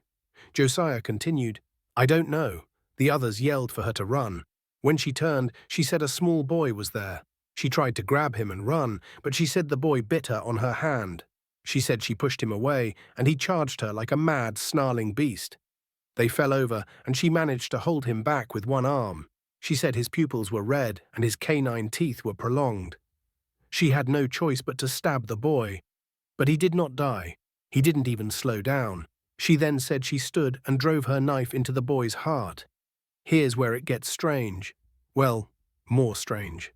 She then claimed his skin began to turn a black color, like he was painted black. Then he began to break away and blow in the wind, like ash. I didn't believe it, so I just treated her wounds and sent her home. I stayed to monitor her situation. I wanted to make sure it wasn't a viral outbreak or something like that. She began to hear things and talk to nothing. About a week after being bitten, I woke one morning and heard noises. When I arrived, I saw her. She was now a snarling, mad version of herself, and her eyes were just like she described the child, and her teeth. Her canines were long, and her nails were now sharp points. They were claw-like. She killed several here, and she bit some as well. However, minutes later, the ones she bit turned into whatever she was. We managed to kill them and investigated everyone to see if they were bitten. I noticed that she primarily went for their necks, and those turned the fastest. This is the only one we found like this left in the town. She was bitten on her ankle. That was about a week ago. I did my best to document everything. These events happened roughly 3 weeks ago. I have tried healing this young woman, but it doesn't work. I'm lost, Master. Please help me. Josiah cried to Mickey. Chapter 73. Mickey put his hand on his protégé's shoulder. It's okay, Josiah. Let me try, Mickey said. The world's best healer approached the young woman. Her face was deathly pale. The bed was wet from her profusely sweating. She was muttering to herself. Mickey leaned over to listen to what she was saying. Watch out, Josiah yelled. He grabbed Mickey and pulled him away from the bed. The young girl tried to lunge at Mickey, but the restraints held her. Ray Rubber and Tierra Twinkle rushed in, while Bobby Beast remained in front of the door with Stuart Steam and Ivan invisible. Is everything okay? Asked Bobby. Mickey looked at him and looked back at the young girl. Yes, we are fine. I will attempt to heal her now. Please hold her down, Mickey replied. Bobby and Ray held her arms. He touched her on her arm and began to heal her. The healing energy from Mickey permeated her flesh and entered her body. He felt his healing power beginning to work. The woman roared and shook, trying to get them off of her. She let out a long yell and broke one of her restraints. She reached back and punched Ray in his face. The young man flew into a wall. He bounced off the wall and landed on the bed. The woman raised and looked at his fat neck. Her canine teeth extended and her eyes turned red. She went for Ray's neck but found no purchase. Stuart had entered and had pulled him off the bed. The woman reached over and grabbed Bobby's wrist. She squeezed it and Bobby yelled a loud bestial yell, like a jungle cat. She turned his wrist and broke it. She pulled him to her and threw him towards the others. He slammed into Mickey and Josiah, and the 3 crashed into a wall. She broke the restraints and stood on the bed in a crouching position and growled loudly. Tierra and Ivan came into the room with their weapons drawn. The young woman dove towards Ivan. He turned invisible and jumped to the side. To his surprise, she continued running towards him. Tierra released her shooting star skill right into her back. The force of the attack propelled the woman forward past Ivan, knocking her through the wall. She stood, snarled, and ran off. "Is everyone okay?" Tierra asked. Mickey, Josiah, Bobby, Ray, and Stuart quickly stood. "After her," yelled Josiah. "We can't let her run free," he warned them. Everyone ran out of the room and gave chase. The woman ran through the town on all fours, growling the entire time. "She's like a beast," Bobby said ironically. He used his beast power to grow wings and flew behind the new blood vampire. The other heroes were gaining on her, and she knew she needed to act fast. She needed a distraction. She needed a hostage. Bobby turned his hands into eagle talons and went to slash the vampire. She ran sideways up a wall and jumped at Bobby Beast. He created crocodile scales over his body and met her attack directly. She swiped at her and their claws clashed. She was thrown back by his force, and as she headed towards the ground, a rolling ball of flesh headed towards her. Ray had his sword extended, making himself a spiked ball. His sword dug into the woman, and she slid across the ground.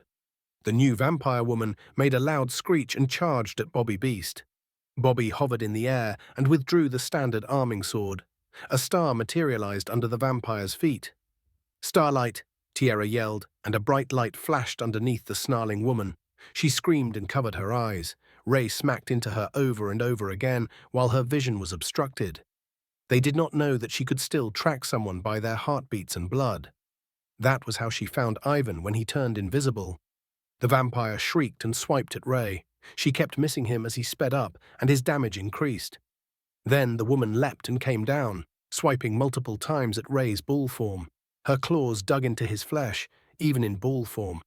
Ray never unrolled, but his skin still ripped from her claws. Ray could take strikes, but cuts and slashes to his head still affected him. Tierra threw out a few shooting stars and knocked the vampire back. The vampire ran through an alley, shrieking from the pain and bleeding. Ray and Bobby gave chase while Tierra scanned the alley openings. Ivan turned invisible and entered a building, attempting to cut her off. "Look out!" Mickey yelled. "Barrier!" he called, and an invisible shield covered Tierra. The woman dove through a window, attempting to dive into her. Stuart ran towards the vampire, and when she bounced off the shield, she was rejected towards a house. She planted her feet and then bounced off the outside wall of the house and dove at Stuart. He barely had time to raise his sword as the vampire landed on him. Stuart had his sword up in a horizontal position. The vampire's mouth was biting on the blade. Stuart took multiple steps back, and the vampire and him tumbled off a cliff. "Stuart!" Tierra yelled. Everyone ran to the cliff and looked over. "I'm okay. Throw down a rope. My leg is broken," Stuart yelled. He looked up and raised the decapitated head of the woman. The group lowered a rope and Stuart wrapped it around himself, tying it in a knot. They raised him up and checked on him. Mickey instantly healed him. "Are you okay, Stuart?" Bobby asked. "Yes, I'll be fine," he smiled. "We need to burn this town down," Ivan said as he reappeared. "What?" "No, these people are innocent," Josiah said. "Whatever this is, we need to contain it." "That woman was crazy strong and agile. We have enough to deal with," Ivan stated. "Mickey, you're the veteran hero. It's your call," Bobby said. "Let's report this," Mickey said. "I really think you need to put that. I want to help everyone, mentality on the back burner. This place is cursed," Bobby Beast said. Mickey went silent. He didn't want to kill innocent people, but he had no clue what he was dealing with. "My wristband can't call out. Is it the same for everyone else?" he asked. "Yes, we lost service as soon as he hit Zone E3. That's not right. All the zones should receive service," Tierra said. "Unless it's rain in the forecast," Ivan said, looking up. "Can't really tell yet. The sky is pitch black," Ray added. "Okay, let's head back and quickly report. Our mission is to get Josiah, not to destroy a town," Mickey said. "Our ultimate mission is to rid this world of evil forces. A crazed person trying to bite people is kind of evil." "It's like she was possessed, like those old movies," Bobby said. "Not to mention, we don't know the situation in Zones A4 and A5, Ray added. "Enough talking. Let's head back, report, and let the superiors figure it out," Mickey said. They all ran and grabbed their merchandise. Josiah waved goodbye to everyone and talked to the few warriors that remained in the village, ensuring them that he would return. They all then ran towards their hovercrafts. As they rode, Tierra kept looking at the talkative Stuart, who was surprisingly quiet. "Everything good, Stu?" she asked. "Yes, everything is great," he responded. Tierra raised an eyebrow at that. He had just fallen off a cliff with a crazed woman trying to bite him. So how was everything great? They zoomed through the towns, moving as fast as possible to get back to the sect. Stuart recalled his fall with the woman. She broke loose from his sword, and he put his hand up to block her bite. Her fangs pierced his glove and sunk into his hand. He looked up at the moon, trying to figure out if he should tell them that he had been bitten. Chapter 74. Logan stood atop a building under a full moon. The other 4 wolves had returned and begged to join Logan's pack. He granted them this wish, but chose to keep them at their current rank. They would remain low rank until they make themselves rank up. Each had a different power, though, making them somewhat useful. Logan wanted to see what would happen once he empowered Stone. If everything went right, he would turn another, one at a time. "Are you ready?" Logan asked Stone. "Yes, leader," Stone answered. Logan cut his finger and let his wolf blood drip into Stone's mouth. He didn't know how he knew how to do this. He just knew. A wolf must receive his blood to transform into a human. However, a human must be bitten under a full moon to become a werewolf. If not, they will die due to the blood loss and the severity of the bite. It would be equivalent to being bit by a ravenous wolf. To mark their mate, they must first bite them, thus marking them. Then, when the next full moon comes, their mate will seek them, and under the moon, the werewolf must again bite them. That seals the blood pact. The first bite marks them, and the second is to make them their Luna. He had no clue about what would happen if he bit an inferior. He knew they had powers, but didn't know how they would interact with his lycanthropy that he injected from his fangs. The blood entered Stone's blood, and the wolf began to shake. The 4 other wolves whined and cowered at the pain Stone was enduring. Stone howled and growled as the blood circulated through his body, changing him. His bones snapped and his skin began to rip and tear. He turned from a wolf to a man. He had dirty blonde hair and green eyes. Logan grabbed clothing from his bag and tossed it to him. "Sir, I can't seem to turn into the half-man, half-wolf that you were," Stone said to Logan. "Do you think you have earned that?" Logan asked. Stone was silent. "No, leader, I just didn't know what to expect," Stone answered as he dressed. "You will have to reach that evolution yourself. My blood can only empower you once. You must reach your final form, the werewolf form, yourself. This comes from kills and battle," stated Logan. "Now I need you to take a couple of the wolves and head to the closest town. Gather information, learn the layout, and relay that information to one of the others. They will then report it to me. Establish yourself in this town, and only when it's safe, begin to turn people. I want that whole town under our rule. Once we own it, we will move closer in. That entire town needs to be under our control in 6 months. Leave the lightning and the firewolf here. Take the water and wind wolf with you," said Logan. "You will have to immediately register with the mission board. There, you can take missions to kill magic beasts. That is how you will receive your bank card and get paid, and potentially evolve into your werewolf form. Take as many missions as possible and build renown with the locals," Logan instructed him. Logan nodded at Stone and signaled for the other wolves to follow him. Logan wanted the lightning wolf to simply recharge electric devices and the firewolf for defense and signaling purposes. He wanted to call Victor and give him details on his progress. Logan had to time full moons to turn people into wolves, but Victor did not. His turning process had no restrictions. After instructing Stone on his purpose in Zone W5, he equipped him with 2 bone daggers made from a high-rank magic beast. With this, Stone had highly durable weapons. Logan did not want him fighting with teeth and claws in front of other adventurers. "You will still have your speed, senses, and strength that you have as a wolf in your human form. The wind and water wolf would remain in the woods until Stone was established in the town. Then he could pass them off as pets." Stone transformed into his wolf form and, with the other 2, bid their leader farewell and ran off to the town. It was morning, and they should arrive shortly before daybreak the following day. Using the night as camouflage, he would enter the town and take up missions. Then he would travel to the other towns, turning one person in each zone, and they would establish themselves as well. They would be Stone and Logan's, eyes and ears. This way, they would know what's going on in each zone. Stone would then focus on Zone W5 and make it werewolves only. Slowly, they would move in, turning everyone and closing the walls in on the superiors. Stone found a small cave a few miles from Zone W5 and told the other two wolves to remain there. He transformed into his human form and entered the town. Guards stood around the edges of the zone, scanning for monsters. Stone was still a wolf, though. His human form was secondary to that. When the guards separated and walked away from each other, he leapt and landed behind a bar. He walked through the back of the old buildings, looking for a place to rest until morning. He saw an old dumpster behind a closed restaurant that was closed in with a small gate. He opened the gate, the smell of old food and sludge from years of being unkempt, turning even his stomach. His strong sense of smell didn't make matters any better. There, he slept for a few hours. In the morning, he rose with the sun and walked until he found a building with a strange sign. The building had a red brick color with a chimney and was outlined in a light gray color. The sign was placed directly center of the building, in the center of the gable. It was a sheet of paper with a sword and shield in the background. Stone went in, smelling terrible and all, and registered for his first mission.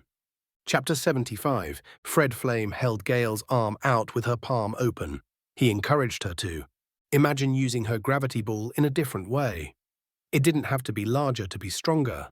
All that was needed was more energy fed into it. If that didn't work, then envisioning it spreading out over a certain area or focusing it on one specific area.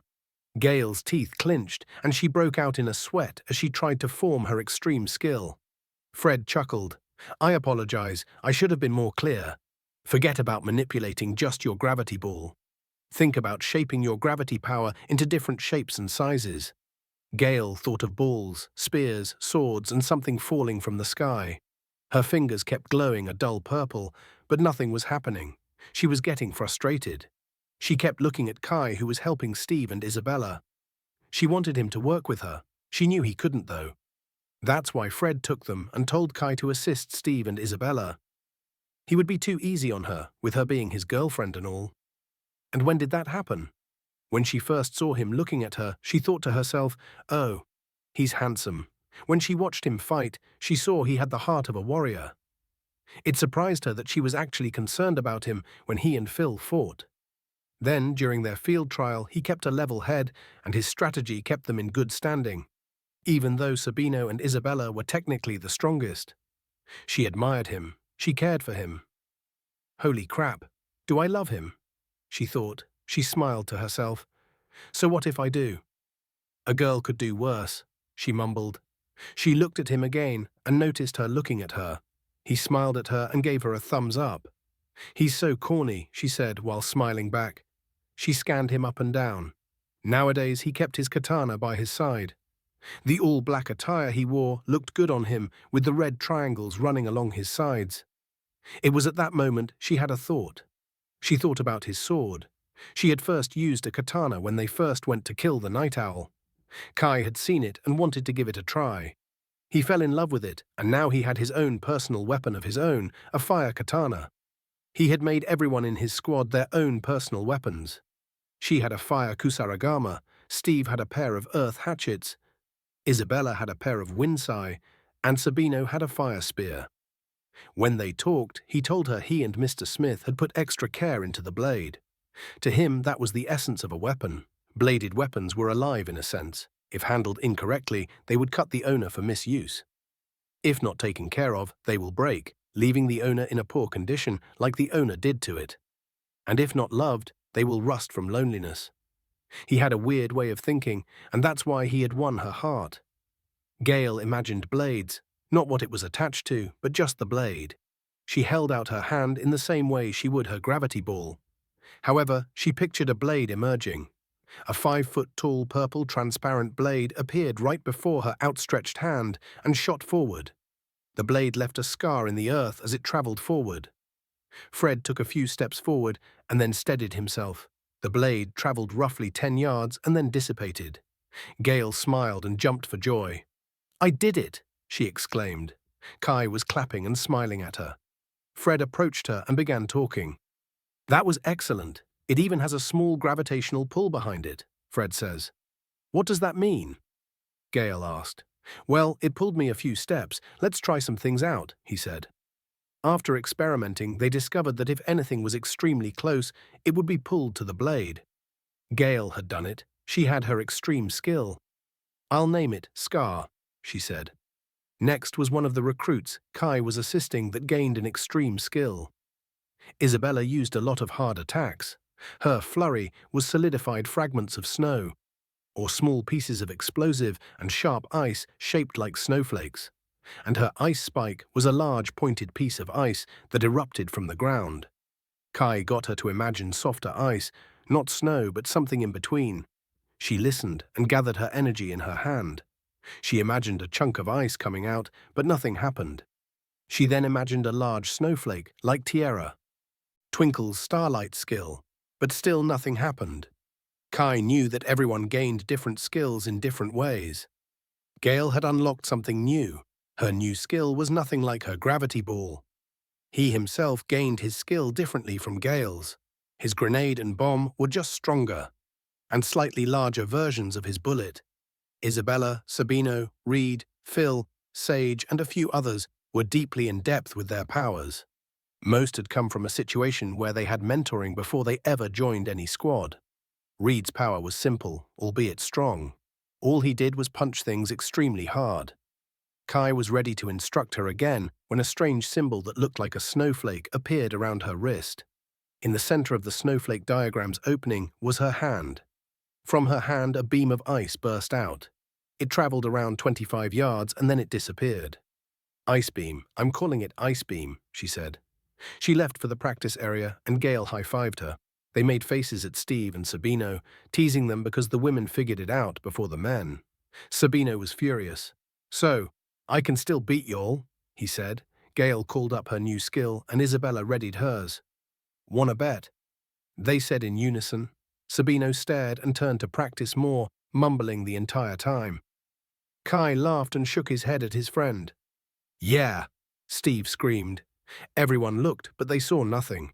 "So did you learn your extreme skill?" Fred asked. "Yes, sir," Steve answered. "Well, show us," Fred demanded. Steve pointed his pointer and middle finger to the ground. He raised it up, and a large hand made of shadow rose from the ground, grabbed Sabino, and they both disappeared. "Bring him back, Steve," Isabella said to him. I'm out of energy," Steve said. "Damn it, Steve, bring back my boyfriend," Isabella said. Steve began to bag up with his hands raised. Isabella's eyes began to water. Then a battered and beaten Sabino appeared in the same location. He gasped and looked around in a rage. "Steve, you mother—" Boom! A loud noise erupted from Sabino, knocking everyone down except Fred. Kai sat up on the ground, shaking his head. He called out to his squad, but could not hear anything but ringing in his ears. His vision was blurred as well. He opened and closed his mouth, but still he could not hear. Then a few seconds later, he could see and hear again. Fred smiled. "Well, that's it. Steve has his shadow hand, and Sabino has his loud, deafening eruption from his body," he said. "Yeah, shadow hand is great," Steve said. "I'll call mine Resonate," Sabino said. Fred shrugged. "Whatever, don't care. Pay attention to the details. Sabino's extreme skill is a powerful skill that clears his immediate area." "And Sabino, what happened when Steve's shadow hand grabbed you?" Fred asked. "Absolute darkness. Felt like I was getting beaten from everywhere." "And it shows," Sabino said. "Okay, so Sabino's skill disorients and deafens you for around 5 seconds, and Steve's skill traps you in another place for the same amount of time," Fred said. "Congratulations, you all now have an extreme skill. Now go practice," he said. They all saluted Fred and left. They only had Thaddeus left to train with besides Wayne. Kai focused on the improvements he had gained so far as he used his boost movement technique he learned from training with Wendy. He was looking forward, physically and mentally. Chapter 76. A few weeks had passed, and the 5 returned to Thaddeus. "Hello, all," he smiled. They all looked at him strangely. What nonsense would he babble about this time? "All right, let's get down to business. Show me what you have discovered," he said. The recruits all looked at him. "You're supposed to be showing us," Isabella said. "No. I'm supposed to be teaching you, even though I was taught nothing," he said. "The purpose of this was to explore your powers. You all have multiple uses for them, but haven't taken time to use them in multiple ways," Thaddeus said. "I can't do anything but use sonic waves," Sabino said. "Really? I didn't know that," Thaddeus said sarcastically. "The question is, how do you use your sonic waves?" "Let me show you something." "Everyone stand back," Thaddeus said. "This is my lightning strike," he said. He held out his hand and called his lightning strike. He held it there for everyone to see. It was strange to see a lightning bolt sitting in front of them. "My regular lightning strike is a 6-inch lightning bolt. I can then separate it to make 2 3-inch bolts." He separated his lightning into 2 separate bolts. "And then those 2 can be split into 3 2-inch bolts and 6 1-inch bolts." He had split one bolt into 6 different ones and then began to make them circle around himself. Kai was amazed. Thaddeus had absolute control of his power. The rumors must have been true. Thaddeus was a 5-star hero, and Kai had an idea that he was. He could teleport through lightning, use his power in numerous ways, and was the leader of all the superiors. Thaddeus then made the lightning bolts grow brighter, and then he dimmed them. He made all the bolts converge on him, and he now was sparking with electricity. "Now this will be your last day with me. I gave you all a chance to do this yourselves, but no one took me serious. Now we will remain here until each of you learn at least one utility use for your power." This time, Thaddeus didn't lay down and chew grass. He hovered over everyone, making them call their power forth and hold it in their body. This was the first step. The next step was to use the source of your power and not the power itself. It can come from your skill once it is called, or before you ever use a skill.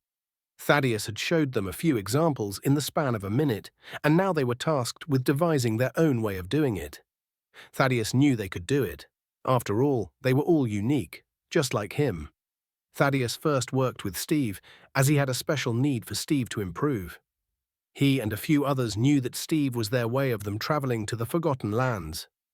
In the end, Steve was able to turn himself into a dark spot. It was useless in the daylight, but at night he would be undetectable, at least by sight. Steve was disappointed, but Thaddeus assured him that he would improve. Imagine going black and reappearing directly behind someone while slashing their throat. "Young man, your skills are those of an assassin," Thaddeus said. Kai shook his head. "Grim Reaper stuff," he mumbled. Next he worked with Sabino. Thaddeus wanted to strike the young man. Sabino's stubbornness was remarkable. After Sabino fussed and griped, Thaddeus finally got him to listen. "Okay, Sabino, you have a certain degree of sound manipulation, so I need you to manipulate sound. You already can cancel the noise you make when taking steps, so try to use it in another way. Let's listen through the sound. You know how to hold energy in certain spots due to Evelyn teaching you the ultimate defensive skill, block. And you know how to make it stimulate parts of your body for increased movement. Wendy taught you that. Fred taught you how to release amounts of energy in large doses with your extreme skill, and Wayne has toughened your bodies to withstand pain. Due to this, your minds will be clear, even in stressful situations," Thaddeus told them loudly. "Is that what he was doing? I thought he got off on beating us up," Kai mumbled. "No, he could beat up magic beasts for that," Thaddeus chortled. Sabino nodded and concentrated on his ability. He let his energy flow through his body, he closed his eyes and relaxed. His head then twitched. "Hey, a man and woman are heading to the grocery store. Milk, eggs, flour. They're making a cake." He smiled. "I can hear and tell how many people are in a certain area through sound waves, like a bat," he said. "Ah, echolocation. Excellent. Good job, Sabino. Now, Isabella, it's your turn," Thaddeus said. Isabella looked nervous. "Are you okay?" Thaddeus asked. "I really don't know what to do," she said. "Relax, you got this," Thaddeus said. Isabella began to breathe slowly and closed her eyes. She let her energy flow within her. She continued breathing, and when she opened her eyes, she smiled. "Wow, I can see body heat," she said. "Really? How does it work?" "Steve, go black," Thaddeus asked. He put a handkerchief around Isabella's eyes. Steve used his new utility skill. Everyone saw the black mist that covered him, but Isabella could not see. That meant nothing. Isabella walked right to him and pointed. Amazing. That is a direct counter to Steve's camouflage skill, Thaddeus said. Gale, your turn, he called her. Gale didn't make any excuses. She wanted to get strong and impress Kai. She used the same method until she reached out and pushed Kai back, without touching him. Then she jerked her arm back and Kai slid towards her. He only moved a few feet, but still. She could now use the power of gravity to use gravitational pulls and pushes. She could see herself pulling someone slightly and slicing them with her kusarigama. Kai was deeply in tune with his energy. After all, that was his power. Kai thought of different ways to use his various skills. They spent most of the day waiting for him to experiment with his abilities. Drain had no utility purposes, dispel poison, could not even be tested right now, and his energy fists could not be used in a utilitarian way. Kai did notice, though, that when he energized his fists, his energy was no longer stopping at his wrists. They now stopped a few inches past them. He would see about this another time. His self-heal was just that. Kai wondered about this as well. If he could drain someone through touch, surely he could heal through touch too. Something else he needed to try. He didn't want to try it on someone he knew and accidentally blow them up. Eep. In the end, Kai had resulted to his first offensive skill, bullet. That is, it started with that. Kai learned something similar to Thaddeus. He could generate his bomb and divide it into 6 small balls of light. He played with it for a bit and soon discovered he could either use them for light or make them pop, causing blinding light like Tierra Twinkle's starlight skill. He simply sent energy into them and absorbed the power back into himself. The structure and attribute of his bright energy remained, but the damaging power did not. Good job, everyone. Next time I see you, it will be time for us to clear a nest, Thaddeus said. Nests were a big deal. That was the home of a magic beast. Nests were in numerous locations, mostly old buildings that the magic beasts had extended some kind of way, either through underground means or into a mountain, or some even built structures themselves. They began with low-rank magic beasts, then standard magic beasts and high-rank magic beasts with a king, queen, and prince or princess at the end. Some even had an abomination at the end. Kai looked at everyone as Gale approached him. She could now levitate, use her scar skill, which was a large blade made of gravity, and use gravitational force to push or pull. Steve had Shadow Step, allowing him to move amongst shadows, Death Hand, a giant hand that takes someone to a strange place of pain, and could turn into literal darkness. Isabella could slide on ice, shoot an ice beam, and see people with body. Heat. Sabino could now silence his movements, use his new Resonate skill, and sense people and hear conversations through sound waves. Kai had his new Boost movement technique and could make light balls. Surprisingly, he already had his extreme skill. They were improving, and Kai was happy. He hugged Gale as she got close. He would protect her and everyone he cared for. He still wanted to get stronger. They had 1 week off now before coming back and training with Wayne for 2 more weeks. After those 2 weeks, they would refine, becoming 1-star heroes. During this time, he would see about doing a quick mission and start getting the magic beast pairs for their core farm. He still hasn't told any of the superiors that he could turn a core into an orb, or that he and Mr. Smith could now make weapons infused with certain powers. He wanted to hunt some magic beasts to make armor for his squad. He wondered if he could monetize his weapons and armor, and his orbs for that matter. He also still had his clear core that he received from one of the clawed humanoid creatures that he never found a use for. He hadn't even turned it into an orb yet. He had accomplished a lot in a short time, yet still he had so much more to do. Hey, Brenda Banshee is having a concert. You want to go? Gale asked Kai. Sure. Why not, he said. He could use a little fun. Besides, what's the worst that could happen? Chapter 77. After their training with Wayne, Kai would get together with some of his friends for Brenda Banshee's concert. Brenda was now a singer, so Kai knew he and Gale would be hugged up most of the night. He sprayed on cologne after a shower and made sure to have his bank card. He had used a hoverbike from Thaddeus. He needed to see if he could buy one or get one from a reward. The superiors had around 20 bikes and 20 SUVs. Surely they could spare one. Kai wanted to ride with his girl through the city, enjoying the sights and sounds. The neon lights and hustle and bustle of the city was the perfect background to their night. Kai had on a grey polo-style shirt tucked into black jeans and black and grey sneakers. He wore a gold chain around his neck. His dad had given it to him, saying he wore that in his player days, whatever that meant. The way Kai's mother, Christy, glared at his father and the way he sheepishly went quiet, Kai figured it wasn't good. He brushed his low-cut fade and headed outside. Shortly after, he pulled up at Gail's apartment. She walked out before he could even walk up the sidewalk. She wore a low-cut purple silk blouse and a skirt that stopped slightly above her knees. Her legs looked as smooth as the silk shirt she wore. It was hard to believe she was a warrior. All the women had flawless skin and ridiculous beauty. Was that part of a hero's ability to heal rapidly while they slept? Kai thought of this and quickly forgot when Gail's perfume entered his nostrils. His nostrils opened like a bull. Gail kept eye contact the entire time. She was a seductress. Kai closed his mouth before drool leaked out. He felt goofy around her, but his dad said to always be yourself. That was the most honesty anyone could give another. And Kai listened to his father. "You look great," Kai said. "Thanks, so do you," Gail said as she got extremely close. Even after they had been intimate multiple times, he still felt nervous around her. They kissed, and he got on the hoverbike with her, getting behind him and wrapping her arms around him. They left and headed to the club where Brenda would be performing. The city did just as Kai hoped. It provided a sexy interlude before they stared in each other's eyes all night before returning to one of their apartments and doing what lovers did. They arrived almost an hour later in front of the club. Reed, Sabino, Evan, Otis, Glenn, Isabella, Celeste, Ariel and Harmony stood in front of the club, waiting on them. They walked up and spoke to everyone. As they waited, Sasha and Sage passed by, heading right through the front door.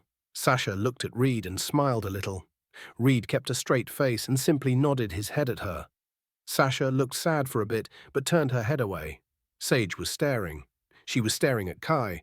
She walked over and stopped in front of him. Sage was of Indian descent.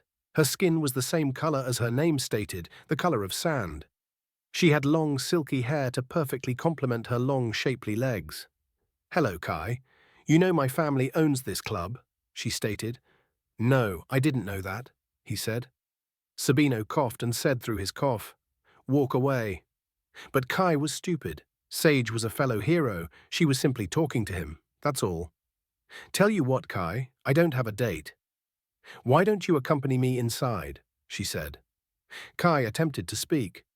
"Why don't you head inside? No one cares what your family owns," Gail interrupted. Sage smirked at Gail and looked at Kai. "I always get what I want," she said, and turned to leave. Sasha stood there staring as Sage came back. Sage stopped and whispered something to the security guard and went inside. Kai stared the entire time. He scratched his ear as he felt a strong force on the side of his face. He thought nothing of it. Then his face indented as he saw purple from his side view.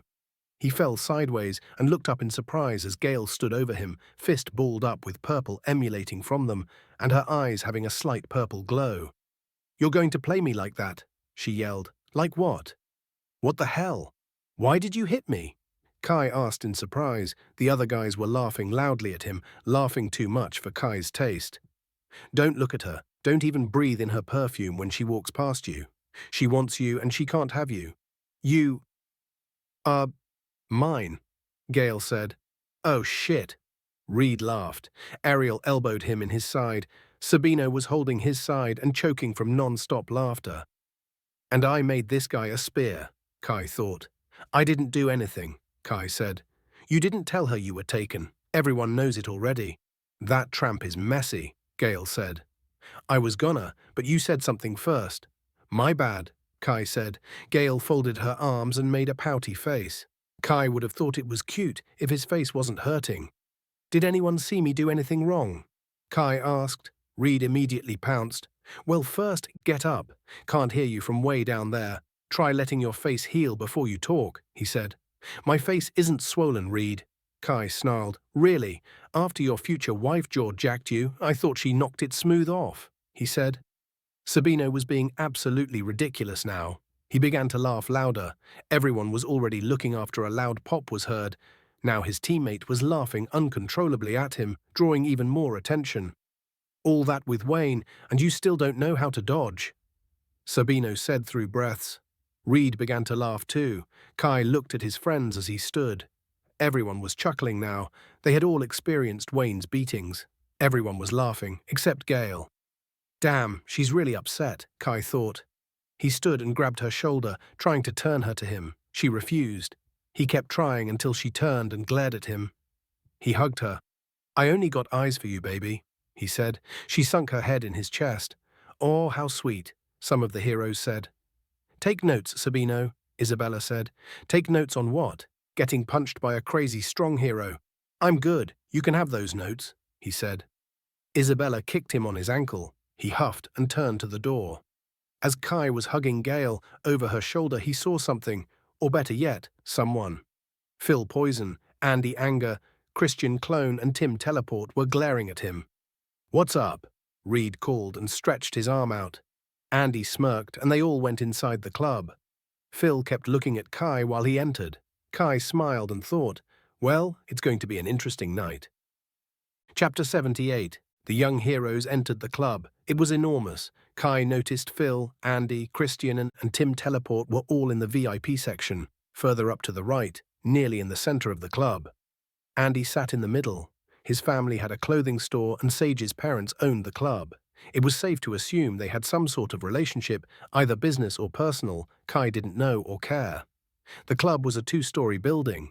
People were everywhere. The top was a balcony and was only doing around half of the building. The stage sat in the back. One could see it as soon as they entered. A dance floor was in front of them and took up the entire center of the building.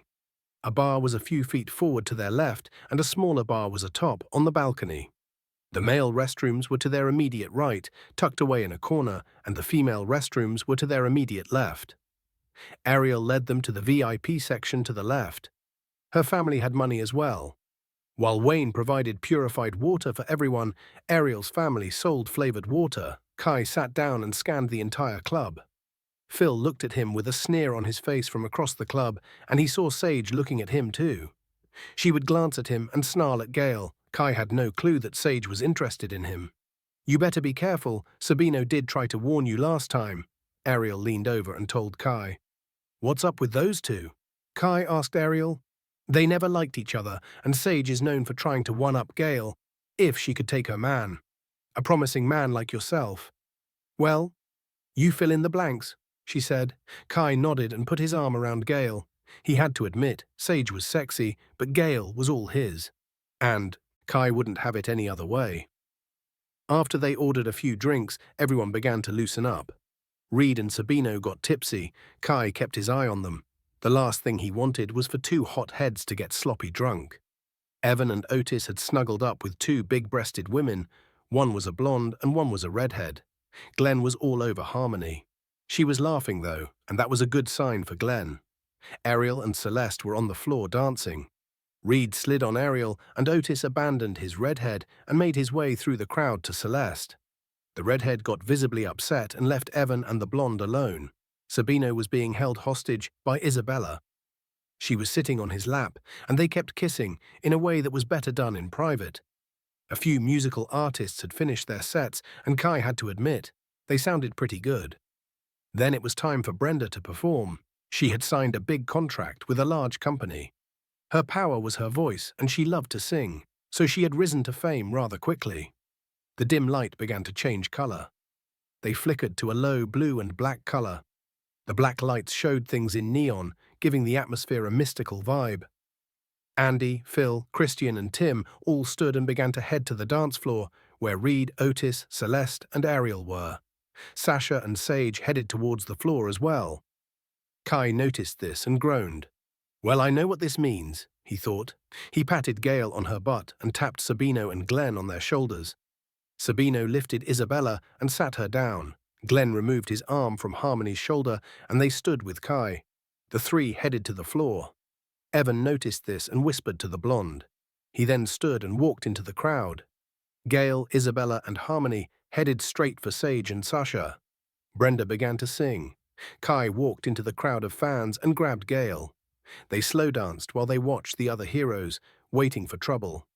Sabino and Isabella were a few yards away with Glenn and Harmony standing a ways away but watching them the entire time. Gail grabbed Kai's chin and made him look in her eyes. Brenda's music was alluring, but not as alluring as Gail. However, he knew to keep his head on a swivel when danger was around. They would have plenty of time together during the week they had off. Right now, Kai had to disappoint Gail. He would not get snuck because she was feeling frisky. They were trained to sense danger, and no amount of alcohol would make Kai drop his guard. He did slow dance with Gail, but he spun with her in a slow circle, keeping a 360-degree view. The lights had dimmed as Brenda finished her first song and went to her smash hit, a very slow and romantic song. Gail buried her face in Kai's chest, and they slowly danced together. Gail whispered to him, "It's okay, baby. I'm watching them too." She looked at him and smiled. Kai smiled back at her. "That's why I love you," he said. Kai caught himself. He had just told Gail that he loved her. What was he thinking? He stammered as he tried to clear up his words. Gail planted a big kiss on him. "I love you too," she said with water in her eyes. She hugged him so tight that his back cracked. Kai enjoyed the kiss, but he never closed his eyes. Tim had teleported at least twice.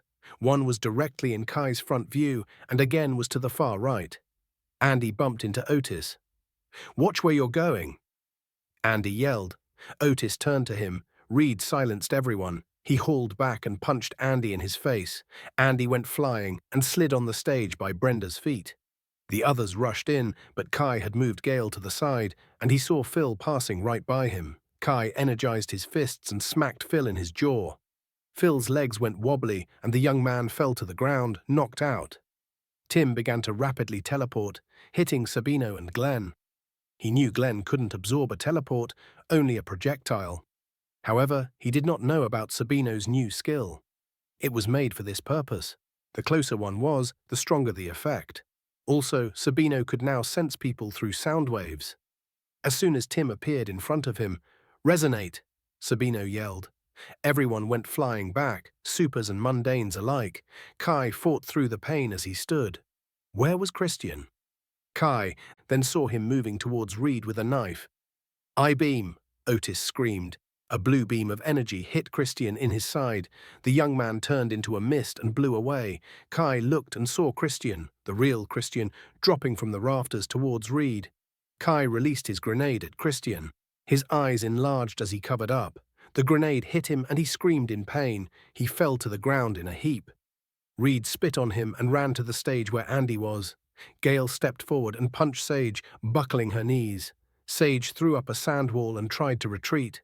Isabella punched her in the back of the head, making her drop her sand wall. Sage fell to the ground and Gail and Isabella stood over her, stomping and kicking her. They cursed and called her every name they could.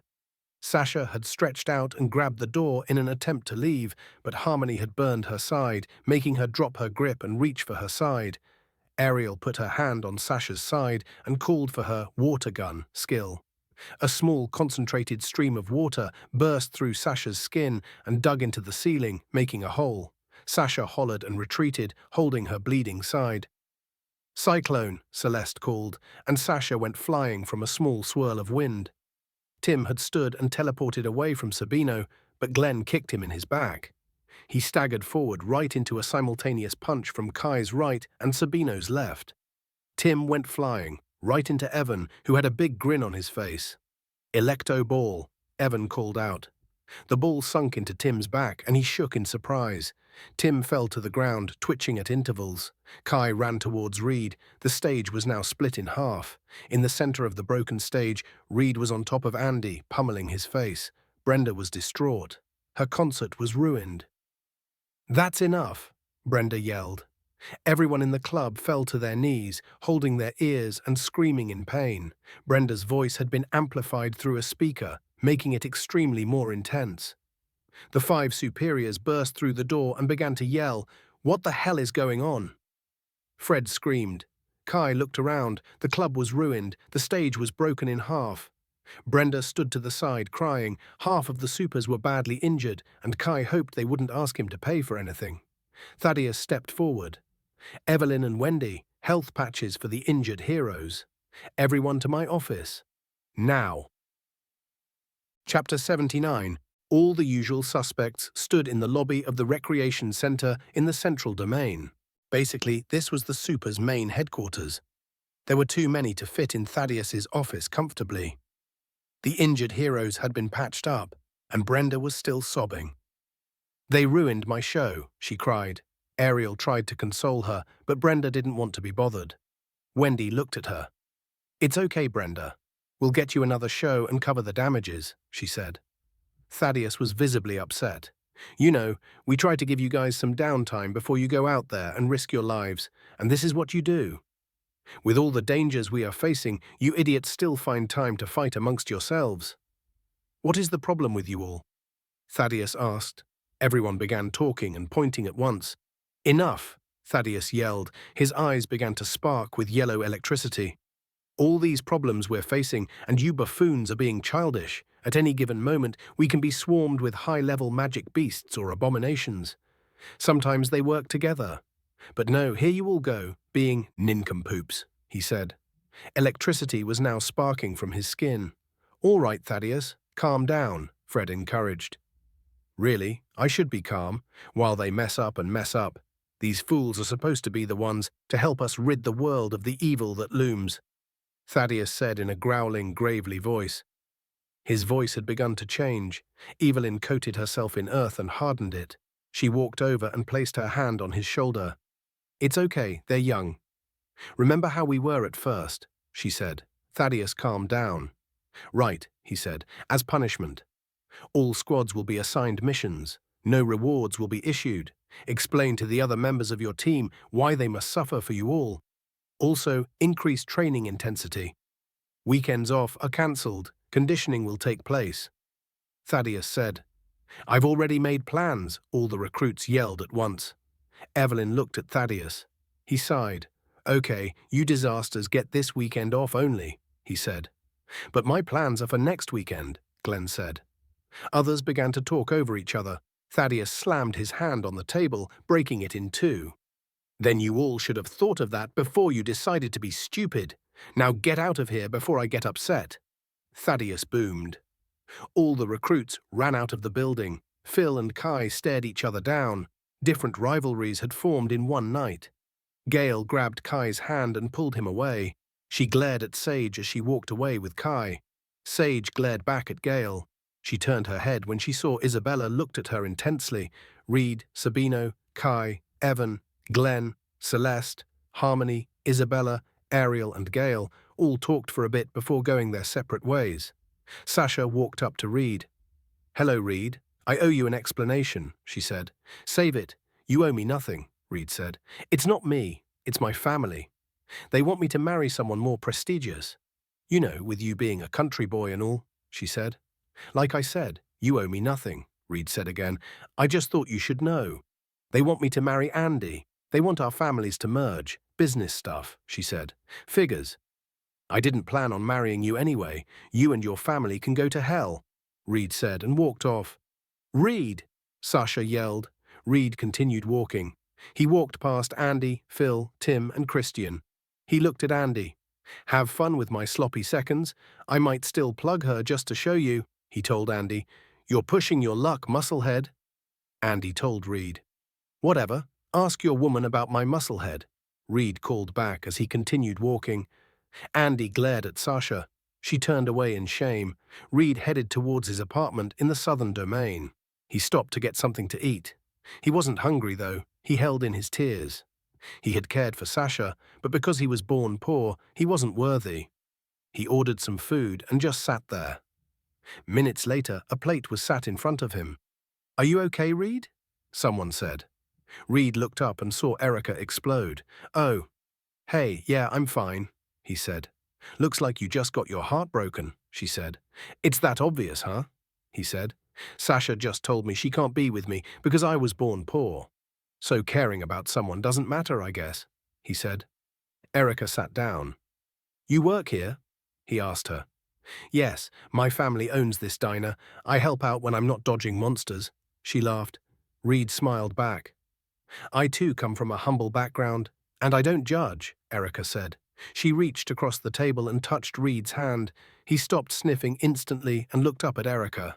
He sat there and he and Erica engaged in conversation. At the same time, in Christian Clone's apartment. I'm going to kill those guys, Andy said.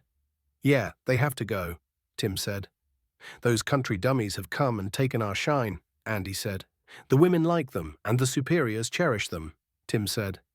Yeah, you would know. Your fiancé is basically in love with another man, Christian said. Andy grimaced. I will speak with my father. I must inform him that I do not wish to marry another man's whore, Andy said. I don't care about our companies merging. I'll be a laughingstock. I can imagine the words that would be said behind my back, Andy stated. The others nodded. Phil spoke up. Well, we have the nest hunt coming up in a few months. Accidents have happened before, he said. Indeed, we need to make one of those guys have an accident, Sabino, Glenn, or Evan, if not one of them, said Andy. They are proving to be difficult to defeat.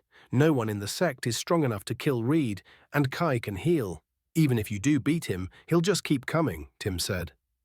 Well, fellas, I have to head to my grandfather's house and visit him and my little cousin. I hate going to that strange town. Everyone is so old-fashioned. That's why my parents left, Phil said. And you will be fine alone? Andy asked. Yes, there's no serious danger along the way. Well, nothing I can't handle anyway, Phil answered. Where do they live, Phil? Christian asked. You may have heard of it, a literal hellhole. It's a small town in Zone SE5 called Port. Chapter 80. The weekend had come and gone. After talking to Irie and Thaddeus, he found out that the nest they would be eliminating would be a rat's nest.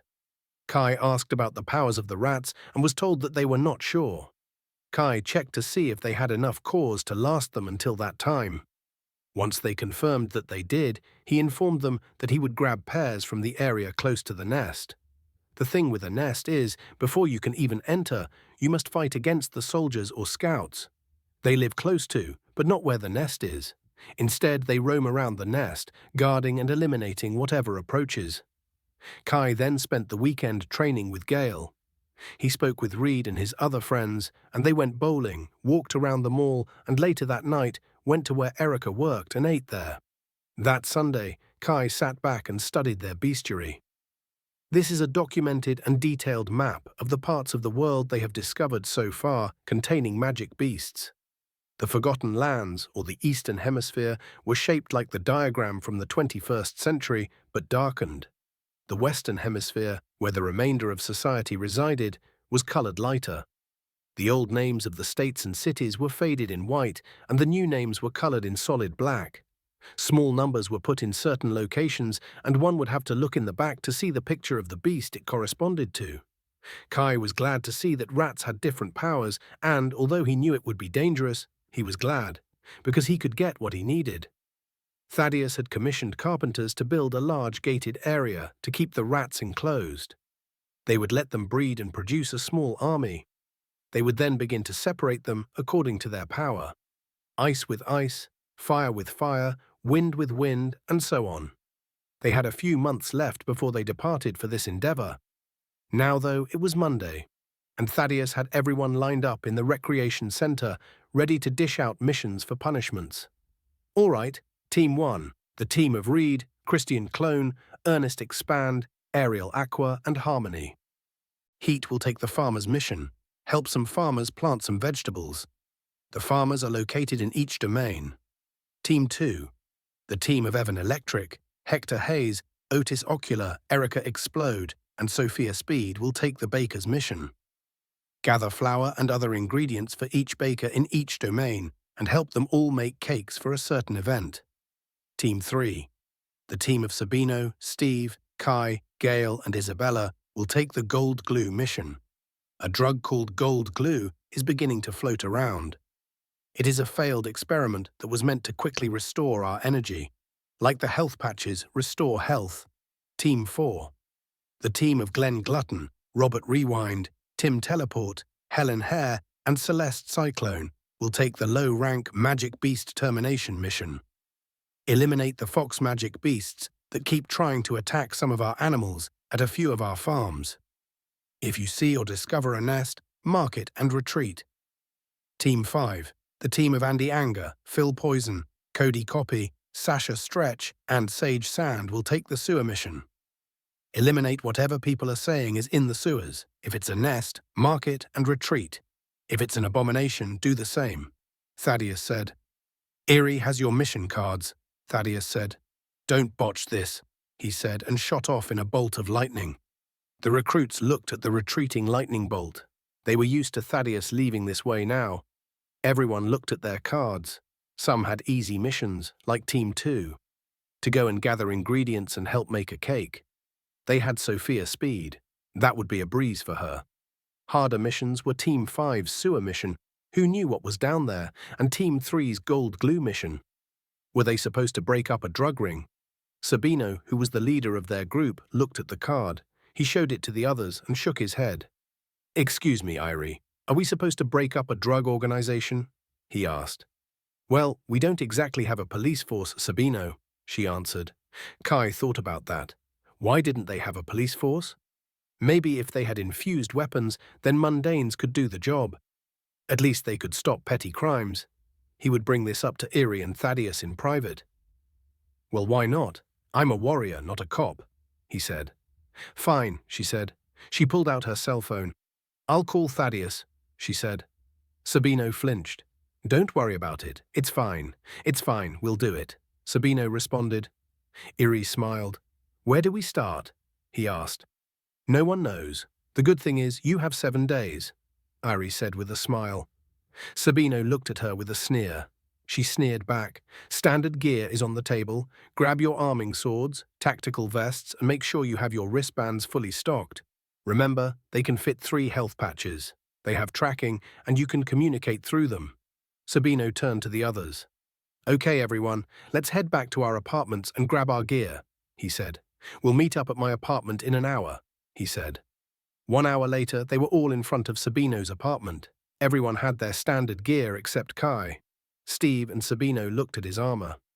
Man, you're fresh to death, and we got on this stuffy gear. I want one, Steve said. Yeah, me too, Sabino said. Yeah, I thought you cared, Gail said. Isabella scoffed at Kai. Hold up, I haven't had time. I do plan on making one for all of you, Kai said. I want black like you, but purple outlining, Gail requested.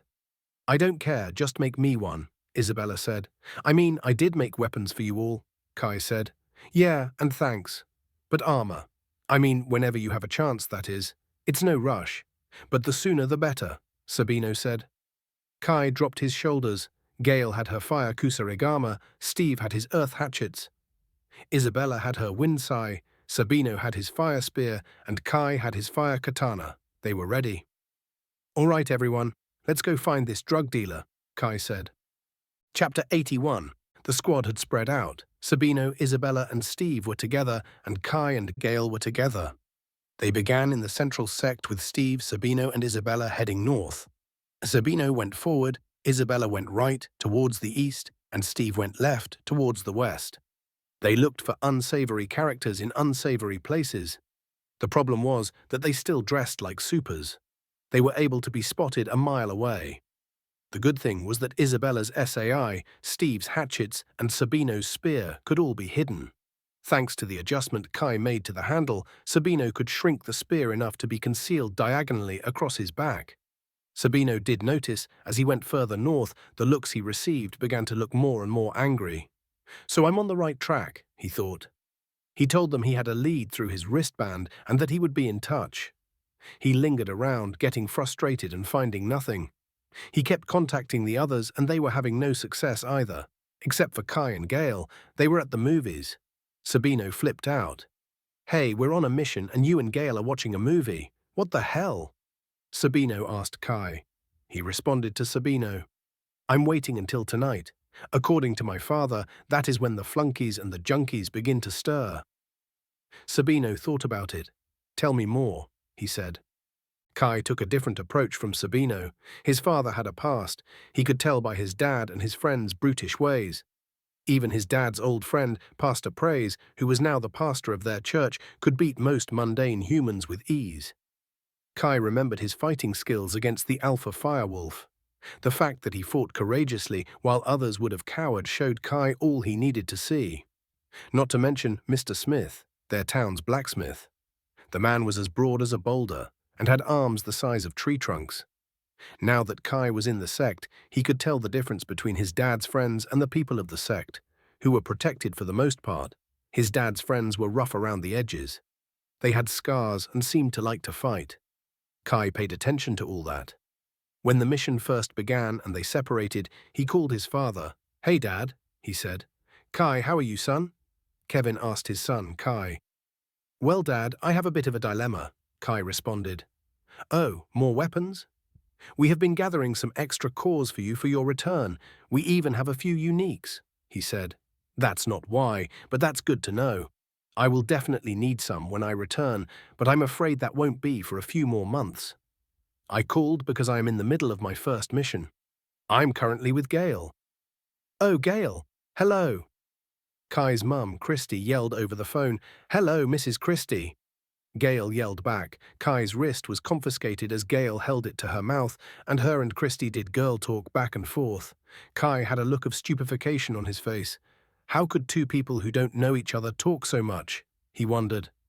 After Kai's wrist was released from Gail's excited grasp, he found out two things. Firstly, Gail would now be accompanying him when he returned home to see his parents, and secondly, the night is the time for unsavory deeds to occur. His dad told him that druggies don't like the daylight. They feel like everyone is looking in their face. At night they can hide and use it as a veil from prying eyes. He was also told to dress like a mundane. "Son, no one is going to deal with a guy walking around with a tactical vest on. And where is your sword?" he asked. At my side," Kai answered. "Yikes. Boy, I swear I must have dropped you on your head when you were small. Find a way to hide that thing. Think about it. You got a huge sword sitting on your hip. Look, dress in plain clothes, the more ragged the better, and head to the bank and take out a few dollars. Around 100. Let them see you got money. If they try to rob you, I'm sure you can handle yourself by now. Few humans are not driven by money and the need to have things. Greed will take over. It always does," Kevin said. Kai listened to his father's advice and absorbed all his information. He bid his parents farewell and decided until it was night time he would enjoy the sights. The two recruits returned to their apartments and changed into simpler clothes. Kai simply put a hood on over his vest and an old pair of sneakers. Gail changed into a pair of old, dingy blue jeans with holes in them and a faded green shirt. She undid her hair to make herself look unkempt and removed the light makeup that she wore. Kai wondered if anyone would think she was a junkie. Even without makeup, she was too pretty to be on that stuff. Maybe she could pass for someone who just got on it. He then took Gail on a small tour of the Southern Central sect. While they walked around and visited shops, he kept his eyes open for people who had certain outstanding features. He and Gail went to see an action movie where they shared popcorn, soda, and boxed sweets. When the movie ended, it would be close to 9 o'clock at night, making it the perfect time. The two left and headed further in the southern domain. They were close to the gates when Kai noticed activity between two buildings. A shady character with brown hair and ivory skin was looking around, and another young man approached him. The young man was shaking as if he was sick. The shady guy with the ivory skin looked in his hand and punched the shaking man. The frail, shaking man fell to the ground and reached his hand up towards the shady guy. Kai and Gail had hugged the side of the building by that time, slowly sliding along the walls. Kai was on one side and Gail was on the other. "Please, I need the glue."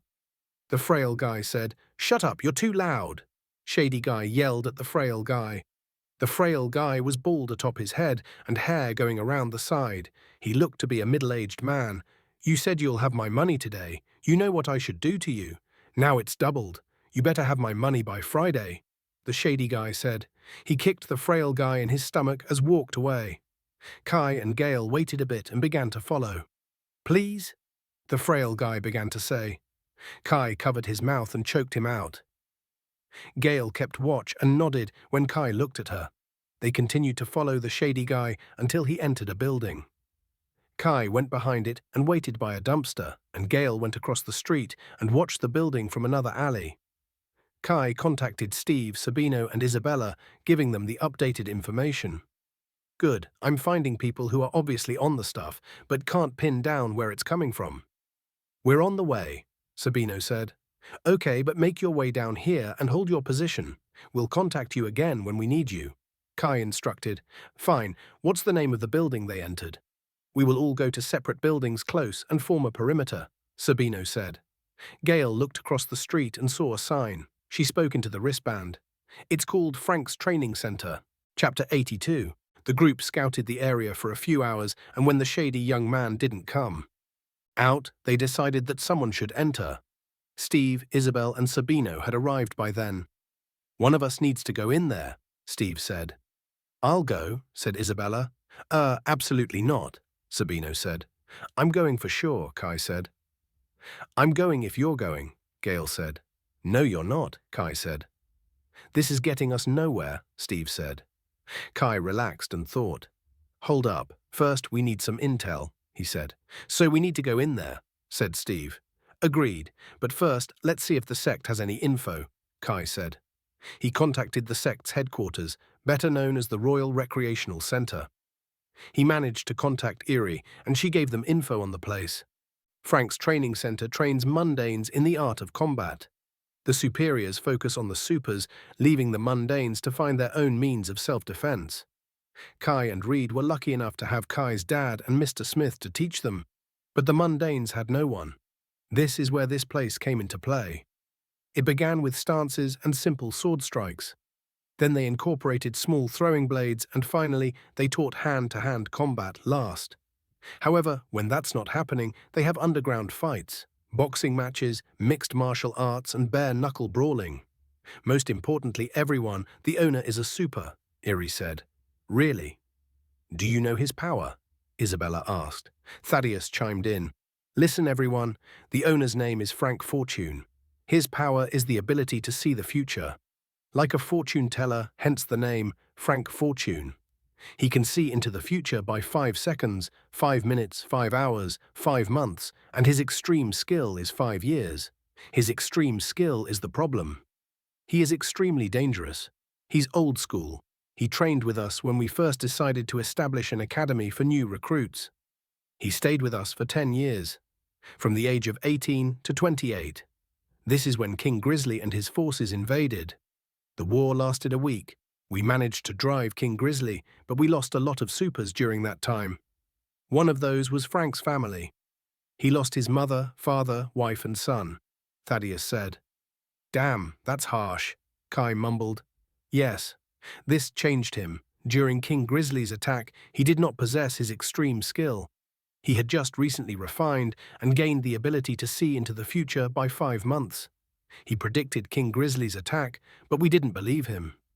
He hadn't mastered his new skill yet, and he would only be correct a small portion of the time. Remember, your skills have to upgrade naturally through use. He was probably at around 10% accuracy. We had just built the sect and did not want to believe it would be in danger. We had no clue that the grizzly bear that was on that video would attack when he did. After we drove King Grizzly away and buried everyone, it's safe to say that he had lost the most. He changed intensely after that. He practiced and pretty much had shut everyone off. It was during this time that he began to see future patterns in fighting. In other words, he learned to read people in addition to scenarios. His innate skill lets him see 5 different scenarios at once. So instead of seeing into the future by 5 seconds, he could see 5 scenarios at once. They will be shown to him like after images. From his own mouth, he told me that the 5 scenarios are color-coded. If the image is black, then that means it's death for him.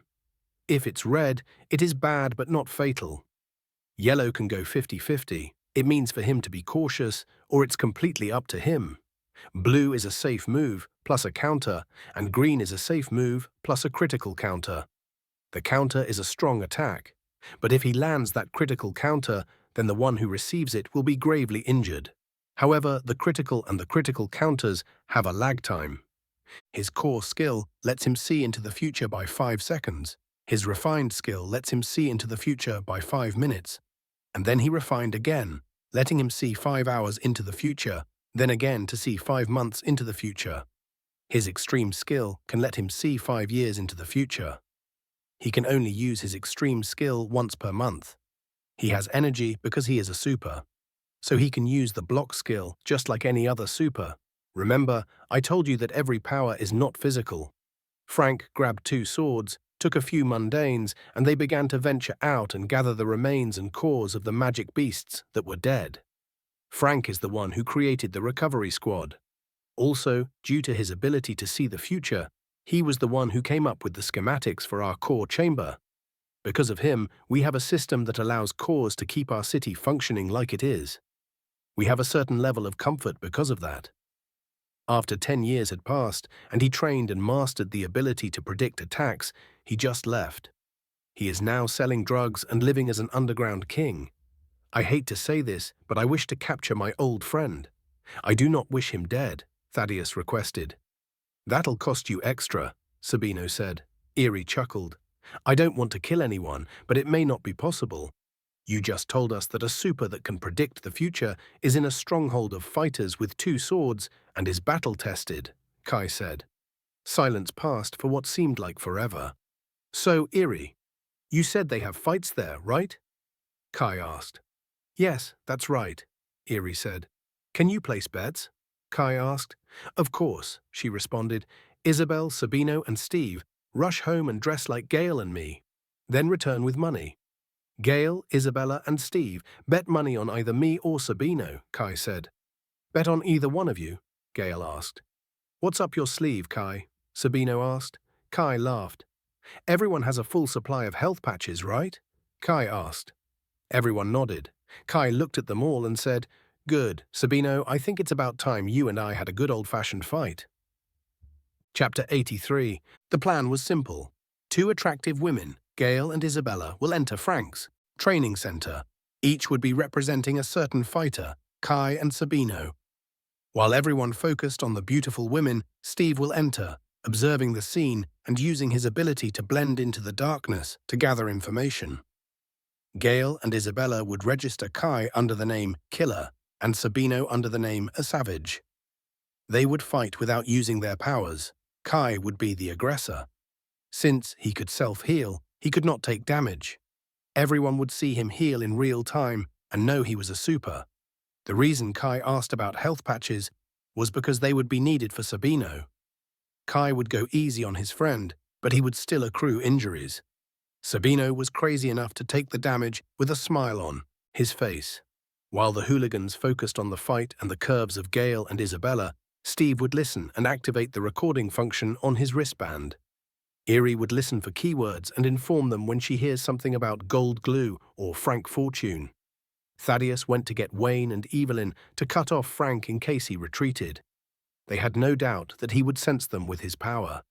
Eerie described his core power as fixed sight. That was the one that let him see 5 seconds into the future. Flash sight allowed him to see 5 minutes into the future. Forward sight lets him see 5 hours into the future, then far sight, allowing him to see 5 months in the future. And his extreme skill was future sight, allowing him to see 5 years into the future. Innate skills were not named because they were so simple that the energy required to use them was so minimal. By the time the innate skill used the small amount of energy it needed, the energy used would be replenished. Kai had asked Steve what would happen if they put their weapons inside his portal. Steve informed Kai that nothing would happen. To their surprise, Steve could store up to 10 small items in his portal. Kai's katana, Sabino's spear, Gale's kusarigama, Isabella pair of sai, and Steve's hatchets along with their armor could all fit. They could only put in their vests, though, and not their tactical pants. They changed them and put them into a backpack, and then put on regular cargo pants. Gale and Isabella entered first with Kai and Sabino closely behind them. The women registered the 2 to fight that night and dropped a $500 entrance fee. The 2 men then went to separate locker rooms and prepared to battle each other. Steve came in half an hour later and placed a $100 bet on Kai to win. He then stood in a dark corner and watched. The two had to fight shirtless and barefoot with just their pants on. Kai had to tie a blue strap around each bicep, and Sabino had to tie a red strap around each bicep. This was so people could bet on each one in the middle of the fight. They tied a strap on each bicep, so no matter where they were in the ring, the people placing the bets could identify them. Sabino came out first, to the sound of blaring music with heavy drums in the background. He came down a walkway, yelling and pointing at people. Isabella was by his side, telling the bettors to not touch him. Sabino grabbed the top rope and pulled back on it, his body leaning as far back as he could. He then slung himself over the ropes, clearing it in a jump. He could have easily jumped over it by normal means, but he was enjoying the theatrics. He jumped around the ring and made a throat-cutting sign before going to his corner. Isabella rubbed his shoulders and yelled in his face, shouting and cursing at him the entire time in an effort to get him motivated. Kai came out to a slow beat with a man rapping about not being afraid to die. Kai walked with his eyes forward as if he was serious and strictly focused on his opponent, and there was nothing else going on. Gail walked behind him and was whispering in his ear like she was giving him advice. Kai wished she would stop because he was beginning to think of a different kind of use for that ring. He leaned over and told her to chill out. She went quiet and rested her hand on his shoulder. She then pointed at the two in the ring and began to yell at them. Isabella walked from the corner and stopped in the center of the ring with her hands out. If one didn't know any better, they would think that they were about to fight. This was Kai's plan, though, to make people focus on them, and not the sneaky Steve Spatial who would be moving around and looking for Frank Fortune. The fans hooted and hollered at the action, and the fight hadn't even started yet. A speaker system introduced the referee, the two combatants, and their managers. Killer, who was Kai, Savage, who was Sabino, Gorgeous, who was Gail, and Irresistible, who was Isabella. When they walked to the center of the ring, the women began to push each other, and the men was pointing and yelling. The referee had to step in the middle and separate everyone. The fans were loving it. As soon as the shoving started, Steve made his move. He mumbled, "Shadow," and his body was covered by complete blackness. He moved along the walls until he reached a back door behind a set of stairs that led up to a room. The door was guarded by a security guard with a steel pipe. He had moved up and was almost in the crowd. He too was enthralled by the activity in the ring.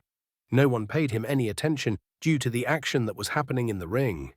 Steve would check out this back room first and then head upstairs. Steve gently but quickly opened the door and entered. He immediately hugged the wall and hid behind a large amount of boxes. He could hear voices, and he cancelled his shadow skill and peeked over the boxes. He needed to preserve some energy. As he listened, he noticed that a box was opened. He looked inside and saw a ton of gold-colored patches. He listened for a while longer. He had gathered that they would be heading to the towns and leaving them there. They were especially adamant about going to Zone SW5 and Zone N5. Steve grabbed a couple of golden patches and put them in his pocket. He turned to leave, and the last thing he saw was something coming across his vision. Chapter 84. Kai and Sabino were tangled up. Sabino had hit Kai with multiple leg kicks, so that number one could see if he had damage or not. Kai pretended to limp as if he was in pain. Kai hit Sabino with a lot of body blows, not wanting to hurt his face. They were still friends after all. "Something is wrong. Steve is taking too long," Kai said. "I know, we need to end this," Sabino said. "Right," Kai agreed. He flipped Sabino over his shoulder and went for a stomp. Sabino blocked by crossing his arms in front of his face. He threw a kick over his head from the ground, making Kai step back. Sabino flipped up and faced Kai. He ran and did a flying kick. Kai rolled on the ground and quickly stood and followed. Sabino grabbed Kai and flipped him, but Kai wrapped around Sabino's head and neck like a snake and locked his legs around his neck. They both went to the ground. Sabino struggled for a while before he tapped the ground, admitting defeat. In the end, Sabino only had a busted lip. A health patch wasn't even needed for that. The two left the ring and were intercepted by a large, burly man. "Good fight. Boss wants to see all of you upstairs," he said. Two other men came behind them. The next fight began, and the fans quickly turned their attention to that fight, ignoring the scene unfolding in front of them. The four headed upstairs with the burly man and the others. Sabino hadn't had a chance to use a health patch yet. He was still bruised from Kai's body blows. Kai had healed completely and was trying to sneak a health patch to Sabino, but he couldn't. Gale and Isabella walked in the front, and then Kai and Sabino were in the rear. The two men from the training center were behind Sabino, watching his every step. Every once in a while, they would push Sabino, and they went out of their way to go around him to give Kai a shove or two. They were led upstairs, and when they entered, they saw an office with dimmed lights and one-way windows, meaning one could see out, but no one could see in. There was a massive desk near the back of the room with a short, brown-skinned man with a ridiculously large afro sitting in it. The man had a giant cigar in his mouth. But what caught everyone's eyes was the chair in the middle of the room.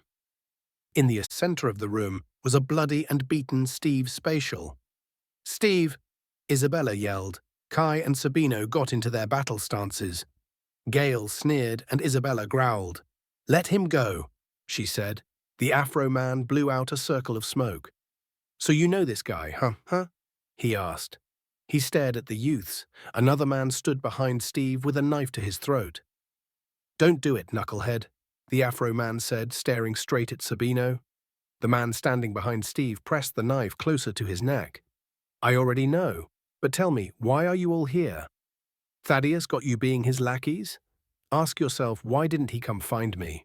It's not like I have powers like you guys do," the Afro man said. Kai had a moment of clarity. The short man with the afro, smoking a huge cigar, was Frank Fortune. "So this is going to go one of two ways. You guys will tell me everything you know about what they have on me, or I cut the thief's throat," Frank said. The squad was in a bad situation. Steve was bloody and beaten. Sabino was bruised. Their gear and weapons were stuck in Steve's portal, and they were face to face with what Kai knew was a 3-star warrior. He and his team hadn't even reached 1 star yet. Frank's innate skill was prediction, letting him dictate 5 separate actions with varying results. His core skill was a 5-second foresight. His first refined skill was a 5-minute foresight, making him a 1-star warrior. He refined again, making him a 2-star warrior, allowing him to see 5 hours in the future. Then he refined once more, making him a 3-star hero and giving him a 5-month outlook. His extreme skill was a 5-year outlook. How were they going to fight someone who could see the future? Kai looked at Sabino. "He's in too much pain to be effective. Take those wristbands. We don't need any health patches being used right now," Frank said. The wristbands were removed from the wrists of the heroes by a few goons. They flipped open the face of the wristband and removed the health patches. They then threw the wristbands down and stepped on them, crushing them to pieces. This was getting bad quickly. Why didn't any of the superiors deal with this guy? Kai needed to worry about that later. Right now, Steve's life was on the line. Even if he used his shadow skill, he could still be touched physically. Sabino was injured. He had to relay silent messages to Gale and Isabella. Or did he? Kai stared into Steve's eyes. Steve stared back. Kai gave a very slight nod. Frank jumped up. "Cut his throat!" he yelled. Kai used his new technique he had learned from Thaddeus, his light ball. As soon as Kai called for in, Frank turned his head, closed his eyes, and put his arm over his eyes. The light ball blinded the man who held the knife to Steve's throat. Steve rocked back hard, and as the man went for the throat cut, he sliced air as Steve's hard, backward rock knocked the man to the ground. Steve crashed onto the floor, breaking the chair. The man with the knife recovered and dove with the knife. Steve rolled away, the blade barely missing his eye.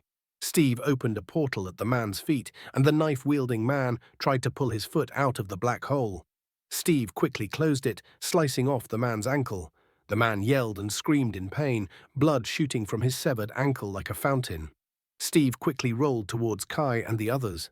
He then opened a portal around thigh-high at his squadmates, and their weapons fell out. Everyone grabbed their weapons and readied themselves. Frank had jumped on a table, holding a sword in each hand. "Useless! What do I pay you for? Get up!"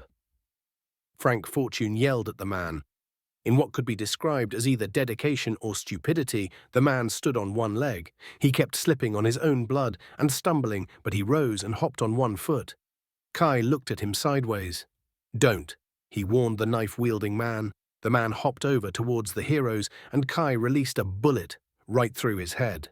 The man looked blankly at them and dropped to his knees. His life had already left his body. Frank stepped on the dead man's shoulder and jumped towards them with his two swords extended. Chapter 85. The small man with the big afro was a blur. As he jumped off the dying man's shoulders, he spun in the air with his swords out, like a spinning top with blades. Sabino jabbed at him with his spear. Frank sucked in his back and stuck out his front. He then flipped backwards over the spear while it was extended and kicked Gale in her chest. Gale went backwards and got in Isabella's line of sight, making her cancel her Sai thrust. Frank then ran at Sabino with incredible speed. Kai shot a bullet and Frank raised one of his blades and slightly ducked, while never breaking stride. The bullet hit the blade and popped, but caused no damage. Sabino tried to recover with his spear, but Frank was already upon him. He spun over the spear's handle, and when his feet swung across, each foot found Sabino's face and sent him staggering to his right. Steve threw a hatchet, and Frank made a ikshi with the blades. The hatchet hit his crossed swords and made Frank stagger back, but otherwise caused no harm. Frank reached down with a sword and placed the blade in the indention of Steve's hatchet where the blade and handle met. He flipped it up and did a backflip kick, making the hatchet fly at the girls. They both dove in separate directions as Steve's earth-infused hatchet crashed into the wall, collapsing it, drawing attention to all the ruffians downstairs. Kai ran at Frank, and Frank ran at him too. He slid under Sabino's spear swipe and performed a swipe of his own, right across Sabino's Achilles tendon. Sabino howled in pain as blood spurted from his ankle. "Shadow hand," Steve called. Frank stood and flipped over Sabino's head while he was down on one knee, reaching at his ankle. He continued his spin over Sabino's head, and when he landed, Sabino was now in a direct line with the shadow hand. Not wanting to injure his already injured friend, Steve cancelled his skill. Frank flipped up and dropped to one knee, throwing one of his swords. It flipped end over end towards Steve, and Steve called for his portal to intercept it. The portal materialized and Frank's sword entered. The problem was that the portal obstructed Steve's view. When he cancelled the portal, a sword sliced across his chest. Steve tried to retaliate with a hatchet swipe, but Frank leaned back, stuck his right foot out, knocking Steve back, and swung his sword behind his head.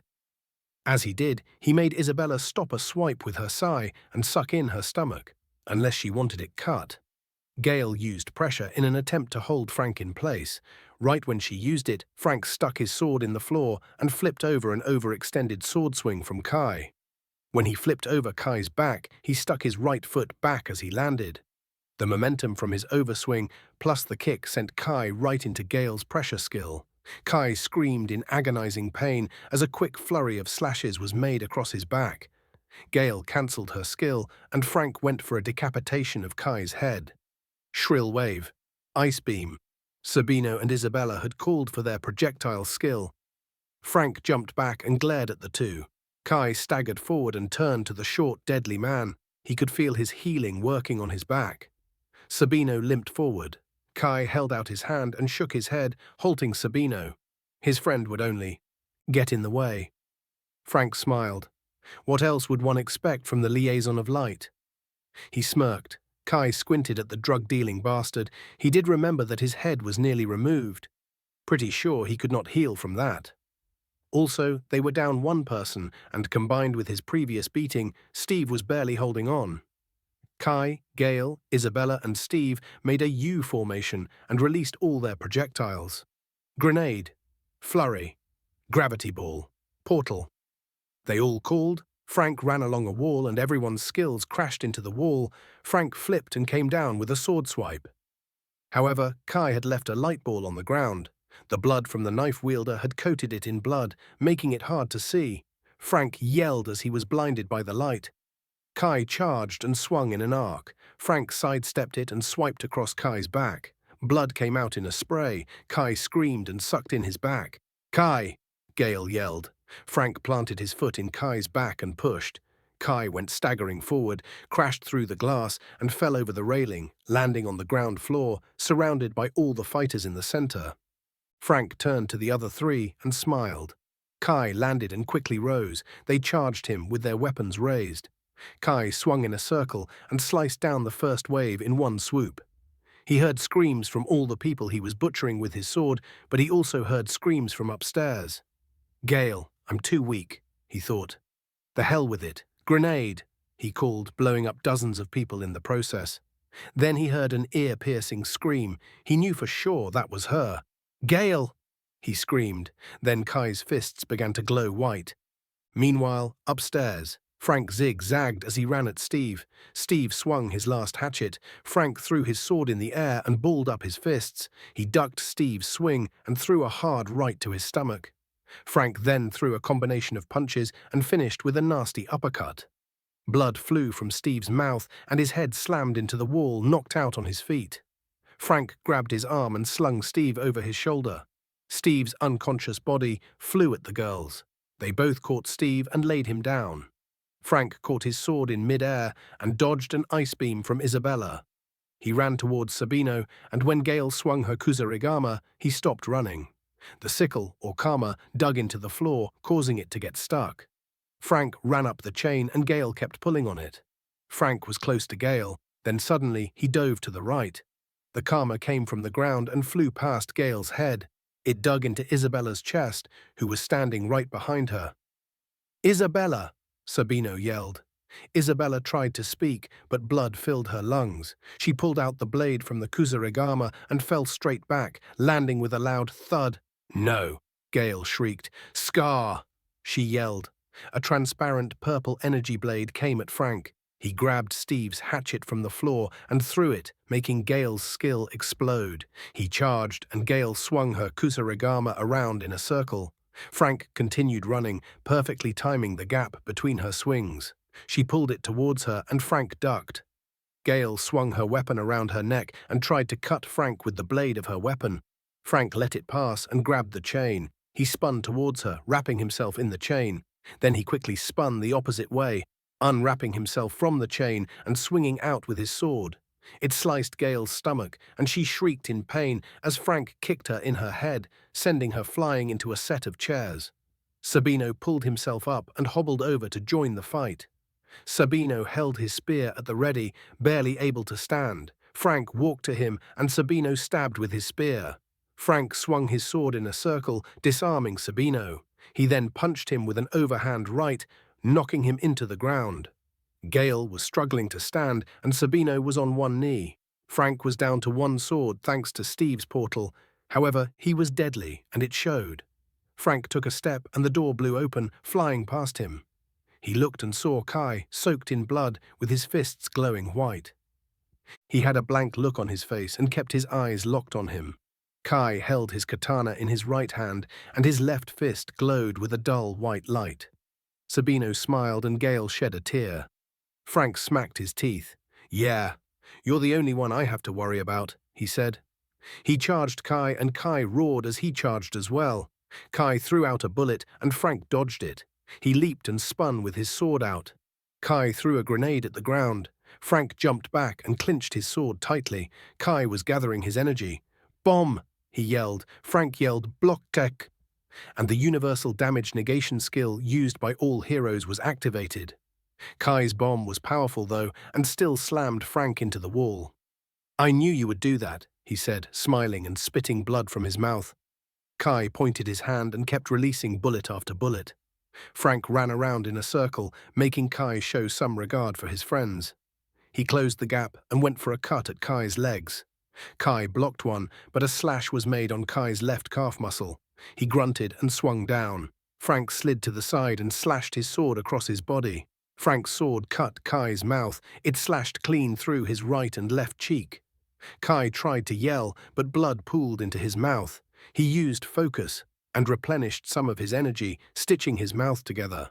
Frank leaped at Kai, and when Kai swung, he tucked and rose with a stab in Kai's stomach. Kai had a look of shock. Frank laughed. He stared at Kai with a menacing smile. Kai coughed up blood. Then Frank drugged the sword hard to the right, ripping it through Kai's side. Kai staggered, but switched to greater focus, restoring his energy rapidly. He was injured, but could still battle. Frank spun from the previous slash and went for a stab, but Kai blocked it. Kai went to punch Frank, and Frank dodged. Frank tried to slash again, but Kai opened his left hand and a flash of blinding light came out. Frank squinted and raised his arm to cover his eyes. Kai reached out and grabbed his wrist. "Drain!" he yelled. Frank tried to remove Kai's hand, but all his energy was being sapped. "How?" he mumbled, staring at Kai in surprise. Frank's hand fell to his side and he went limp. "I didn't see that coming," Frank mumbled. Kai had a look of rage on his face. Gail walked over to him and placed her hand on his arm. "Let him go, baby," she said. "Let him go? I killed all those people. Why not kill him?" Kai said, "It's okay, we got him. I'll grab the health patches and stick them on Isabella, Sabino, and Steve." A few minutes later, Thaddeus, Evelyn, and Fred arrived. "Man, it's a bloodbath out there," Fred said. Steve and Isabella had recovered some, and Sabino's Achilles tendon had healed from the patches. They all sat down with a hog-tied Frank Fortune. "What the hell took so long?" Kai asked in frustration. "I went to get some backup," Thaddeus said. "But we were sent here with no regard for our safety," Kai said. "It was 5 of y'all," Fred said. Sabino scoffed. "5 base heroes against a freaking 3-star warrior," Sabino said. Steve stood and walked out. "The stuff is downstairs, directly under us," he said. Evelyn sighed. "I'll call the coroner. Let's head back and get you all cleaned up. Get some rest and come to the headquarters tomorrow. I think for this, we can waive that no reward thing. Isn't that right, Thaddeus?" Evelyn said. Thaddeus was on the balcony overlooking the center floor. He was amazed at the dead bodies caused by a hero that hadn't even refined yet. Kai was a hero. Heroes can kill mundanes with ease. Thaddeus was amazed at the ways they died: decapitation, stomachs sliced open, entry from the chin and exiting from the brain. There were severed arms, legs, and heads. Yeah, sure, no problem," he said. The 5 walked out and tried not to slip on all the blood. Gail looked at the carnage and looked at Kai. Sabino patted him on the back. "You did what you had to do," he said. "Thanks, Kai," Isabella said. Steve turned to him. "Thanks for saving my life," he said. The 3 left and Kai and Gail stood for a while. She grabbed his hand. "Come on, let's get you cleaned up," she said. She waved goodbye to the superiors as her and Kai left. Fred walked up with Frank thrown over his shoulder. "This some sick shit," he said. "Well, Wayne would be proud," Evelyn said. Thaddeus nodded. "He might just be a hero yet," he said. Fred stood as Evelyn and Thaddeus loaded up the gold glue. They then smiled at each other and left. Chapter 86. Therian Red had just received word that Victor had won the East and Logan had won the West. It was now his turn to win the North. "Safe travels, brother," Therian Black said to Therian Red. Red and Black fist bumped each other. His sisters, Therian Green, Blue, and White, all hugged him. Therian Red grabbed a sack stuffed with a few items. He had refused to take some fiends with him, choosing to do this alone. He would still take around 100 with him, but they would be dropped off in the west by Logan's territory. They would be his security detail. It was time to stake his claim. He was the firstborn Therian and had the deadly and destructive power of fire. He would melt the gelid manticore to ash. He didn't know what power it had. None of the Therians did. The gelid manticore was the first of King Grizzly's human and abomination creations. It was created years before they were born. Red would head west and check with Logan to see how he was doing. He liked Logan and his ruffian ways. Black had let Red plan this journey himself. After departing, Red would drop off the 100 fiends and 5 would return to Therian Black and report on his progress. Fashion, the strongest fiend and their leader, would take 20 or so and visit Victor to check his progress. Fashion would leave nearly all of them and would return to report to Therian Black himself. He had bought some clear liquor for him and Logan to drink while they talked about future plans. As Therian Red left with the small unit, he pondered about the book that the Therians had looked at. There were certain pages that contained a few skills. Each was specific to a certain element. There was even one for the light element, although they knew no one who had that power. Red walked past Loyal Lizardman and his squad of lizard soldiers and came upon Malachi Minotaur. He looked at the Minotaur. "Take care of my family when I leave," he said. "I already do, Red," he answered. "Really? Like you take care of my sister?" "Don't think I don't know that you are banging my sister, Green," he said. Malachi froze, then he steeled himself. "Your sister, not your mate," he responded. "And that makes it all the more personal. Sisters are forever," Red stated. "Understood. I will protect them with my life," said Malachi. He looked at the 10-foot-tall Minotaur. "I would expect nothing less. If I did, we would feast on steaks." Red smiled. Malachi gulped. "Take care, Malachi. I will return shortly," Red said. Malachi put his hand to his chest and stood as straight as possible. "Safe travels, Lord Red," he said. Therian Red and the unit of fiends left to head west. They cut in between the southern region and the sect at night when people slept. Then he reached Logan. From there, Red would drop off the troops, spend one night with his friend, and then prepare for battle with the gelid manticore. "Hello, Lord Red," Logan greeted Therian Red. Logan didn't trust the Therians at all. However, out of all of them, he actually liked Therian Red. While Black was cold and calculating, like Victor Vampire, Red was a brutal and wicked being like he was. One could say he was similar to Victor Vampire. "Logan, all is well, I see," Therian Red said while extending his clawed hand to him. Logan shook it and they went inside. Logan had made an old office building his home. The basement was essentially a breeding ground. Here the wolves would mate. The other wolves had already begun to clear the area. It would be similar to a cave once completed. The fiends would inhabit the closer and outer buildings, as they would be the first line of defense. The two sat and Red poured them a shot of vodka. Logan told Therian Red his plans to infiltrate Zone W5 and slowly work his way in. Red nodded. He agreed and proceeded to tell Logan his plan to fight the gelid manticore and make the northern magic beasts his subservients. "Do you require a wolf from my new pack?" Logan offered. "No, I will do this alone," he said. "At least take a few fiends to fend off some magic beasts. I was helped by 2 other wolves. One died, and the other is now my general," Logan said. "Ah, who and where is this general?" Red asked. "His name is Stone. I gave him my blood, and he turned human. He and 2 other wolves are currently infiltrating Zone W5. He will establish himself and move inwards. If I move too fast, I might draw unwanted attention," Logan said. Red nodded. "Smart," he said. "At least take this. The humans use it to replenish their health when injured.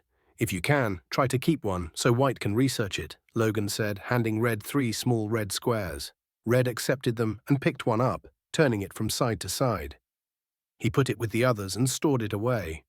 He nodded to Logan in thanks. "So, no female wolves?" Red asked. "The 2 that remained here are both females. One controls lightning and the other is a fire user. I am trying to see which one I will bestow my power upon," Logan answered.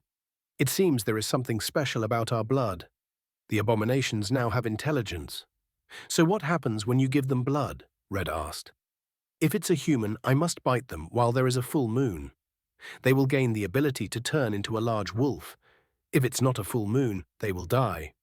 If it's a wolf, I do not bite them. If I do, they will die. I give them blood, but this must be done under a full moon as well, or they will die. They will then gain the ability to turn into a human. To turn into an actual werewolf, they must earn that themselves," Logan explained to Red. "Interesting. Well, when you turn a female wolf, send her my way," Red said. The 2 laughed and talked for a while. Then Logan took Red to his quarters. The Therians slept and prepared for the next day. The following day, Red awoke with the sun. He ate and bid Logan farewell. A few days later, he arrived at an icy mountain range deep in the northern area of the Western Hemisphere. Inside a gorge slept a large monstrosity with a human head, a lion's body, eagle wings, razor-sharp talons, and a scorpion's tail. It slept there without a care in the world. Red summoned a fireball and shot it at the beast. The fireball stung the beast's backside and sizzled. The smell of burned fur filled the air. Red took a deep breath, savoring the smell. The manticore yelled and shrieked with fury. It looked around and spotted Red. It glared at him and flew up. It landed across from him with a thud, snow flying up as it landed. It roared at the tall, red, scaly-skinned, 2-horned thing that disturbed its sleep. Red smiled and said, "This is going to be fun." Chapter 87. The manticore threw out its stinger in an effort to pierce Therian Red. The Therian, withdrew his greatsword and knocked it to the left. He then shot a fireball at the manticore, and it closed the wings over its face like a shield. The manticore waved its tail in an arc, and a spray of green liquid came out. Red jumped back and evaded the strange fluid. It landed in the snow and on a few rocks. The liquid sizzled when it hit the stone, and the snow quickly melted. Acid, Red said. He needed to be careful. Red's entire plan was to keep his distance and observe the beast's movements and skills. He would throw out random fireballs to preserve energy and move in and out with his sword. Now, since a substance that could melt his scales was involved, he might have to end this quickly, or at the least, remove that tail. Red had watched his brother Black fighting against King Grizzly and saw that Therian Black could make his darkness power coalesce around his blade. He had begun to practice doing this as well. Under Black's guidance, the rest of the Therians learned to do this as well. Red imbued his greatsword with fire and charged at the manticore. He had to stay close.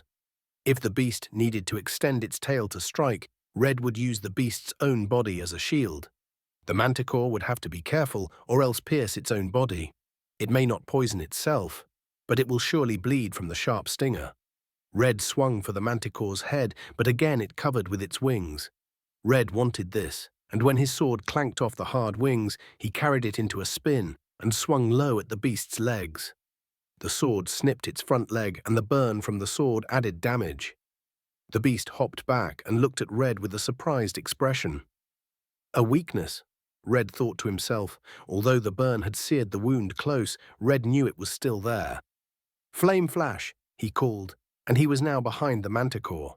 This was a skill that combined a flaming sword swing he called Flame Wave, with his movement skill, Heat Flash, that made him move extremely fast and left a trail of fire behind. The combined skill, Flame Flash, is when he slashes his imbued sword while quickly moving, leaving a trail of fire behind. Hints of orange had begun to form in his fire the more he used his powers. His sword had clanked off its body, but his fire had burned it some. His skill had also left a trail of fire behind him as he moved. The flames left on the ground melted the snow some. He was fighting the manticore on its turf, and he had to be extremely careful. The manticore spun to look at Red and turned its head slightly. Its eyes widened, and a blast of ice came from each of its eyes. Red dived to the side, but the ice hit him on his left leg. His leg iced over and felt heavy, due to the ice. "Heat," he called, and fire began to swirl over his scaly body, melting the ice. Red rose from the snow and ran around the beast in a wide circle. The fire from his body melted the snow in an area. Red needed a certain spot free of snow. If he could keep the manticore inside the circle and melt the ice away, he could let his firepower shine. The beast had fur that would burn quickly, but the snow would put it out before it could cause significant damage. "Fireball," he said, and gripped his fiery sword with 2 hands. Red ran behind his fireball and then switched to a one-hand grip with his sword. He called forth a fireball and held it at the ready. Just as he thought, the manticore crossed its wings to block the fireball. As soon as it crossed its wings, Red yelled, "Flamethrower!" A steam of red and orange fire quickly left his palm. When the manticore opened its wings, it saw the fire coming right at it. It hurried and closed its wings, but a small bit entered the center right before its wings closed. The blast struck the manticore in the center of its forehead. Its head snapped back, and the lion's mane surrounding its face caught on fire. The manticore ran to a snowbank and stuck its head in it. "Flame Wave," Red said. The manticore abruptly raised its head when it felt a sharp pain in its backside. It roared in agony as its scorpion tail flew through the air. Red stood behind it, sword to his side after he sliced it off. It kicked behind itself, and its feet struck Red, sending him flying back. It turned and released ice from its eyes once more. The ice hit Red in mid-air, making him ice over. Red called for his heat skill and began to melt the ice. The manticore flew up and a cloud of snow was kicked up. Red melted the ice on his body as he crashed into the snow. He rose and looked for the beast in the sky. His body was hurt and frigid from being nearly frozen to death. Red's eyes became slits as he switched to heat vision. He could not find the manticore anywhere. He saw a shadow below him and his eyes got big. He tried to jump back, but it was too late. The manticore had flown into the sky and made ice form around it. It then crashed straight down towards Red, making itself a huge falling block of ice. Red had tried using heat vision, but the manticore's body heat was hidden in the block of ice. It crashed into Red from above, breaking his legs and ribs, nearly killing him. Red lay on the ground, bloody, bruised and beaten.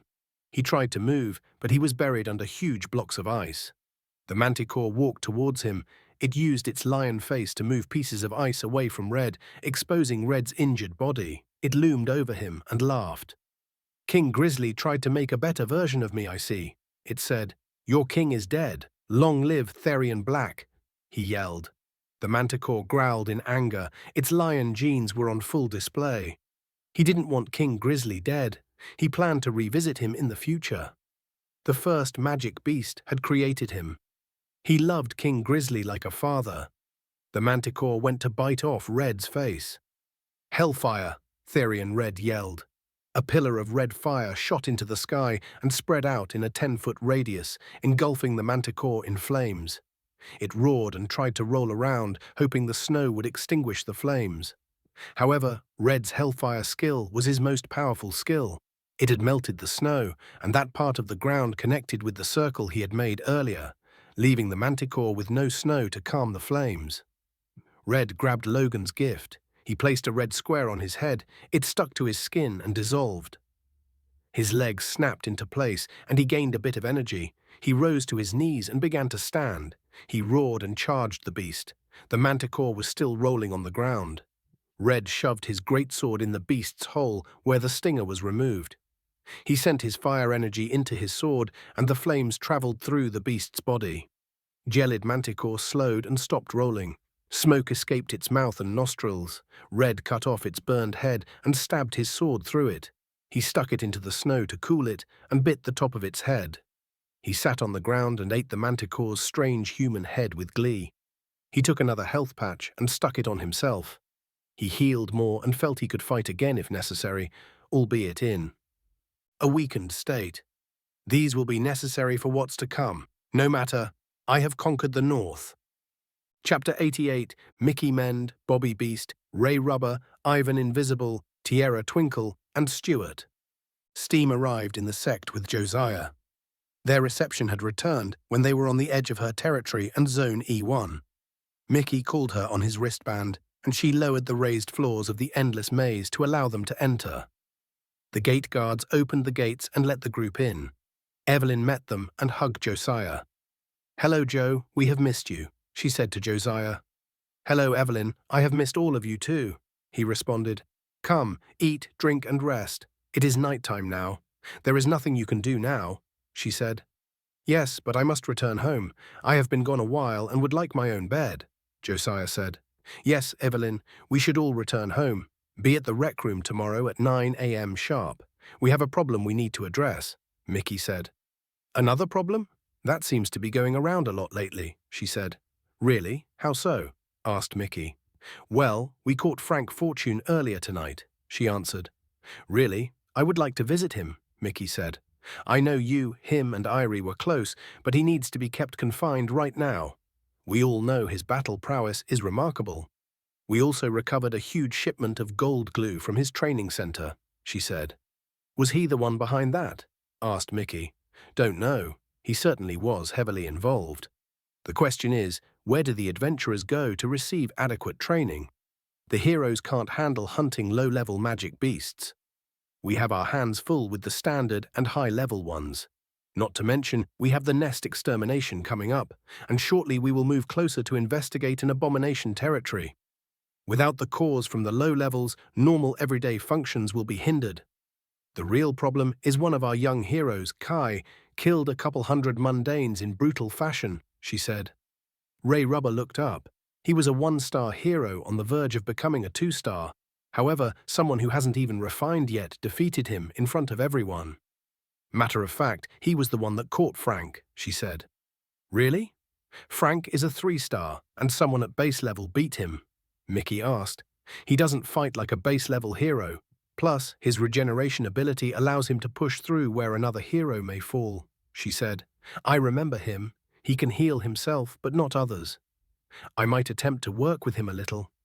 If I can teach him to release that skill into others, he may be able to heal those that fight alongside him.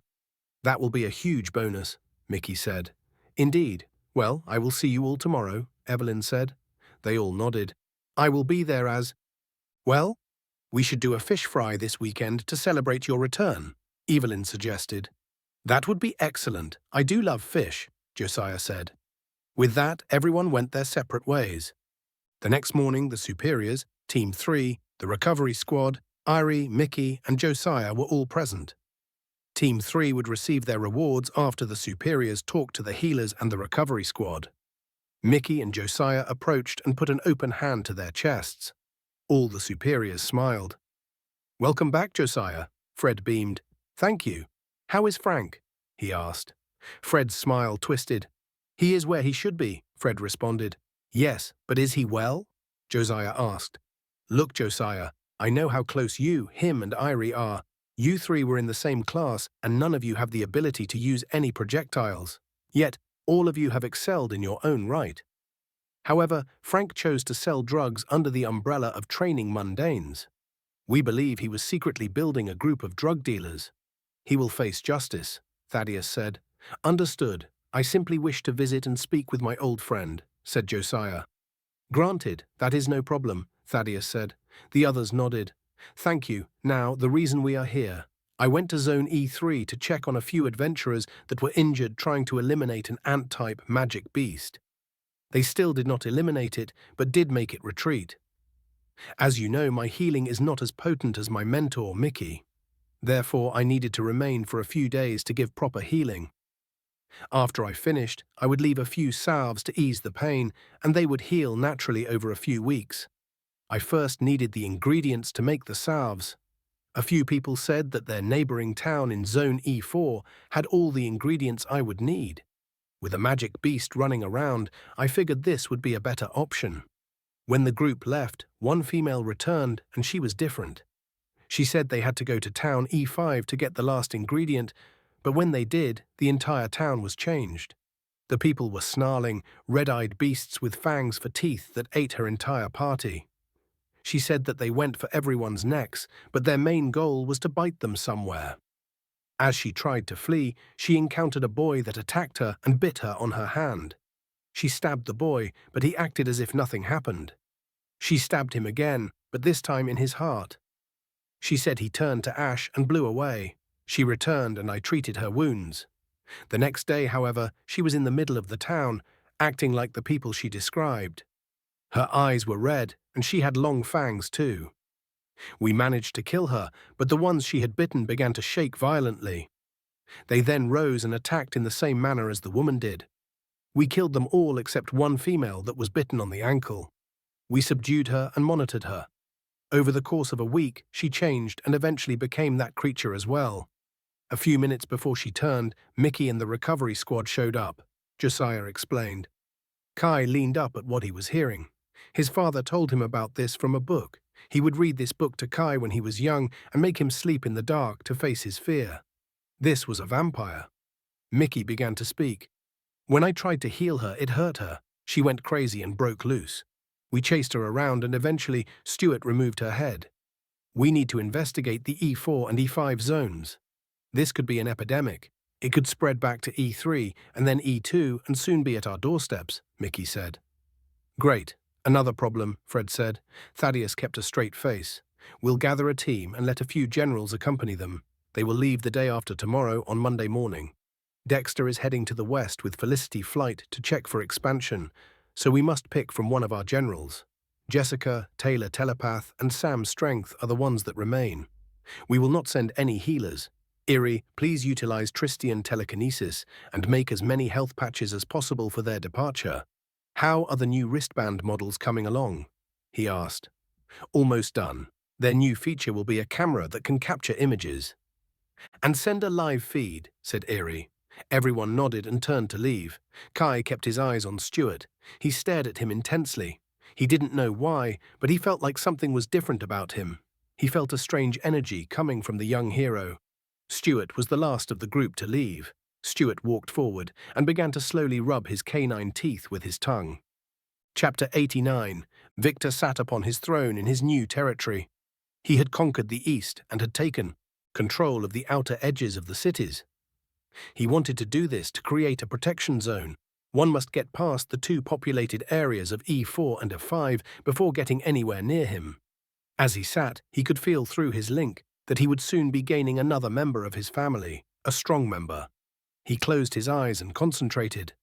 He sent his energy towards his newest follower and looked at him through his link. Victor's consciousness floated above a young man asleep in his bed.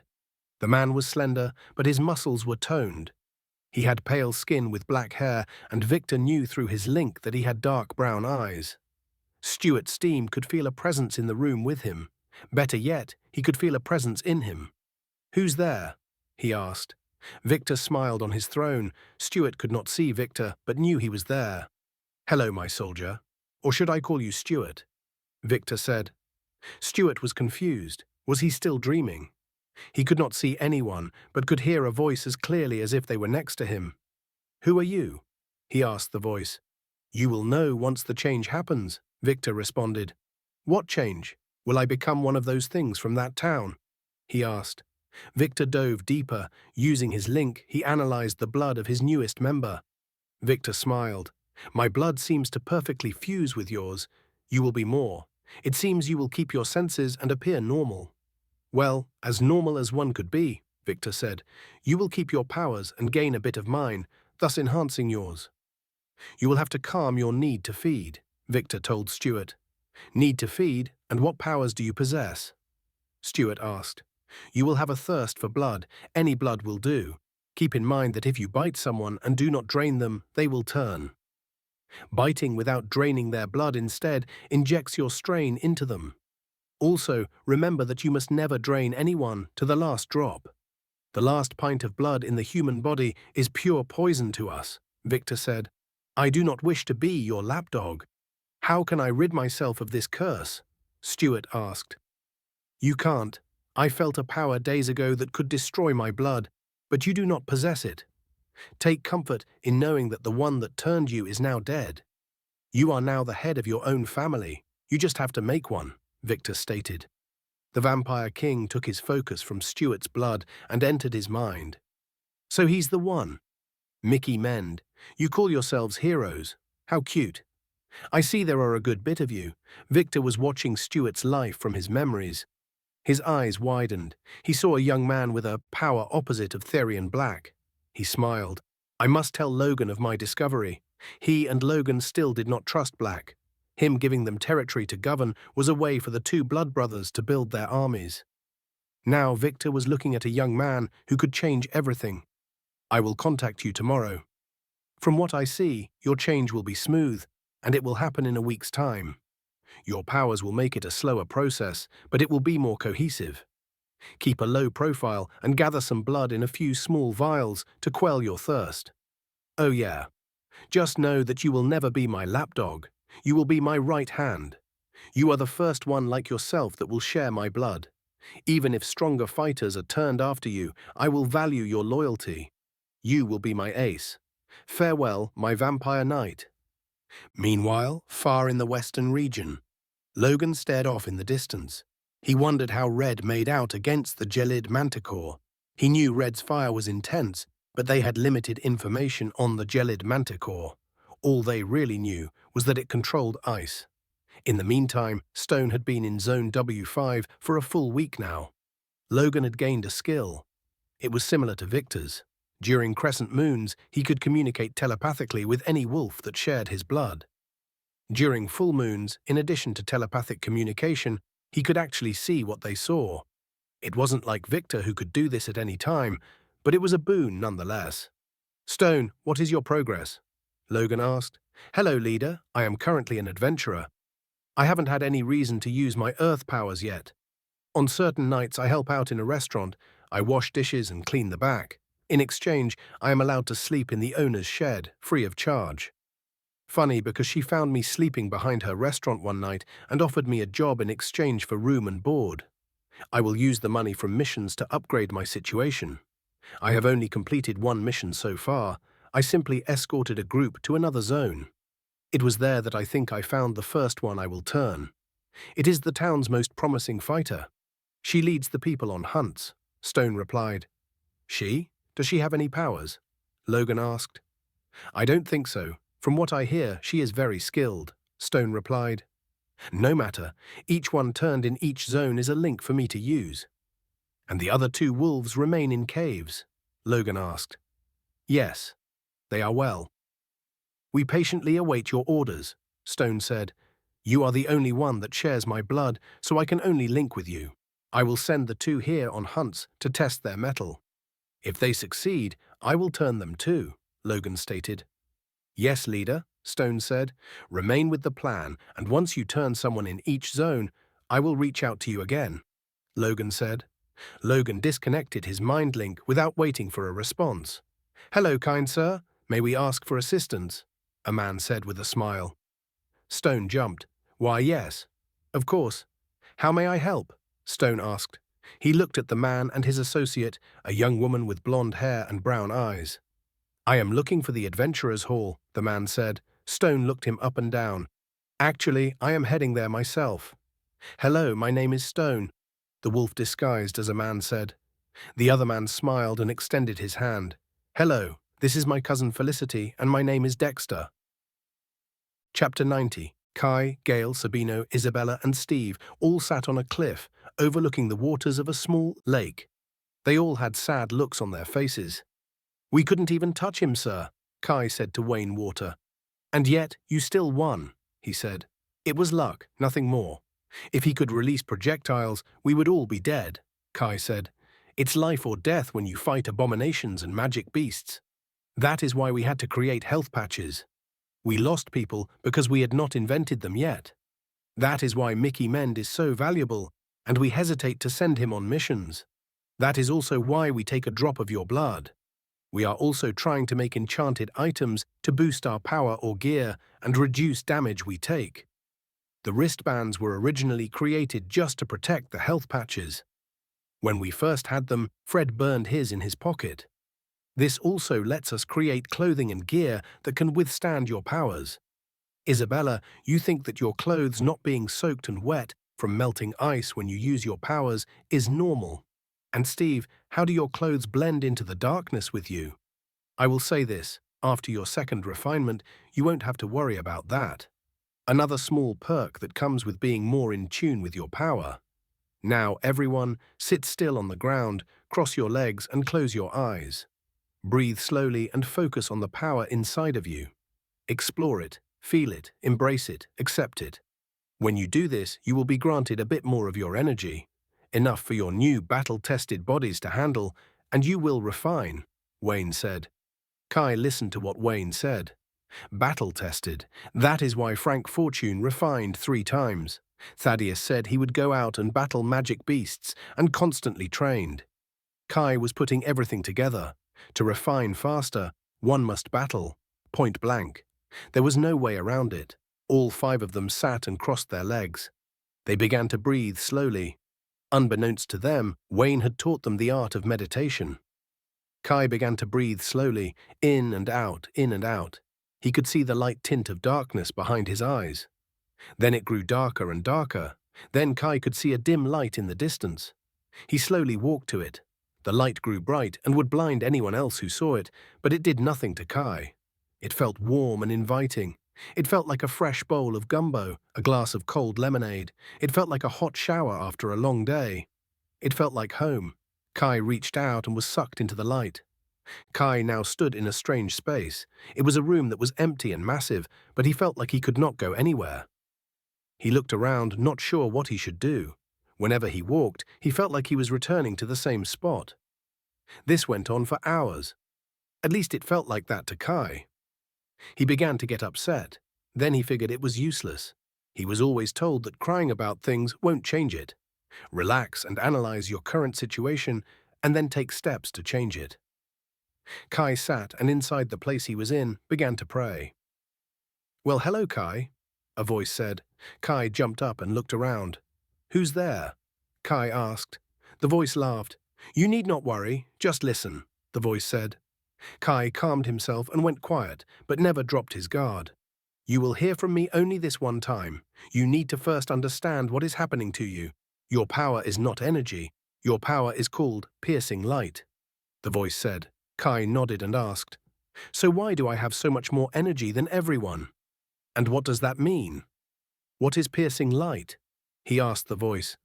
You have so much energy because one of your core skills from this is that your energy pool recharges quickly. That is just a basic perk. The stronger you become, the more perks this will give you. Because you have light as your power, you heal quickly. Most light users have support skills that are designed for helping others. Like Mickey and Josiah, their ability to heal is light-based. But you are piercing light. You and Tierra Twinkle's powers are combat-based, at least in the early stages. And you may call it powers in front of others, but you do not have powers. You received a blessing, the voice said. Kai looked in surprise. A blessing? But how? Kai asked. Remember when you did not unlock any powers on your birthday? You then went upstairs and prayed. You always pray for others. You even say a prayer for those you have vanquished, wishing them peace in the afterlife. When you prayed, you first showed gratitude for your current life. Then you prayed for powers, but in your heart, you wanted those powers to protect others and destroy evil, the voice said. What you did not see was a shooting star that passed when you made your wish. This was an angel passing through your world to observe the current situation. This angel spoke on your behalf and you received a blessing. It acts like a power to better help you blend in, but you will continue to grow, even when others stop. In other words, your powers can become infinite. When they refine, they may or may not gain a new skill. But you will become stronger, just like a refinement. You have all of your skills already. You must simply expand your energy pool and then experiment. What you are being told is true. Your body must be able to handle the skill. Certain skills use huge amount of energy. Also, their energy pool grows a bit, whereas yours doubles. You all refine, but yours is different. They tap into their pool of energy and can expand it some. Think of it like you are creating an additional pool of energy to add to your existing one. Listen, Kai. The heavens needed a warrior who wouldn't be driven mad with power. A warrior who represents the light. We chose you, Kai. You have been chosen to be the liaison of light. Kai had heard Frank Fortune call him that. I heard someone call me that. How did they know? Kai asked. Because Frank Fortune was the first and only other person besides you to receive a blessing. Yours is light-based, and his is space-based, like Steve's spatial. Just like you must learn and master it, he had to as well. During the process, he was not correct all the time.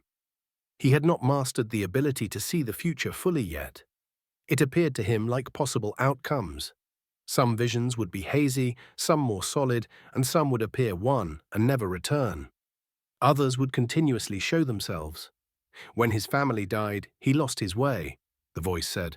We learned from that mistake, and you received a completely different blessing. The idea was someone who could warn one of dangers. That was Frank's blessing. Yours is someone who can destroy any type of danger. That is your blessing. We hide it in one's unlocking of their power so no one would alienate or try to kill a blessed one. We kinda decided on yours late, so yeah, sorry about that, the voice chuckled. Kai was dumbstruck. So what does all this mean? He asked. It means stay on your path, continue going in the direction you are going. But I must inform you, this next chapter of your journey will be filled with turmoil and strife. Prepared to be baptized in blood, now it's time for you to refine, the voice said. Then Kai felt a power growing inside him. Chapter 91, Kai felt the energy inside of him grow. He dropped to one knee and tried to concentrate on controlling the building power. His entire body was burning, his eyes began to water, white energy began to emulate from his skin. His pupils turned from black to white, then the white spread to his iris. His eyes were now all white. He quickly sat down and began to meditate. The energy began to calm, and a few minutes later his eyes stopped glowing. He continued meditating, trying to understand this new energy. He could feel that he had more power, more light power. He could feel his energy pool had increased greatly. That's crazy, I got more energy. And I can really feel the type of energy it is. It's warm, it's light, Kai said, smiling. He had accomplished what he had been trying to do. He was trying to make a reservoir for his energy as an emergency source to tap into. By refining or breaking through, as the voice had called it, his energy pool had now doubled. And as far as the heart of his energy, the light that fueled it, he could now touch it. He could barely interact with it, but he knew that with time, he could fully harness it. His blessing essentially acted as two powers: his vast energy pool that could keep him fighting for a long period of time, and his light blessing from being chosen as the liaison of light. Because his light power naturally heals him, and whatever is a part of him, it heals his energy pool, thus healing, or in other words, recharging it as soon as a portion of energy is removed. In tandem, his light keeps his energy going, and his energy uses the light, making it work and expend itself. The only other way the light can work is to heal him. This allows the light to gain experience in a sense, and when the two have gathered all the experience they could in that form, he would refine. The downside was that his light could only heal, and one could only heal if injured. Also, his energy pool that kept his light able to constantly perform its healing properties and his light that fueled his large energy pool had to be refined together. So while others only had to refine one power, in a sense, he had to refine two. Plus, it was only one way Kai could be healed, and that was through battle. If he would not have been beaten silly in all his encounters, he may not have reached this point that he was at now. "I'm already baptized in blood," he thought. He did say it would be in the road ahead. He also said, "I have my powers and that I have no limits." Time to test that theory, Kai said to himself. His energy had completely calmed and fused within him, blood, bones, and all. He opened his eyes and stood. He was still inside the white space. However, he knew now that this was his white space, his energy pool, his own personal place, his safe haven. "I wonder if I can return here, or better yet, come and go as I please," he thought. He thought of leaving the place he was in, and it disappeared. Kai was outside again, and everyone ran up to him. The rest of his squad, the healers, Mickey and Josiah, Irie, along with all the superiors, Thaddeus, Wendy, Evelyn, and Fred. Even Reed was there, yelling at everyone. Gail ran to him with tears in her eyes. Kai smiled and looked at everyone. "Hello. What's going on?" he asked. "What happened? Where did you go?" Gail asked. "What do you mean?" "I've been right here meditating just like you," Kai said. Gail dove into him and hugged him. "Dude, you've been gone for a whole day," Steve said. "What?" "That's impossible," said Kai. Everyone looked at him. "Do you remember what happened?" Gail asked. "Yeah, I closed my eyes and delved deep into the source of my energy. I interacted with it, and now I have refined," Kai said with a smile. Wayne walked forward. "I watched you all, Kai. A glow came over your body, and then a blinding light was seen. When the light cleared, you were gone. I noted the time because everyone has a different effect when they refine. When I refined, I was immersed in a bubble. Thaddeus shot in the sky through a lightning bolt. Fred burst into flames. Evelyn turned into a rocky statue. Wendy turned into a cyclone. Mickey turned young and old, and then his normal age. Irie began to mumble gibberish and then started scribbling equations on the ground," Wayne said before Kai cut him off. "Mickey turned into a young boy and then an old man," Kai asked. Wayne shook his head.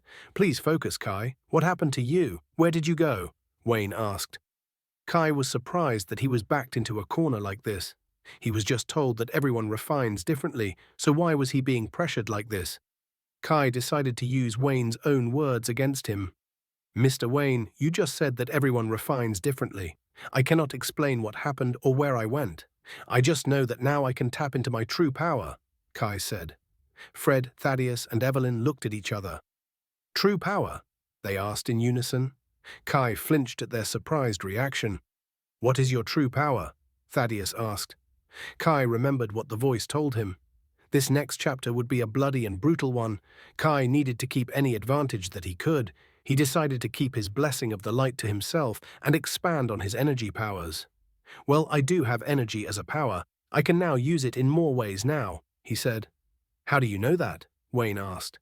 "I don't know. I can just feel it. I do have to experiment to see what all I can do, though," Kai said.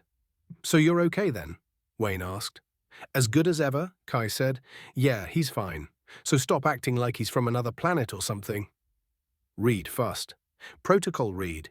We just want to make sure he's good, said Evelyn. I'm as good as you all are, Kai said. The superiors looked at each other and nodded. All right then. Congratulations on all of you becoming one-star heroes. This weekend, we will have a congratulatory celebration, and Monday we will head out to destroy a rat nest. That means you all have 1 week to get a little more in tune with your new skills, or if you didn't get a new one, understand how much more powerful your new ones are. Remember, you can still use your old versions, but you need to understand how to release them in variations, Thaddeus said. Squad 3 nodded in understanding, and the superiors left. Kai told the others he would see them tomorrow. He wanted to experiment to see if he had any new powers and check out the reward he had received from the vault. More importantly, he needed to speak with the only other person who had a blessing like him. He needed to speak with Frank Fortune. Chapter 92. Stuart's steam rose with a newfound purpose. He had thought about what the one called Victor Vampire told him. The more he thought about it, the more it sounded alluring. He was beaten badly by Sabino Sonic, and the superiors showed no signs of care. It was almost like they were glad they had new, more powerful people to boss around. Now he had a chance to be a vampire knight. That sure sounded better than a member of the recovery squad. What's more, he would be the first vampire knight instead of being just one of the supers. He was a tool for the superiors. Ray had often told him this, but now he understood what he meant. Stuart struggled in his mind about what decision to make. He needed to see exactly where he stood in the hierarchy. This new group of supers were powerful. They were the popular ones, the warriors, the ones who actively sought out the destructive beasts. He and the other members of the recovery squad were second-rate supers. They picked through blood and guts to retrieve cores and valuable parts of magic beasts. The new group of recruits were all exterminators. They killed the beasts, marked the location, and let them clean up the corpses. Them taking the cores was completely voluntary. Stuart decided he would visit Thaddeus and see if he could do more extermination missions. Hello, Thaddeus, Stuart said. Hey, Stu, what's up? Thaddeus asked. Well, I was wondering if I could take on a bigger role. I was hoping I could do something more than recovering resources from dead beasts. He said, honestly, we need you guys to keep doing what you're doing. We are training a whole new squad specifically for that purpose. You guys are good at what you do, and you get the same rewards, money and items, he said. Yes, but I do not wish to clean up crap, to scrounge around in filth, to collect cores, or skinning scales and hides from fallen beasts. I also wish to vanquish them and expand my powers, Stuart said. His anger was beginning to grow. Well, you can also do missions. There are no restrictions on that for any super. We post normal missions for mundanes and ones for heroes. You can do either one. It's the mundanes that are restricted. They can't touch the hero missions, Thaddeus said. Stuart looked at Thaddeus. He knew that he would never be treated with respect as long as he remained here. He would forever be a garbage man. Stuart decided he would take missions and grow stronger for a short time. He would then see if anyone from his recovery squad felt the same way. If so, he would recruit them to leave. The one that turned him had died, so his limits were broken. He could be as strong as he wanted. He was now the head of a family. He had to just make his own. Stuart smiled. Not a bad offer indeed. At the same time, at the edge of Zone SE5, Phil Poison had left Zone SE4 and was in the Gap area, or, as the heroes called it, the Dead Zone. This was a 10-mile area that separated each zone. It was mainly a forest area that had magic beasts roaming around. Most would retreat here to avoid being slaughtered by standard and high-level beasts. Phil had killed a few along the way and marked the location. The forest came to an end, and he was on the outskirts of Zone SE5. Phil slowed as he heard a strange voice, a voice unlike anything he has ever heard before. He slowed and walked behind a tree. He was still base level. He and his team were to visit Wayne Friday to refine. Thaddeus had informed everyone that refining had taken top priority, due to the recent events that Mickey, Josiah, and the recovery squad had told them. Since their weekend was held up, he was given time to visit his grandfather and his little cousin. He would spend this one night with them and leave the very next day. But before that, Who or what was this strange-voiced being he was looking at? He squatted and peeked from behind a tree. He saw two strange things. They were unlike anything he had ever seen before. He could feel power bursting from them. One was a large version of the clawed humanoid things that attacked them when they left the field trial, except it was much, much bigger. Where the others were around 5 feet 8 inches, this one was well over 6 feet tall and had bulging muscles. It was male because it was a greenish-brown color. It wore spiked shoulder pads and spiked pants. The thing had a huge spiked club resting on its shoulders. The other was a strange woman. She had dirty white-looking, scaly skin similar to a crocodile and was tall as well. The lady creature had a large silver sword strapped across her back. She was lean but muscular with 2 horns coming from her head. She had razor-sharp teeth and claws and was very curvaceous and strangely beautiful. "You can leave me now, Fashion," she said. The large green-brown humanoid nodded and left. "Which one is the old man and who is Timothy?" she asked. Phil's eyes got big. Timothy was the name of his young cousin. "Yes, ma'am, I am Timothy," the young man said. "And I am the old man. My name is Earl," the old man said. Phil stared as his young cousin Timothy and his grandfather, Earl, approached the horned woman. "You two lead this town, right?" she asked. Old man Earl nodded along with Timothy. "I will return to receive the tributes in 1 month's time. As agreed, I will select either a male or a female," she said. "Of course," said Old Man Earl and Timothy. Phil touched his sword. The big beast was gone now. He could slice this thing's head off. Then he relaxed slightly. They had to kill Kai and his friends. The superiors wouldn't, and he weren't strong enough, but maybe she was. He had no clue how to approach her. He could tell she could kill him easily, but he steeled himself and stepped forward. Hello, grandfather. Hello, Tim," Phil said as he stepped into the clearing. The tall, scaly-skinned, horned female glared at him and withdrew her longsword. Phil smiled and raised his hands in surrendering fashion. "Whoa. Whoa. It's okay." "Hello, gorgeous," he said. Therian White growled. "What do you mean, I'm gorgeous?" she asked, surprised. She had never been called that before. Phil was afraid, but gathered his courage and approached the horned woman. "Just what I said. You are beautiful. At least you are to me," he said. White lowered her sword. If this inferior tried anything, she would destroy him. She relaxed slightly, remembering her mentor, King Grizzly's words. "All humans are not bad. Some even love the earth. They are few and far between." Was she looking at one that was not bad? Phil reached up and touched the side of her face and caressed it. Therian White felt a strange feeling as his hand touched her face. She got a funny tingling sensation all over her body. Her skin began to get little small bumps on them. Therian White jumped back and roared, "Sorcery! What have you bewitched me with?" She yelled and unsheathed her sword. "No, it's not bewitching. You got goosebumps. It means you like my touch. It means you like me," he said, smiling at her. He stared in her bright blue, strangely human eyes. They were beautiful and gentle. Phil had no luck with the ladies. He controlled poison, and none of the female heroes would touch him in the romantic sense. His skin was pale with the slightest green tint. He wore long sleeves all the time and long pants. Phil's innate skill was poison skin. If one touched his skin, they would receive an effect like they were sick, much like what happened when he and Kai first fought at the field trial.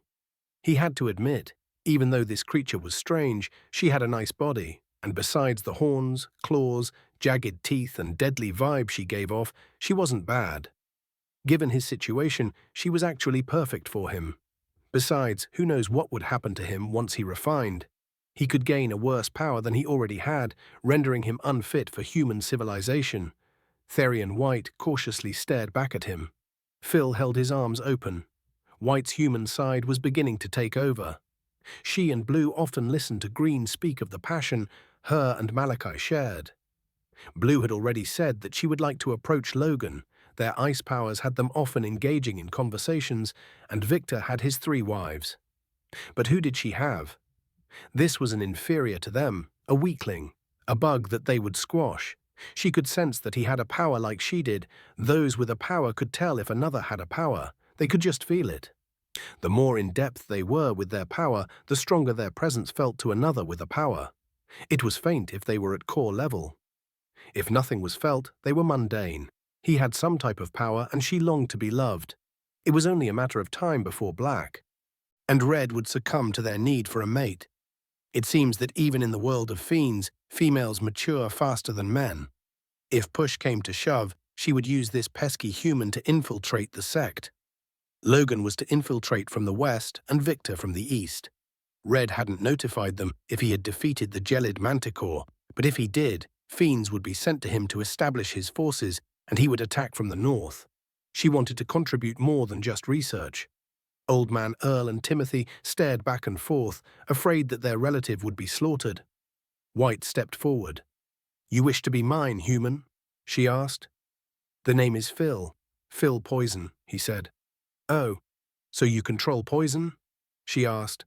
"Yes and yes. I control poison and yes, I would love to be with you," he stated. Old Man Earl began to visibly sweat. White scoffed. "And what of your human friends?" She drugged out the word human. "My skin hurts everyone I come in contact with. I am a virus in their eyes. I am more beast than human. I have no friends, only those who share a common interest.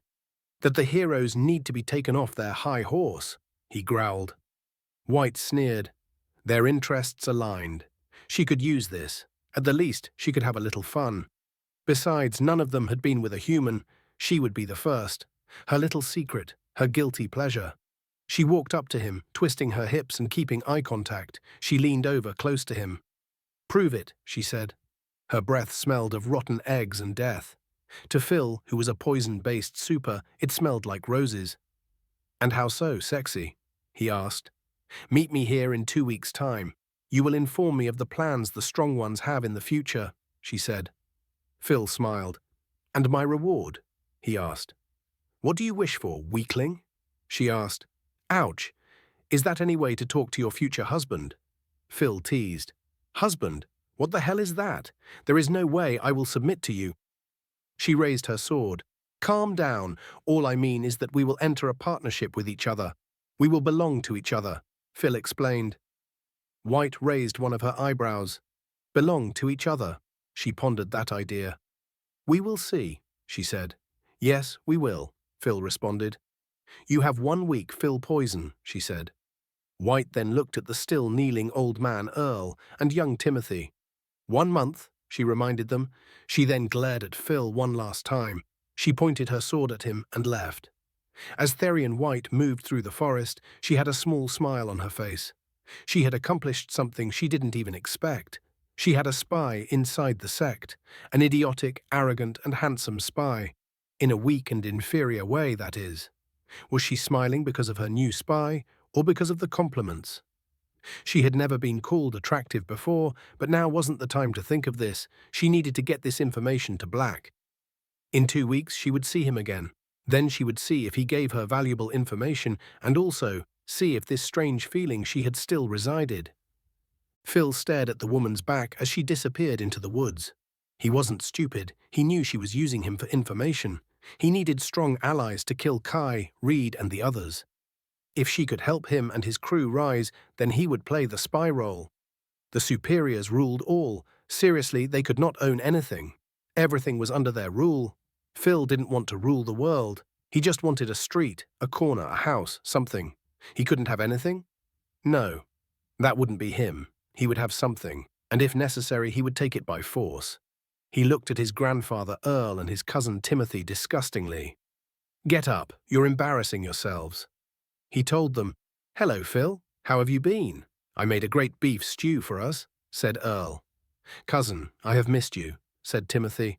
"As have I, Timothy, and you as well, Grandfather Earl. It seems those books you read to us when we were small turned out to be true," Phil said, referencing the books that his grandparents read to them as kids. The biggest book was the one Old Man Earl gave to Therian Black.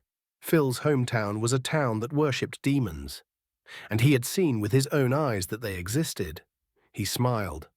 "I was flirting with one," he thought. "Let me get situated and we can eat. Then you two can tell me exactly what the hell is going on here." Chapter 93. Kai was outside in the practice area of Wayne's domain. Here, any hero could train. Kai had his eyes closed and his shirt off. He stood barefoot with shorts on, letting the wind brush across his skin. After testing his normal skills, he found out that they were stronger. His bullet used to leave a hole in a tree and dig into another. Now it went through 2 trees and dug into a third. Not only did it pack a bigger punch, but now it traveled further. His grenade and bomb traveled further too, and were now more devastating. He wondered how his drain skill had changed. He had no way to test it, as he needed a living thing to try it on. The same was true for his ability to dispel poison. He would need Phil or some type of poison for that, and that was a road he wasn't willing to go down now. Kai was happy, yet disappointed. He was stronger, but had gained nothing new. He played around with his powers and knew he could do more. However, nothing was happening. Kai wanted an area of effect skill or a barrier-type defensive skill. The block skill was a direct block.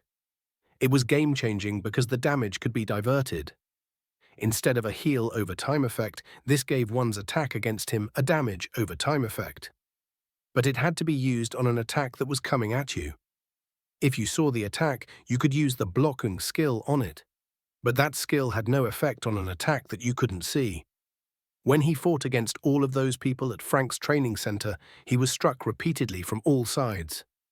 If he had an area of effect skill, he could have covered his blind side. Instead, he became blinded with rage and began to release grenades and bombs, blowing holes and knocking body parts off people. "Hello, Kai," Mickey called. Kai jumped. "Hey, Mickey, how are you?" Kai replied. "I'm good, just checking on you," said Mickey. "So how's it going so far?" he asked. Kai sighed. "I'm not gonna lie, I can't discover anything new," Kai said. Mickey laughed. "It's only been a day, Kai. Give it some time. Let your body get acclimated with your energy first," he said. "Did you really turn into a kid and then an old man when you refined?" Kai asked. "Something like that. A child the first time I refined, and then an old man the next time. The last time was in private. I had a child's body with an old man's face. My skin was wrinkled and all." Mickey laughed. "So you're a 3-star hero?" Kai asked. "No, I'm a 4-star.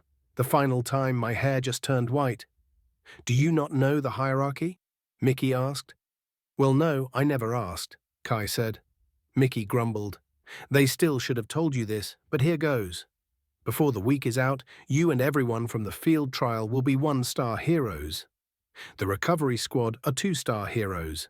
Josiah, Irie Intellect, Frank Fortune, Jessica, Felicity Flight, Taylor Telekinesis, Dexter, and Sam Strength are 3-star heroes. However, using Frank's name as a hero seems incorrect. The superiors and I are 4 stars, except for Thaddeus. He is the world's only 5-star hero," said Mickey. "Let's talk about you, though," he continued. "So you say your power is light-based, like Josiah and me. Do you know what that means?" Mickey asked Kai. I can make light?" Kai guessed. Mickey shook his head.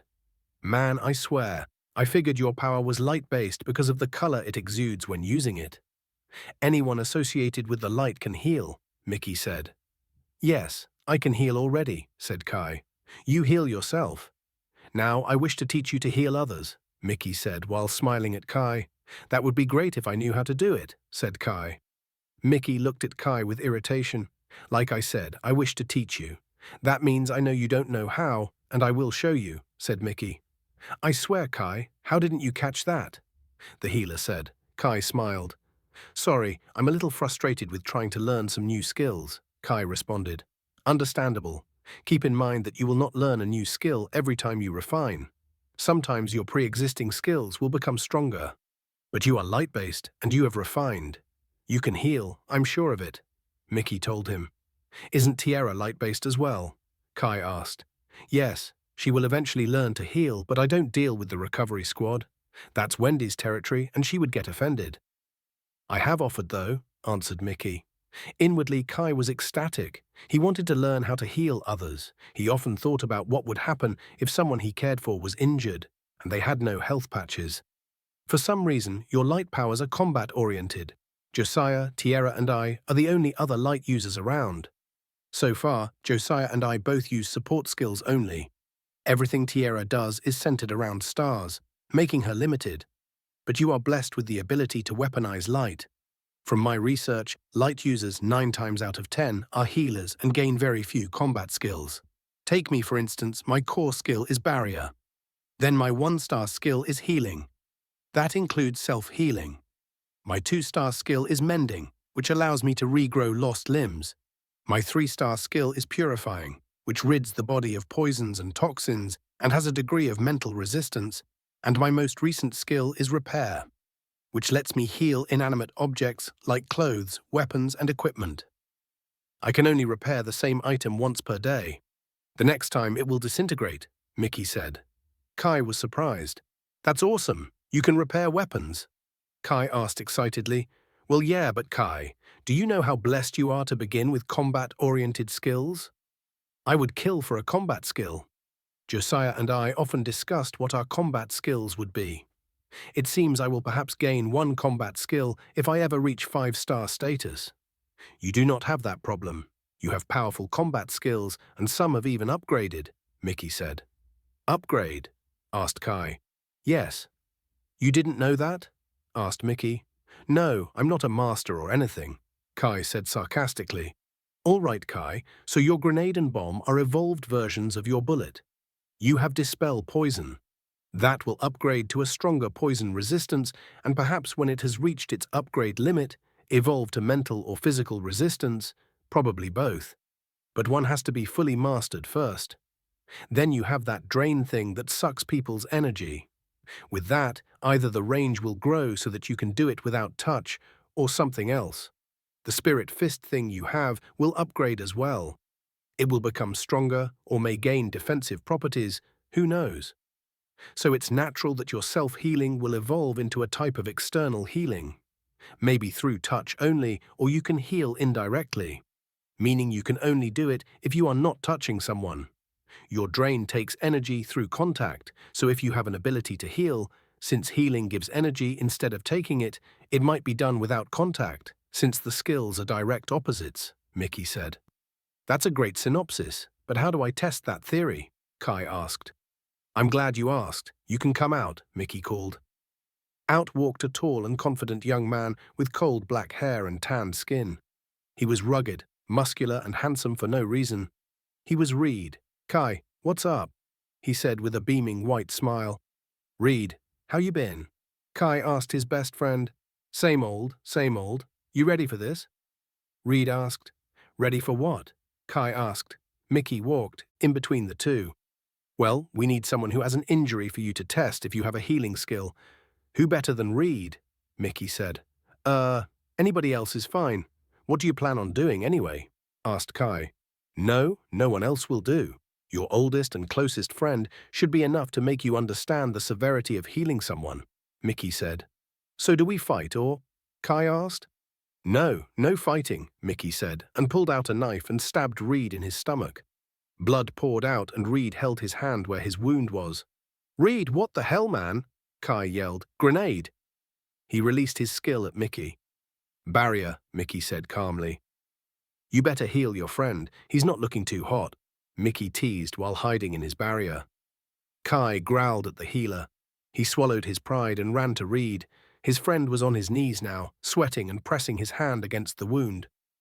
Reed, bruh, I got you, Kai said. Oh, the horror, the pain. How long do I have left? My hopes, my dreams. Dashed, I say, Reed said. Kai stepped back. Hey, what's going on here? He asked. You don't talk like that. You're all raw, I'm Reed. This wound is nothing. Ha, ha, ha, Kai said. Wow, you're a terrible actor, Mickey said. Reed looked up at Kai with a smile and stood. Told you he wouldn't buy it. I'm a warrior, not an actor, Reed said. Kai looked at the wound. It was obvious that it was serious, but Reed was all smiles. Dude, how are you not hurt? Kai asked. I refined. My new skill lets me ignore pain. I call it warrior's will. Tight, huh? Reed said, smiling. He had removed his hand and blood had squirted on Kai's shirt, staining it red. Listen, Kai, when Mickey approached me about this, I was skeptical at first. But I do believe that you can heal others. Gather yourself and try. You got this, Reed said, smiling as his pants began to get soaked with his own blood. All that being said, I only got so much blood, so hurry the fuck up. Reed looked at Kai. The young hero stared at the wound. Why did Mickey cut him so deep? He looked at Mickey, who had dropped his barrier. Kai walked to Reed and put his hand towards the wound. He began to breathe slowly. His hand extended, and Kai tried to slowly let his energy exit into the wound. Then he heard a pop noise. Reed yelled and staggered back. "God damn!" Reed shrieked. Kai had blown a small hole in the already bad wound. Blood was squirting out like a fountain. Kai panicked. Mickey ran over and touched Reed's shoulder. "Heal," he said. Reed's wounds closed and the bleeding stopped. Kai was upset. "This isn't going to work," he said. "Relax, try again," Mickey said. Reed was healed but was still sweating and had begun to look pale. "No, I will not," Kai yelled at Mickey, his anger boiling over. "You didn't just see what I did." He fussed. "It's cool, Kai. Trial and error. You didn't get the infused weapons right the first time either, remember?" Reed said. "Infused weapons?" Mickey asked. Kai glared at Reed. Kai didn't want anyone to know they had infused weapons at the moment. Frank Fortune had spanked them so badly they never struck him with a weapon. The superiors took Steve's hatchet, obliterating a wall as Frank's strength due to him being a 3-star warrior. In reality, it was because the Earth Orb gave the hatchet extra attack power. Kai would pass this hurdle and then let the superiors know about his ability to turn cores into orbs and make weapons infused with their power. "It's something I have to talk to the superiors about," Kai said. Mickey looked back and forth between Kai and Reed. Unbeknownst to them, Erie had finished the new wristbands, complete with a live-action video feed. Erie, the superiors, and some of the generals had heard everything. Mickey put that thought aside and redrew his attention to the task at hand. "All right, so we're trying this again," he said. With a stupid grin, he then took his knife and promptly stabbed Reed again, this time twisting it as he pulled it out. The wound was way more severe than the last time. Reed's hand was shaking. "Ah!" Kai yelled. "What's wrong with you two?"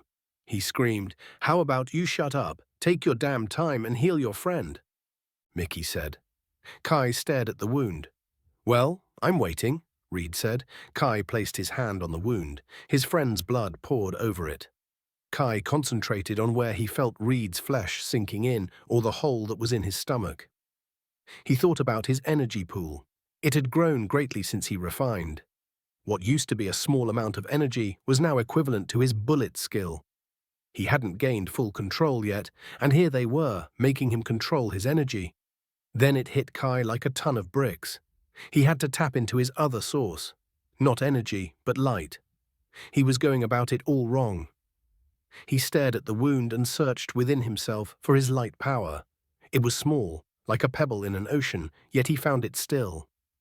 Once he felt it, he grasped it, and he channeled it from his soul into his arm and down into his hand. Once there, he slowly released it, and Reed's wound closed slightly. "Good job, Kai," Reed said. Then he paused.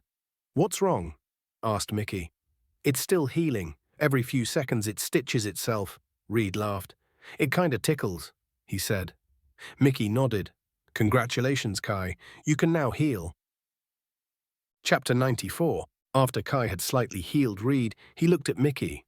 The #1 healer in the world was happy for him. But it barely healed. "Look, he's still bleeding," Kai said to Reed. "Kai, you have to chill out. You have just learned how to heal. Remember, proficiency comes with practice. Let me say it in words you and your friend Reed can understand. The town you two come from is a town known for its strong fighters. Now think about someone who has never wielded a sword as opposed to someone who has trained with one for 5+ years like you guys have," Mickey said. "Get what I'm saying?" he asked. Kai nodded. "Yeah, I do," he replied. "Reed, how much time would you say passed in between those periodic heals?" Mickey asked. Reed looked up. "I'd say a few seconds, like 3 to 5, he answered. Mickey rubbed his chin. "And that means what?" Kai asked. "Not sure, but I think you have a different type of heal than Josiah and me," he stated. Kai kept his eyes on Mickey, waiting for an explanation. We heal for an amount, so to speak. Our healing searches the body and heals whatever is injured in equal measure. I heal people to the maximum, a full heal. 100%. Josiah heals at 50%. We do not have to touch someone to heal them either, just direct our purpose or our intent to heal that person, and they will heal. They can't be too far away. I can do it at like 20 feet, and I'll give Josiah like 10 feet. But once we heal, that's it. If I would guess, I'd say that you heal at 20%. However, you heal in a different manner than us. First, I think you must have direct contact. You have to physically touch the person when healing them. Also, your 20% is split down the middle.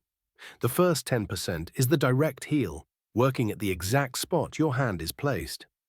Then the next 10% heals over time. I'm assuming 2% every 5 seconds, so the next 10% is spread out over 25 seconds. That is your 20%, and it must be direct contact. That is how your heal works.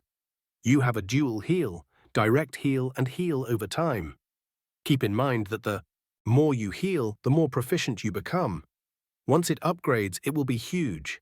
To be able to heal your comrades in battle. Great skill indeed, Mickey said. He was all smiles but was slightly envious.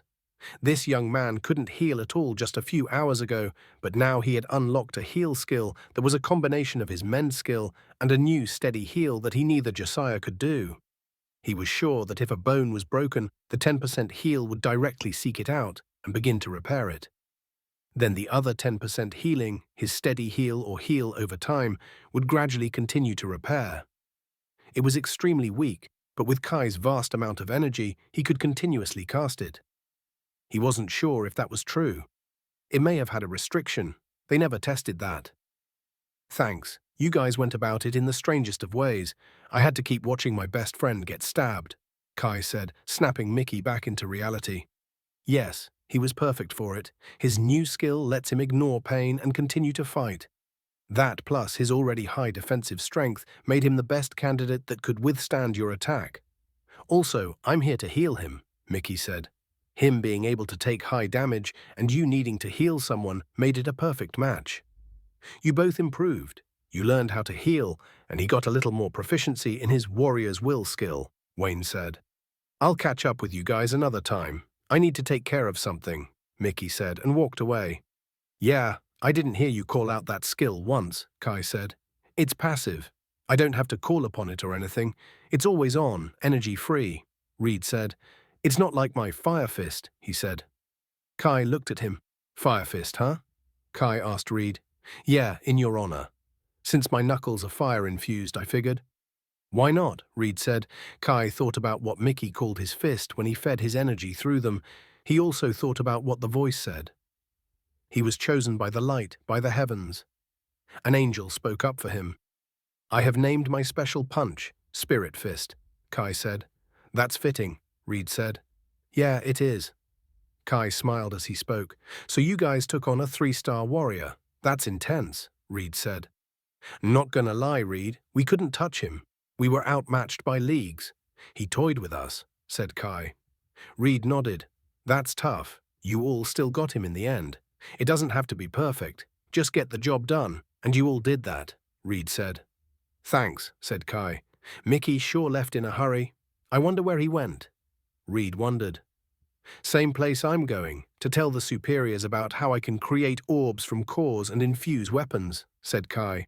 Sorry about that. I was trying to inspire you, and it slipped, Reed said apologetically. It's fine. I wanted to tell them anyway. No time like the present. Want to come with me? Besides, you were there with me the whole time, Kai asked Reed. Sure, why not? You might burst into flames again, Reed said. They laughed at Kai's foolish beginner mistakes. The two friends walked to the Royal Recreational Center to have a meeting with the superiors. Shortly after, they arrived at the rec center. As they entered, they walked past Mickey as he left. Reed and Kai both spoke.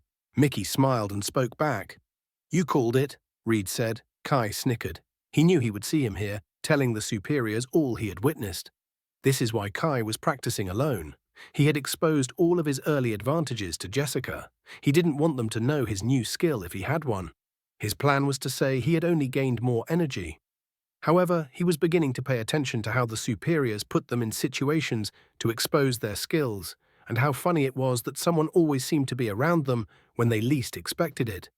He also noticed that Mickey had on an all-black wristband, while the old ones were black with a thin line of silver around the face.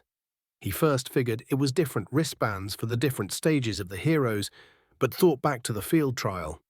When Thaddeus touched his shoulder before they teleported, he looked at the hand that touched his shoulder and remembered Thaddeus had a silver line around the face of his wristband, just like the recruits.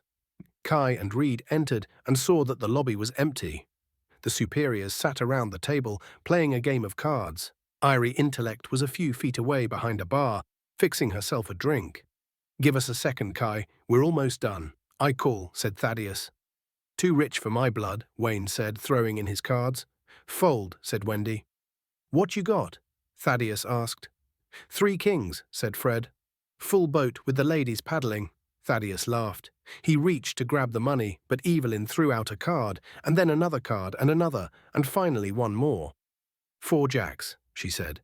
Thaddeus leaned back and Fred whistled. Evelyn scooped up the money. "Tough break. Well, what's up, fellas? What can we help you with?" Thaddeus asked. "We need to discuss some things," said Kai. "Really? Like what?" "You got your reward from the Frank Fortune thing. Approval for a house for your family, a clear core, and Manasseh's scales. What else is there?" he asked. The right side of Kai's lips turned up. They knew what he wanted already, he was sure of it. He could hear Reed snicker behind him. "I have made a discovery," said Kai. "Really? What kind?" Erie asked. She seemed excited by the news. "Like you don't already know," said Reed.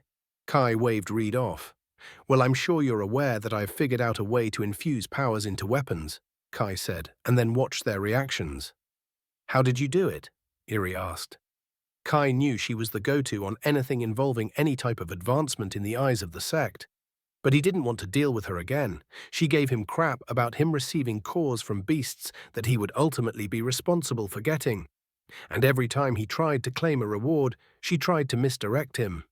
"Just know that I can do it.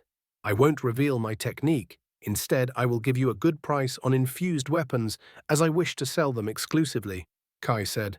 "You do know that you are under the superior's rule, don't you?" Fred stated. "Yes. I am a person, not property, right? Does that mean I lose the right to make a profit outside of being a hero?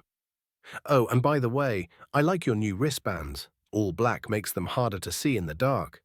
The old ones had that white line going around the face, didn't they?" Kai asked. Erie smirked. "May I see your sword?" Wayne asked. Kai tossed his flame katana to him. Wayne went to the practice area and everyone followed. He attacked the practice dummies, and a few minutes later, deep cuts outlined with fire were left. Wayne tossed the katana back to Kai and nodded at the others. Thaddeus cleared his throat. "Of course not. Tell you what, I will commission you to make custom weapons for us. If we deem them worthy, we will ask you to make more," Thaddeus said. Kai thought about it. 5 unique weapons, that would be fun. He could also work on the armor for his squad mates. The armor would be a separate deal from the weapons. It was an easy decision. Deal. Now, let's talk about price. Chapter 95. Jessica, Josiah, Taylor Telepath, Ivan Invisible, Bobby Beast, Tierra Twinkle, Stuart, Steam and Ray Rubber loaded up their gear for their trip. This was the team chosen to explore the E4 and E5 zones. The superiors decided that this would be best, due to them already having been to the eastern areas. They swapped out Mickey for Jessica, deeming it to be too much of a risk to send both healers. Dexter and Felicity were in Zone W5, performing missions, and Sam Strength was scouting the rat's nest that they would soon infiltrate. He was to take pictures and find safe zones for when their mission started.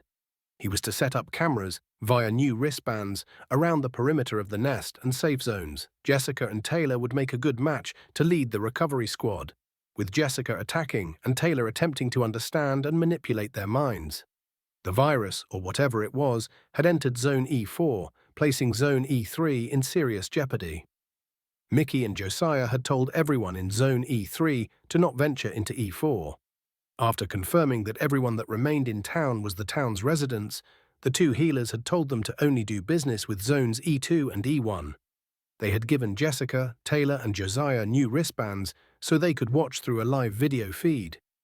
They cleared zones E1 and E2, and Taylor kept his mind scan, skill active while the others slept. Everyone seemed to have clear minds, and there were no signs of madness like Mickey said there would be. Jessica, Josiah, Ivan, and Bobby Beast would sleep now, while Taylor, Stuart, Ray, and Tierra would sleep later. They would all depart around 7 in the morning and head to Zone E3, and, if everything went okay, E4 as well. Hours later, the groups changed shifts. Taylor Telepath and Tierra Twinkle covered the northern and southern exits, and Ray Rubber and Stuart Steam walked back and forth, covering the east and west. At one point, the two passed right by each other. "Hey, Ray, aren't you tired of this?" Stuart asked. Ray looked at him puzzled. "What do you mean?" he asked Stuart. "Come on now, all the mediocre crap that we do. Our team, especially, has to search through blood and guts to recover a core for those spoiled brats we call superiors," Stuart said. "It's not all bad, Stu," said Ray. "Yeah, well, it's not all good either. We are more than this," Stuart told him. "This is our role. We are not the only ones. 2 generals are out here with us. And last time, we had the world's best healer," stated Ray. Stuart shook his head. "Mickey Kane because Josiah is his little pet, and can you even count Taylor? All he does is read minds," Stuart said. Ray looked at his friend up and down. He generally wasn't like this. He was talkative, but never talked badly about anyone. Ray dug deeper. "And your point?" he asked Stuart. The 2-star hero looked around. "What if I tell you that there's a way to make our own way in this world? Free of their grasp," he told Ray. "I'm listening," Ray told Stuart. "We can leave here and start our own hierarchy," Stuart said. He knew that Ray had mixed feelings about the superiors. Ray was strong enough to fight on the front lines, but decided instead to do recovery missions. Heading to a decimated battlefield and gathering cores and usable parts of fallen beasts seemed safer than fighting them head-on. "Actually, I'm good where I'm at. It's not perfect, but the alternative is to do what, exactly?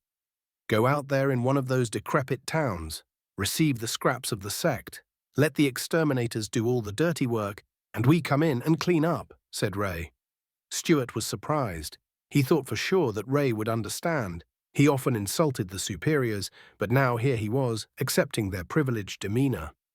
"We already received their scraps. Last I checked, we dig through guts, gathering resources, only to take it to them and receive what they think we deserve." "I think we deserve more," Stuart growled. Ray looked at his friend. "Stu, we get free housing, nice housing too, not a shack. We get money and we can make more by doing easy missions. Everyone else has to scrape by," stated Ray. Stuart knew he was going down a dead-end road. Ray had his mind made up. He would stay. Before he made matters worse, he redirected the conversation. "You're right, I just get frustrated knowing that we are 2 stars, but are reduced to clean-up duty, while the 1 stars get all the glory," Stuart said. That was his final attempt to poke at Ray's ego. He too had lost in a battle against a 1 star. "Like I said, let them risk their lives. The higher up you climb the ladder, the less work you have to do. We're not risking our lives. We go out and gather resources. That's it. I'm glad they can fight. It means the beasts will for sure be dead when we arrive," Ray said. Stuart laughed. "Yeah, you're right," he said to Ray. The two separated and continued their patrol. It was time to change locations. Now Stuart and Ray would watch the north and south gates while Tierra and Josiah patrolled. As Stuart walked, he heard a voice. "You must kill him," a voice said. Stuart froze. "What's that?" he asked. The voice repeated, "You must kill him." Stuart frowned. "I won't kill my best friend," he thought to the voice. "He will be suspicious of you now." "We do not want attention," the voice said. Stuart thought for a while. "If I am to be your knight, then allow me to convince him to join us. My friend is stubborn, but I know he is not fond of our leaders." He pleaded to Vincent. "You have 1 week. By then you will have become a full-fledged vampire. Either he dies or you do," Victor said. Stuart went silent. If his friend had to die so he could live, what else could he do? Ray and Tierra walked past each other, and Ray touched Tierra's shoulder. "Tierra, Stuart's talking crazy," he said. "Oh, how so?" asked Tierra. He's talking about leaving the sect and starting our own thing, he said. Tierra looked away. And what does that look like? She asked. Ray stared at her. Does it matter? There's nothing good out there, he said. Well, that's what we were told, she said. So if Stuart leaves, you plan to go with him? Ray asked. Depends, she said. You can't be serious, said Ray. You expect us to be subservient to them forever? Tierra asked. Ray got a far-off look in his eyes. Doesn't matter, that fool won't go anywhere. She laughed and walked off. Yeah, Ray snickered. They separated and headed for their respective locations. As Tierra walked, she locked eyes with Stuart. He smiled at her and she smiled back. Maybe he had more support than he knew. Chapter 96. Phil Poison sat with Andy Anger, Christian Clone, Tim Teleport, Sage Sand and Sasha. Stretch. He figured it would be easy to recruit the ones who were humiliated by them. His plan was simple: get them to reveal all they knew about the upcoming nest hunt and, from that information, devise a plan for them. Once that was done, he would inform Therian White of that plan, so they could plan around his plan. If everything went right, they would then lead Kai and his friends into a trap that Therian White had for them. It would look like they simply died in the nest, though. The nest was essentially a beast-made structure. Whether it be a cave, a fortified town, or anything they had made their home. From here, a king and queen were chosen, and they mated and produced offspring. The offspring then would attempt to spread out and expand their territory. In a sense, they would be breaking into someone's home and attempting to kill them. Phil knew of no one who would not defend their home with their lives. Okay, here's the deal. Shortly we will be going into the rat's nest. Most likely, while we are inside, we will be split into large groups. Listen carefully. Whatever group does not have Reed or Kai in it will attempt to lure them down a tunnel. These are magic beasts, but they are still rats, said Phil. And then what? For us ladies, it's just Sasha and me versus 5 girls, and it's 4 of you guys versus 6 of them. We need more numbers, Sage said. Don't worry about that. We have more help than you know, said Phil. Andy looked up from the sofa he was sitting on. Like who? Andy asked Phil. Just trust me, we're not the only ones that hate them, Phil said. Sasha spoke up. Who knows, we may even get lucky and just one of the girls will be with us, she said. Everyone was surprised to hear her speak. They know how she felt about Reed. You won't try to stop us from hurting your boyfriend, will you? Tim asked. He's not my boyfriend, just a guy I fooled around with, she said. Funny, we're supposed to be married, but we haven't fooled around.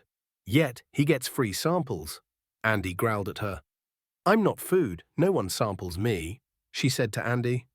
Christian Clone laughed. No samples. So he got the full course meal, he said mockingly. Sasha glared. Let me tell you something. When I found out I was going to be with Andy, I ended things with Reed. Now my loyalties lie with him, and I won't let anyone threaten that, she said. Tim rolled his eyes. Whatever. So how do we shake the instructors? Asked Christian. Most likely, Sam's strength will be the only one accompanying us. Dexter and Felicity are far west. Jessica, Josiah, and Taylor are checking out Zone E5. If we're lucky, Sam will choose to remain at the opening to cover for ambushes, or follow one group and let the other go at it alone. Think about it. Whatever group goes alone will have the stronger ones in it. He will head with the group he believes is the weakest, said Phil. So either way, we're screwed. One group will have a damn general heading it, and the other will surely have Reed, Isabella, Gale, Sabino, Kai, and other strong ones, said Tim. Phil thought about this. If he could get Therian White to isolate Sam, then he and the others could sneak attack the others. If Otis, Evan, or Glenn were with him, they would be easy pickings. Worst case scenario, Sam will spread the teams out evenly.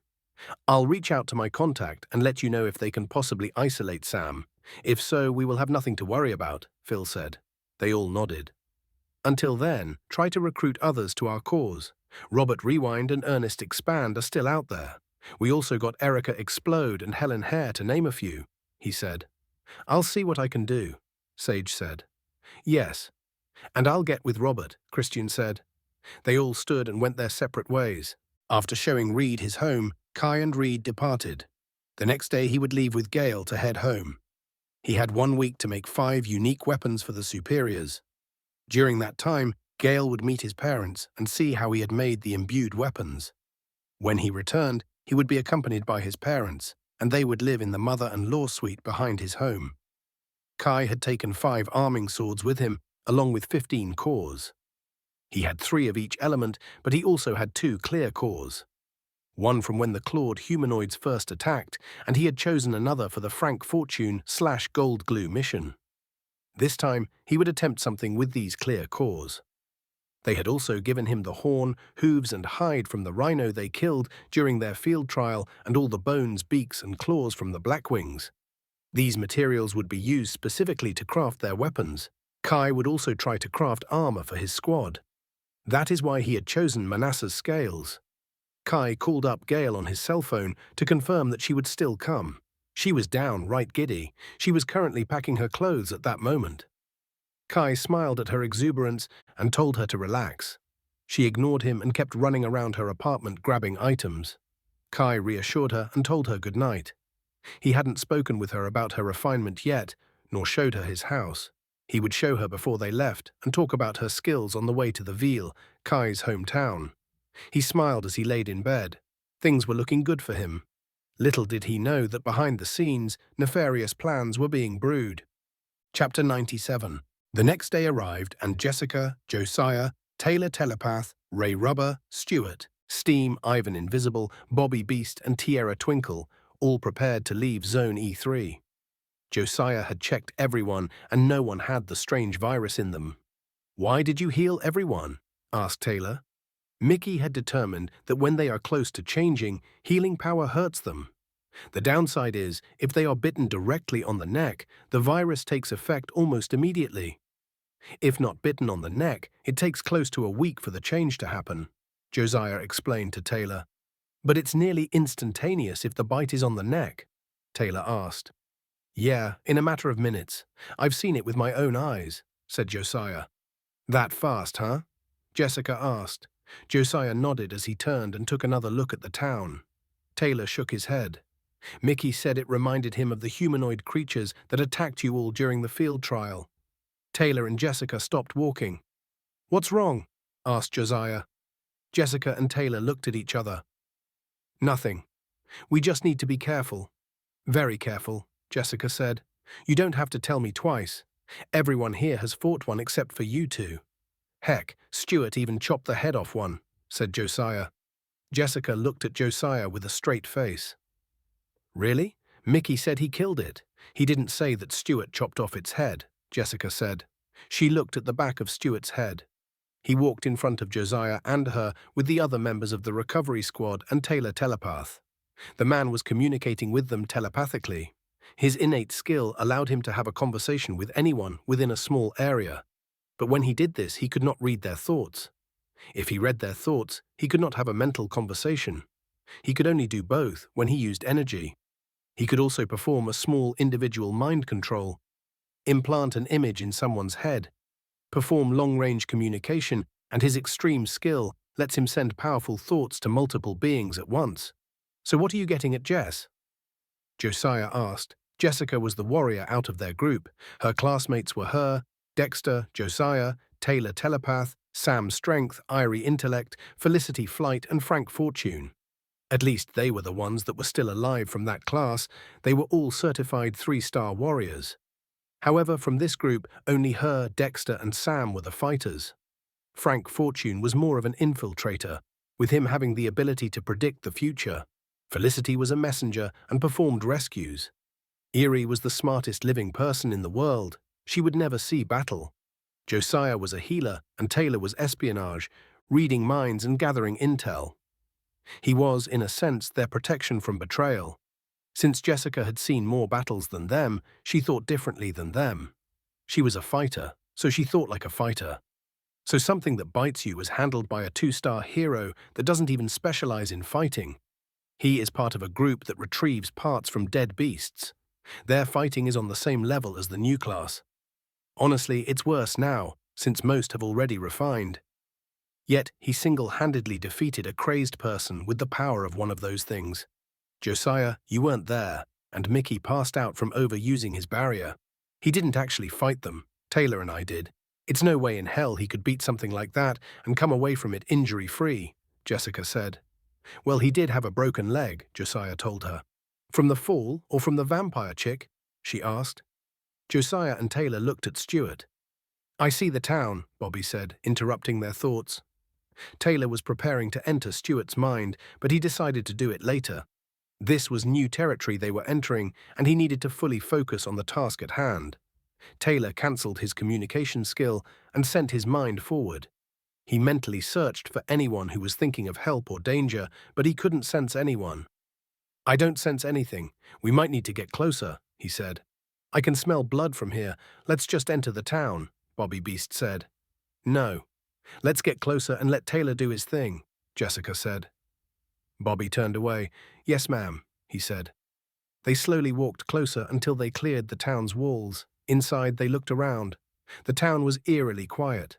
The small shotgun-style homes were in surprisingly good shape. At least the ones in the front were. As they went further towards the back of the town, Bobby began to cringe. What's wrong, B? Asked Ray. The blood. It's so strong. And putrid, Bobby responded. Then they saw the upper half of a man sprawled out in the middle of the street. He was severed in half at the waist. His eyes were opened in shock and horror. Josiah walked over to the mutilated body and studied it. Josiah, get back here, Taylor yelled at him. I'm sensing a lot of animosity directed at us. Close to 100, Taylor said to everyone. Monster mutation, Bobby said. Bobby immediately turned his hands and feet to eagle claws and sprouted eagle wings. He then made crocodile scales cover his skin and made a rhino horn sprout from his head. Elephant tusks grew from the side of his face. We got company, he called back to the others. Everyone got in a fighting stance. Josiah jumped back and drew his sword. Jessica drew her sword and coated herself with a layer of earth for extra defense. Ray, Ivan, and Tierra drew their blades and scanned their surroundings. Red eyes began to come out from behind the homes. People with skin that looked to be coated in heavy layers of ash began to emerge. They had elongated fangs and growled. Saliva drooled from their mouths, and they snipped at the air as if they were tasting something no one could see. We walked right into a trap, Jessica said. They looked around as the vampires circled them. They opened a path, and a gorgeous woman with black hair walked out. The woman was slender and lean, but exuded a powerful predatory power. Her legs were long and shapely, and where the other vampires had completely red eyes, only her pupils were red. She had a whip wrapped around her neck and looked at them with a menacing smile. One thing stood out about her the most: her sharp fangs and black claws where her fingernails should have been. There stood Bianca, Victor Vampire's second wife. Stuart walked towards Bianca and stood. Stuart, watch out! Ray called. He tried to step towards his friend, but Jessica stretched out her arm, blocking his way. She shook her head. The Stuart you know is gone, she said. Ray looked at her and then his friend with wide eyes. No, not you, Stu, he mumbled. Stuart just stood in front of the woman. None of the vampires attacked him or seemed disturbed by him approaching this woman. No, Ray, you need to watch out. I gave you a choice, and you chose to be a slave to. The superiors, knowing full well how they feel about us. You all know. So if you know, how can we not know? How stupid do you think we are? He said. Jessica noticed that Tierra cringed a bit when Stuart spoke, but she kept her eyes focused on the black-haired woman that stood before them. Stuart, what are you saying? Bobby asked. I'm saying I have chosen my side. And it's not with the sect, he said. Stuart turned to face them. He glared at them all, with clawed nails and red pupils. He snarled and then attacked. Chapter 98. Stuart swung down with his sword. Ray stood there, frozen. Bobby Beast intercepted Stuart's attack. Ray, what are you doing? Fight! Bobby yelled. Ray Rubber looked as his friend jumped around with red eyes, long canine teeth, and black claws for hands. Wake up, Stuart. This isn't you, he called to him. Steam release, Stuart said and smiled as the battleground formerly known as Zone E4 was enclosed in a thick fog. Bianca laughed and slowly disappeared into the fog. Kill everything, Ivan Invisible yelled. Bobby Beast, Tierra Twinkle, and even Invisible ran towards their enemies. Taylor stood still, trying to pinpoint the enemy's mental mind frames and direct Jessica on her attacks. "Taylor, call everyone back. They're fighting blind," she said as she stabbed and decapitated a vampire that dove at her. Josiah shoved his sword into a vampire's neck and ripped it in an upward motion. "They're upset. Stuart betrayed them, and their best fighter is frozen," Josiah said, and kicked a vampire away. "We have to get them back," Taylor said. He pointed at a vampire, and it turned and attacked another vampire. "Everyone on me, back to back," Jessica screamed. "We're here," Ivan said, and the others returned. They all stood back to back in a circle. "Sound off," said Jessica. Everyone began to yell their names. Ivan, here. Bobby, here. Taylor, here. Tierra, here. Josiah, here. Ray, here. Jessica, here. Stuart, here. Everyone looked. Stuart bit Ray in his neck and dragged him into the fog. "Earth spike," said Jessica. "Hold up, you're gonna hit Ray," Ivan told her. "Ray is gone. Stuart is gone. Wake up. If you get bit, you're done." She shrieked at Ivan. "Barrier?" Josiah called for the standard protection skill that he and Mickey both possessed. A transparent white dome surrounded the heroes. The thick fog dissipated, and they could see Ray being devoured. He was on the ground, twitching and weakly reaching for his fellow heroes while numerous vampires feasted on him. His stomach was ripped open, and the strange transformed humans were engorging themselves in his insides. Stuart was on his knees, slurping Ray's small intestines like he was eating spaghetti. Bobby, Tierra, and Ivan broke the barrier and ran to Ray. "Wait!" Jessica yelled, but it was too late.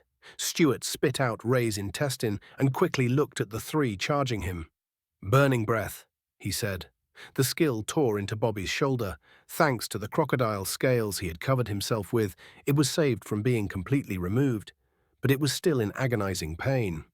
It now hung limp and was useless. Bobby raised his sword as Stuart charged.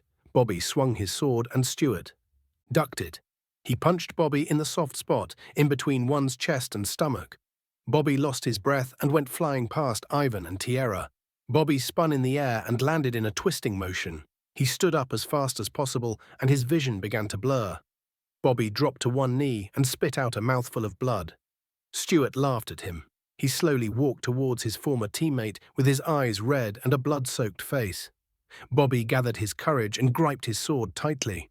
He roared and charged to meet Stuart head-on. Ivan Invisible was a few yards behind Bobby when Stuart struck him and sent him airborne. He turned to attack Stuart, and multiple vampires swarmed him. He went invisible, but they still located him. He sliced and dodged as many attacks as he could. He couldn't figure out for the life of him how they kept locating him when he went invisible. Ivan had the power to turn items he was in contact with invisible. Then he refined and could then turn himself invisible. His second time refining, he then could make people see nothing, causing them to essentially be blind. His extreme skill was infinite invisibility. This skill made him absolutely undetectable. But it was his extreme skill and would burn his energy, making him just a very skilled fighter. He activated his extreme skill and wiped out the remaining vampires in his vicinity. His skill ended, and he huffed and puffed for air. He was completely spent. He dodged an earth spike that Jessica threw out while she ran at him. He looked at her in surprise. Why was she releasing an earth spike in his direction? He turned to the earth spike and gasped as he felt a pain in his chest. Bianca stood in front of him with her hand through his chest. Where her hand exited his chest, she grasped his heart in her hand. Ivan looked down at the arm sticking out through him. He spit a bloody pile of spit in her face. She licked it with her tongue and laughed. Ivan then shook and fell to the ground, dead. "No!" Tierra yelled. She had just killed the last vampire in her area. She was scratched from being clawed and blooded, but she had not been bitten. "Shooting star," she called out and charged at Bianca. The vampire woman slapped away the star and flipped Tierra over her head. She spit the blood she licked from Ivan's spit onto her claws. "Blood swipe," she said, and made a slashing motion with her left hand. 4 red images of claw marks traveled through the air and tore into Tierra's back. Tierra screamed an ear-piercing scream, causing Bianca to burst out in laughter. As Tierra flipped in the air, she weakly called for her starlight skill. A small star began to form under Bianca's feet and expanded in the blink of an eye. Bianca jumped back and Jessica reached out towards her. "Stone bullet," she said, and a small sharp stone flew out of her hand and pierced through Bianca's body. Her momentum never stopped, and she continued towards Jessica. Bianca yelped as the bullet entered and exited her body. Bianca swung an elbow at Jessica, but she blocked it and the two landed and jumped away from each other. Tierra slammed into a tree and fell to the ground. She was still alive as she moaned in pain. Taylor communicated with Jessica in her mind. "I'll get her. No need to worry," he told her. Josiah let his shield down and nodded. "Josiah will help Bobby fight Stuart," he continued. "Thanks," Jessica told Taylor mentally. The sound of a whip cracking echoed through the air. "You need to focus on who's in front of you," Bianca teased. Jessica smiled. "Trust me, I'm focused," she said. Jessica refortified herself with another layer of earth for extra protection. She grasped her sword and furrowed her brow. "All right, let's do this, bitch." Chapter 99. Stone bullet, Jessica said. Bianca simply cracked her whip and deflected it. She swung her whip at Jessica and ran at her using her vampire speed. Jessica dodged the whip and swung in an upward motion at the vampire. Bianca moved to the side as the blade passed in front of her face. She reached out with her claw to slash Jessica's face. "Brain freeze," said Taylor. Bianca froze for a few seconds as Jessica retreated a few steps. Bianca glared at Taylor. The man stood with Tierra lying on the ground, weakened and bruised. Jessica focused on keeping her emotions in check. To see the only other female there, injured and in pain, upset her. She felt responsible for the younger female warriors, and she felt as if she had let Tierra down. Jessica charged in, her sword swinging in quick and calculated movements. Bianca blocked most with her sharp vampire claws, but some managed to get through. Jessica lunged at Bianca's neck. Bianca reached with her clawed hand and grabbed the blade. Jessica hid her smile as Bianca fell right into her trap. "Spike," she said, and a pointed mound of stone stabbed into Bianca's head. Her eyes opened wide, and she slid down the hard-pointed mound of earth. Jessica turned to walk away. A squelching sound was heard behind her. Jessica turned and looked at Bianca. She was sliding off the pointed piece of stone. The sight was eerie, as her face slid off with a popping noise when she finally freed herself. A hole was left under her chin and the top of her head. "I know I pierced her brain," Jessica mentally mentioned to Taylor. "It's impossible to not pierce it with your spike," he said to her in her mind. Bianca ran, but not at Jessica. She instead grabbed Ivan's dead body and put her mouth to his chest. The hole that remained from his missing heart had blood pooling out, and Bianca drank it. The hole in her head and chin closed right before their eyes. Jessica, Taylor, and the injured Tierra watched the process. "Watch out!" Taylor yelled. Jessica barely managed to raise her sword in time. "Blood swipe," Bianca said. 4 dark, red-colored slashes traveled at her at a rapid speed. Jessica blocked 3, but 1 barely got through, slicing her left thigh. "So blood is her weapon, and it heals her too," Jessica said. "That skill of hers seems stronger than the one she hit me with," Tierra said through their mental link. The wound on Jessica's thigh was fairly deep. "My skin is reinforced with earth. It still cut me pretty deep," she thought. "The heart needs to be pierced," Tierra mentioned. "Right, I remember. I just needed to test her durability," said Jessica. "Please don't linger. I'll check on Josiah and Bobby. You and Tierra need to be healed," said Taylor. Josiah reached the area where Stuart and Bobby were fighting. Bobby's right arm hung limp, and Stuart was rushing in, eyes red with fury and his new vampire powers. Bobby went to swipe with his talon, but Stuart slid to a stop as Bobby overextended with his swipe. "Burning breath," Stuart called. The concentrated blast of steam energy looked like a smoky white stream. This time, it had hints of red in it. "Barrier," Josiah called and reached towards Bobby. A thin layer of light energy covered Bobby's body. Stuart's skill hit Bobby and pushed him back. Bobby stumbled back, but received minimal damage thanks to Josiah's barrier. Josiah walked and stood next to Bobby. "Heal," he softly said, and the hole in Bobby's shoulder closed. It was still sore and stiff, but if he bared the pain, he could use it at least. Stuart looked at Josiah with red eyes and raised dried blood covering his face and torso. "You think you can protect everyone?" Stuart said to Josiah. "I can try," he answered Stuart. "Bobby." "This is not Stuart, not anymore. You have to take him out," he said. Bobby nodded. "Got it," he said. The young hero with the ability to turn parts of his body into beast parts charged Stuart. Stuart released his steam release skill and blended into his fog. Bobby attacked nothing. He was stumbling in the fog, his head looking back and forth. Josiah observed from outside the foggy cloud. He would see a trail of fog move as if someone was moving through it. From what he heard, inside the fog cloud, the thickness was so great that one could not see their own hand in front of their face. But from the outside, a silhouette could be seen, and that was something. Inside the fog, a different scene was happening. Bobby saw what he thought was Stuart running towards him, but whenever he swung with his eagle claws, they just passed through the foggy apparition. He heard laughter throughout the fog cloud, a sinister, maniacal cackle. Bobby felt a pain across his back. He roared from the pain and quickly turned to swing, yet his sword or claws found no purchase. Then another attack went across the back of his knee, a sword slash that hindered his movements. Bobby limped on his left leg, seething with anger. He always thought Stuart fought like a weasel. They were warriors.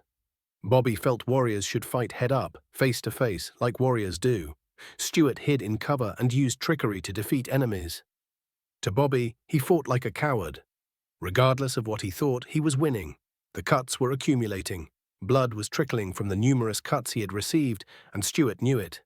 He could smell victory. He dashed at Bobby, and when Bobby reached out with his talons, Stuart ducked and spun behind him. He dug his claws into Bobby's large eagle wing and pulled it down, breaking the wing. He then grabbed the other and ripped it off.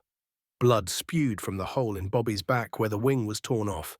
Bobby yelled and turned towards the pain. He opened his arms and, to his surprise, grabbed Stuart in a bear hug. Bobby was losing badly and had no choice. "Extreme beast blitz," he said. His rhino horn was ejected into Stuart's forehead. His elephant tusks shot out, impaling Stuart. Just as quickly as they ejected out, they grew back and repeated the effect. Spiky quills like porcupines grew and stiffened. They continued to expand out, retract in his skin, and expand out again. Blood shot out of Stuart's body in a gory display. The fog dissipated and Bobby released Stuart. Horns grew across the front of his body, from head to toe, with sharp black quills in between them. Bobby released them all at once, leaving Stuart looking like a pincushion. They entered Stuart's body, and he went flying, the horns and quills embedding him into the wall of a house. Stuart looked at Bobby, exhausted from blood and energy loss. Josiah pointed at Bobby and healed him. A huge elephant tusk was stuck in Stuart's heart. He looked down at it and snarled at Bobby. "I didn't have a choice," Stuart said.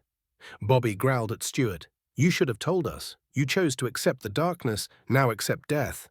Bobby used his talons and sliced off Stuart's head. The head rolled on the ground and began to speak. Josiah and Bobby jumped back. "This isn't over. I might die, but my master will come for you all," he laughed. "Really? And who is this master?" Josiah asked. Then Stuart's voice changed to that of a grown man with an elegant, almost regal voice. "Don't worry. You will meet me in time," the voice said. Stuart's decapitated head began to laugh continuously and maniacally as it started to ash. His body was turning into ash as well. Bobby spit up a mouthful of blood and fell to one knee.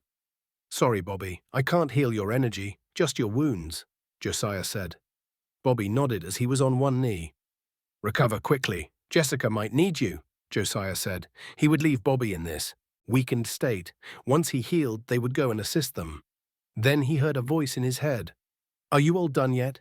Tierra and Jessica need help." Taylor spoke to them in their minds. Bobby rose and nodded to Josiah. "I'm ready. I am and always will be a beast," he said. Josiah nodded back. "We're on the way." Chapter 100. Jessica shoved a small stone spike in Bianca's throat. The vampire woman took it. Like nothing happened and slashed her clawed hand across Jessica's torso. She then cracked her whip at her and it smacked Jessica in her face, leaving a large cut across it. Jessica's head snapped back. She glared at Bianca. "Ah, did I damage that pretty little face of yours? Don't worry, it's more where that came from." Bianca ran towards Jessica with her fangs bared and claws raised. "Brain freeze," Taylor said. Bianca froze for a few seconds, and Jessica slashed her sword across Bianca's throat. Bianca snapped out of her trance and jumped back with half of her neck cut. A huge wound was across it, and blood spewed out. Bianca gargled on her own blood. She grabbed the back of her own head and pushed it forward. Her skin aligned, and the wound closed, but a scar remained. "Right back at you," Jessica said. Bianca cackled. "Oh, I like you. I bet your blood is pungent," she said. Bianca continued laughing, but underneath she was secretly thinking of a way to stop Taylor. Whenever she came close to critically injuring Jessica, Taylor would use a strange skill on her to put her in a trance. She needed to eliminate him first.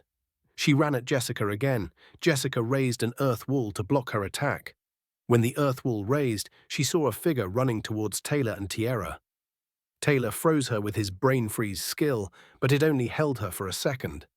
Taylor raised his sword, but he wasn't a warrior like Jessica, Dexter, or Sam's strength. Jessica wanted to hit herself. How could she be so stupid? If she was in this situation, she would also eliminate outside interferences. A well-timed distraction could be the turning point of any battle. As a matter of fact, if Taylor waited one more second, she could have pierced her heart. Jessica knew he was trying, but he wasn't a warrior. His actual battle experience paled in comparison to Sam, Dexter, and hers. Taylor was an information gatherer. They all had their roles to play. Jessica directed an earth wall in front of Taylor and Tierra. As soon as a small bit of earth began to rise, Bianca threw a bloody swipe out, and it crumbled Jessica's wall. She leapt and crossed her arms in front of her. "Blood swipe," she said. When she uncrossed her arms, red lines came from each finger. There were 8 in total. Taylor had no choice. "Extreme mind melt," he said. Bianca landed and ran to Taylor and Tierra.